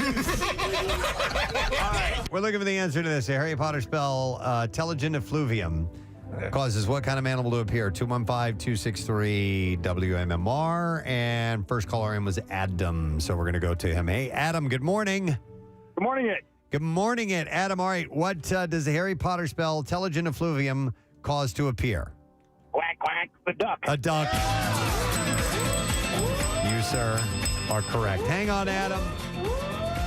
You got a pair of tickets to the 2023 Ardmore Outdoor Spring Beer Festival. Saturday, May 13th at Shuffle Plaza. You can enjoy live music and 50-plus craft brews. 21 to drink, all ages to hang. Tickets on net and sale now. VIP packages include an hour pre-fest, indoors at Ardmore Music Hall hosted by Pierre Robert, and ticket giveaways for the Hooters sold-out shows that weekend. Text the word Beer Fest to 39333, and we will send you a link to all of the information. Now, Preston and Steve's Music News on 93.3 WMMR. Blink-182's Travis Barker is the latest celebrity to serve as a spokesperson for Liquid Death's enema kit. Did you see it? I did not. Oh, my God, is it weird? Okay. Yeah, it's, I guess it's tongue-in-cheek. Have you seen it, Steve? Yeah, I have. It does Okay. appear to be a tongue-in-cheek thing. So Liquid Death is water. Yeah. It's a bottled water type of thing. So people always think it's some sort of hard liquor. Yeah, it's in a can, so you don't really think of water in a can. But so a naked Barker in the promo for the kit, a naked Barker says, "What's my secret? How did I marry the woman of my dreams? How have I had such a successful career in music? I use Liquid Death mountain water in my," I assume he says ass. Yeah, like a Enema of the State. Right, exactly. So that's the name of one of their albums. The Enema of the State collectible kit comes with a custom branded enema bulb and a 19.2-ounce can of Liquid Death autographed by the drummer. It should be noted that the Enema of the State kit is limited collection, adult art piece, and not intended for use as a real medical device. So you could use it. The limited edition kit, which cost $182, sold out upon launching yesterday. So you're too late if you really wanted one of those. A coronation song list has been published, spotlighting music to be played in celebration of King Charles' May 6th coronation at London's Westminster Abbey. Louder Sound reported the Department for Culture, Media, and Sports unveiled the list, which will not be played during the actual investiture. Featuring songs by the Beatles, The Who, The Kinks, ELO, Tom Jones, David Bowie, Queen, Coldplay, Ed Sheeran, Harry Styles, Spice Girls, Jeff Beck and Rod Stewart, Kate Bush, Madness, and Spandau Ballet, among others. That's a healthy mix. I'll give you the rundown here. So Beatles come together. Well, we're not going to go. There's a lot of them here. We're not going to play every single one of them. Boney M. Didn't even hear it. That's weird. There we go. I'll hit it again. Shut the f*** up! Thank you. For some reason, sometimes it drowns the instant replay out. All right, so then you have Coldplay, A Sky Full of Stars, David Bowie, Let's Dance, Ed Sheeran, Celestial, Elbow with One Day Like This, Electric Light Orchestra with Mr. Blue Sky, Ellie Goulding with Starry-Eyed, Emile Sunday with Starlight, George Ezra, Dance All Over Me, Grace Jones, Wow. Slave to the Rhythm. That's pretty wild. Harry Styles, Treat People with Kindness. Kate Bush, Running Up That Hill. Madness, Our House. Safe Light Repair theme. Michael Bublé, It's a Beautiful Day. That's close. Pet Shop Boys, All Over the World. Queen, We Are the Champions. Jeff Beck and Rod Stewart with People Get Ready. Sam Snyder, Spaceman. Space Space Not people. Space People. I can't believe it. That they're Spandau Ballet Gold. Spice Girls Say You'll Be There. Take us to space. Take That with Shine. The Kinks, Waterloo Sunset. The Who, Love, Rain, or Me. Tom Jones, Green, Green Grass of Home. That's a great song. And Years and Years with the song King. It's good to touch the green, green grass. You guys know that song, right? I do. Yeah. So that is the playlist for Coronation. What will that be playing under? Was I some don't sort of cocktail know. party, or I'm not really sure. It won't be during the is event. is King Charles going to get up on the wheels of steel and do some spinning? Maybe that's going to be the He surprise. has. Yeah. You remember that? Did he? No. There was an episode of The Crown. Yeah, it was funny, and they actually I think used real footage at the end of it, Steve. Really? Of Yeah. the king? Yep. Anyway, this is footage from it. Right, everyone, it'd be wonderful if you got out on the dance floor and started shaking your various booties. Various booties. Yeah, it was in the last season of The Crown, and he was hanging out with some hip hop artists, and they invited him to do this, and he did. He participated. That's funny. It must be in one of the last ones. I still got like 3 left. I haven't finished it, so now I need to get back and catch up to that. Oh, bro, don't play me like that. All right, and then you're just illin', chill. Just illin' and chillin'. That's how you do it. All right, one last story. We'll end with this.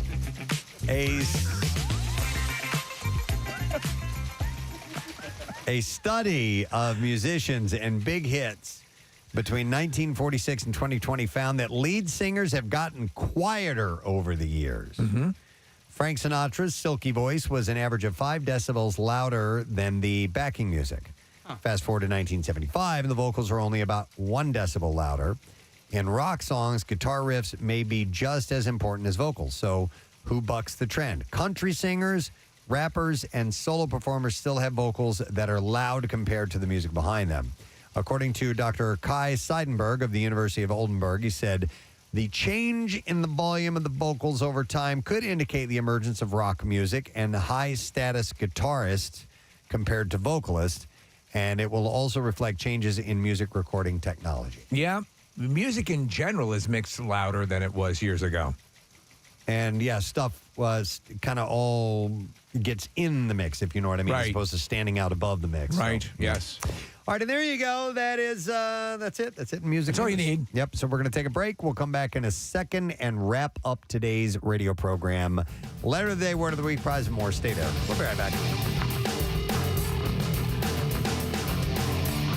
Preston and Steve. On 93.3 WMMR. That was Christy's moment. Oh my God. Okay, I'm going to be the mom for a second, but you should have never went with her, and you should have called one of us. Well, see, the thing is, the Verizon towers went down, so I had no service. From the explosion From the explosion of the fire truck. Fire truck, yeah. So the only time I could get service was when I got into the hotel and I could use their Wi-Fi. So I had already had a room at that point, and I was like, well, what am I going to say? I'm stuck, and you're going to say, me too. Yeah. All right. No, well, but instead of going to, well, yeah, okay, I guess you couldn't get in touch with us, but still. what was the woman's house like? Was she into taxidermy? No, it was. I'm working on this old. owl. It was old on the inside. I didn't really want to take a look. Smell like mothballs? No.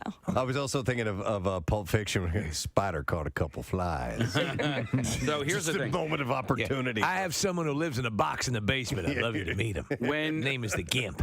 When Nick and I were going down this hill, there was a car that was trying to go up the hill. That lady was out of her car. Could have been. And it was a like a light colored, maybe like silver Toyota something or other. Did that lady yell at you? No, She yelled at me. Did she really? About Why? what? Yeah, well, because she didn't want me to go any further because of the fire. I'm not exaggerating. Because of the fire truck that was on its side down that hill, and she was warning me, but she was doing it in a shocking, sort of half-hinged kind of a manner. And I was like, all right, I You think got it was it. the same woman? I'm wondering. Okay. Was she wearing a red sweatshirt? I don't remember what she was wearing, but I'm not talking about that. Was she wearing a red sweatshirt that said Archie Bunker for president? That was on Nick. That was on Lake Drive or whatever. The hill I'm talking about that you were stuck on, I believe, was Estate. Yeah, that's what it was called, Estates Drive or whatever. Wow. So how long? So when you got into the house, how long were you in the house? Maybe like an hour. An hour? You were there that long? Because I didn't know what Want to to watch do. my stories with me? What were you? Yeah. What were you guys talking about after you got off the phone with her boyfriend? She kept asking me like really odd questions. You'll like, never know the fear of losing someone like you if you're someone like me. She really wanted to make me a meal. She wanted to take pictures with me. Are you a good girl? Are you a good girl? She just wanted to like document the moment that like she had saved someone. This is sounding very similar to the Hawaii trip, Preston. Somebody was texting in and asked if there were swords on the wall. Yeah, it could have gone that way if she didn't leave. I don't want to be forward, but I can see your dirty pillows. Did you take? You don't want boys touching your dirty pillows. Did you take your jacket off and hats and gloves and stuff? Yeah, because I was so like well, you're lovely. soaked from being outside, so I wanted to get on. Do you wonder how I got the smile? I know you couldn't see it with my ski mask on. I have this permanent smile that I gave myself, you see. And so you were there. Could you call my boyfriend? So you're there about an hour and a half. Yeah. Holy Jesus Christ. You must have thought at some point, I'm going to die. I'm going to get murdered by this person. Me and Nick just drove right past you. You didn't know that probably at the same yes. They were. What time did you guys leave? After her. Yeah. How long after her? I left around 12:30, 12:45. Did you go up that hill?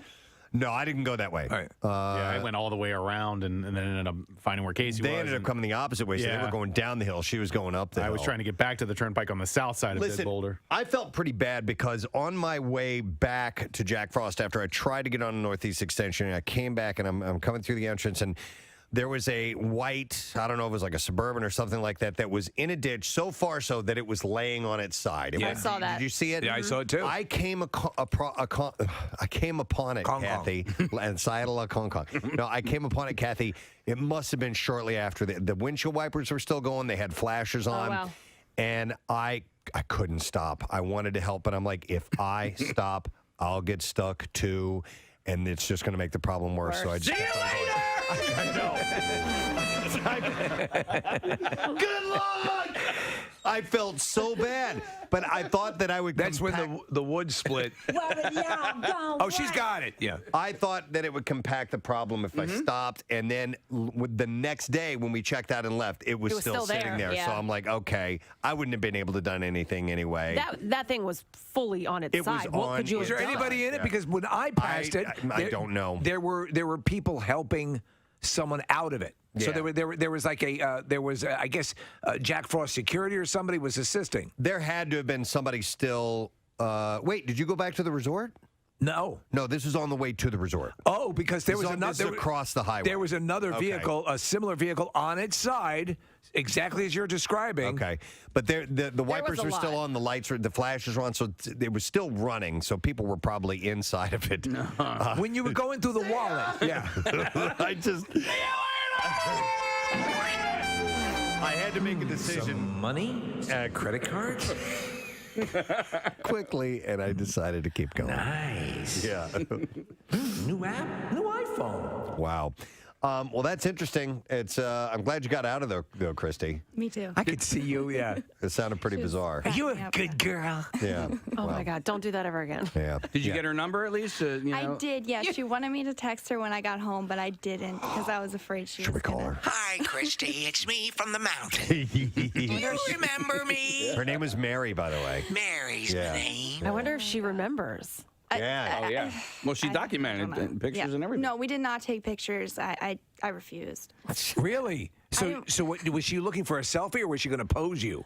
Well, she wanted to take a selfie outside, but I had already taken my shoes off at that point. I was like, oh, it's too much to put my shoes back on. I'm sorry. Oh, okay. That's how you come. Oh, that's the way it's going to be. Uh-huh. Well, all right. Well, cool.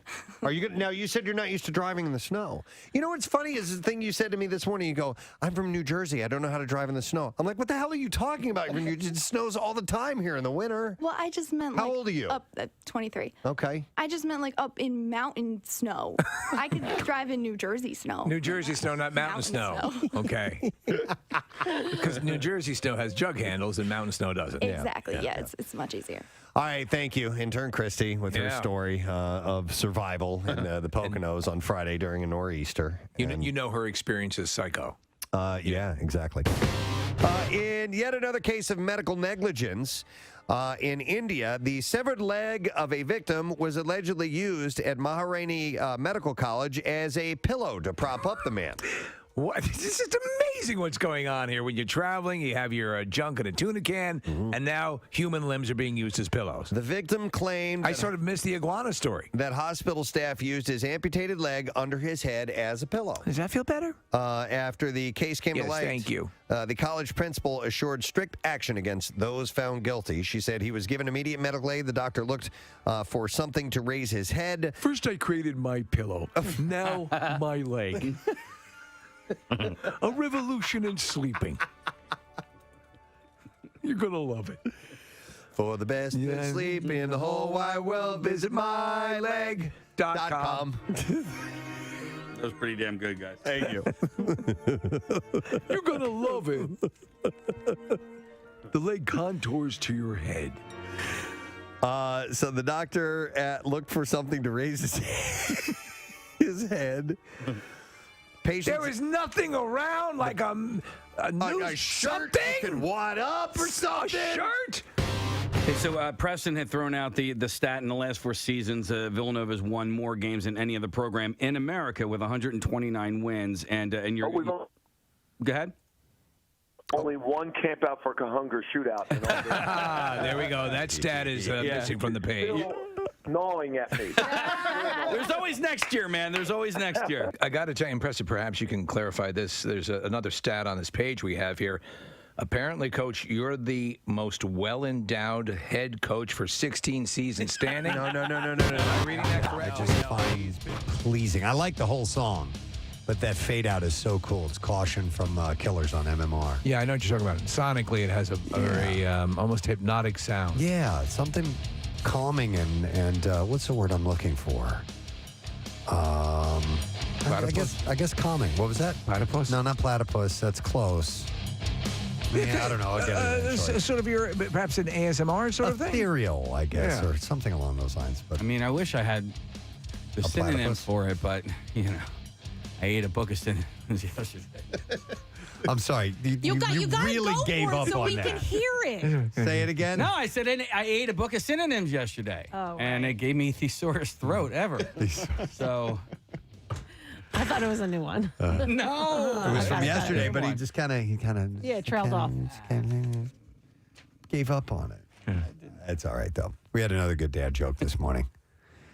How'd they go again? Yeah, why do boxers not have sex before the fight? Because they don't like each other. They don't like each They other. don't really like each other. Yeah. I would like to thank our guest on the show, Mr. Gregg Murphy. From the Philadelphia Phillies. And Gregg is doing this great thing. He's campaigning for Leukemia and Lymphoma Society's Visionary of the Year. It all raises funds for the LLS. And Gregg has leukemia, as a form of leukemia. And so obviously he could, use your help along with many, many, many other people. So you can go to LLS.org or to PrestonandSteve.com and find the link right there and help out. That would be wonderful. And then Mr. Adam Wiener. Hey! Low Cut Conic came by this morning. We played the new single, Are You Gonna Run? Beautiful song, so much so we played it twice. And it's due for Wednesday. Their new album is called Art Dealers, and that will be out on September 8th on Contender Records, which is cool. So Pierre's here.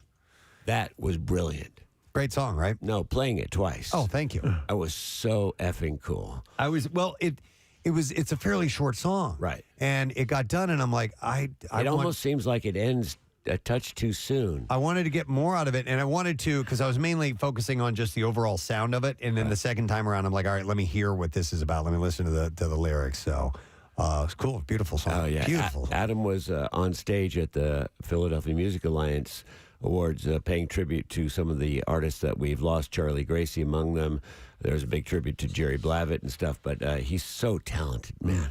And this picture of me and Jackie and him, they got posted up on WMMR something or others.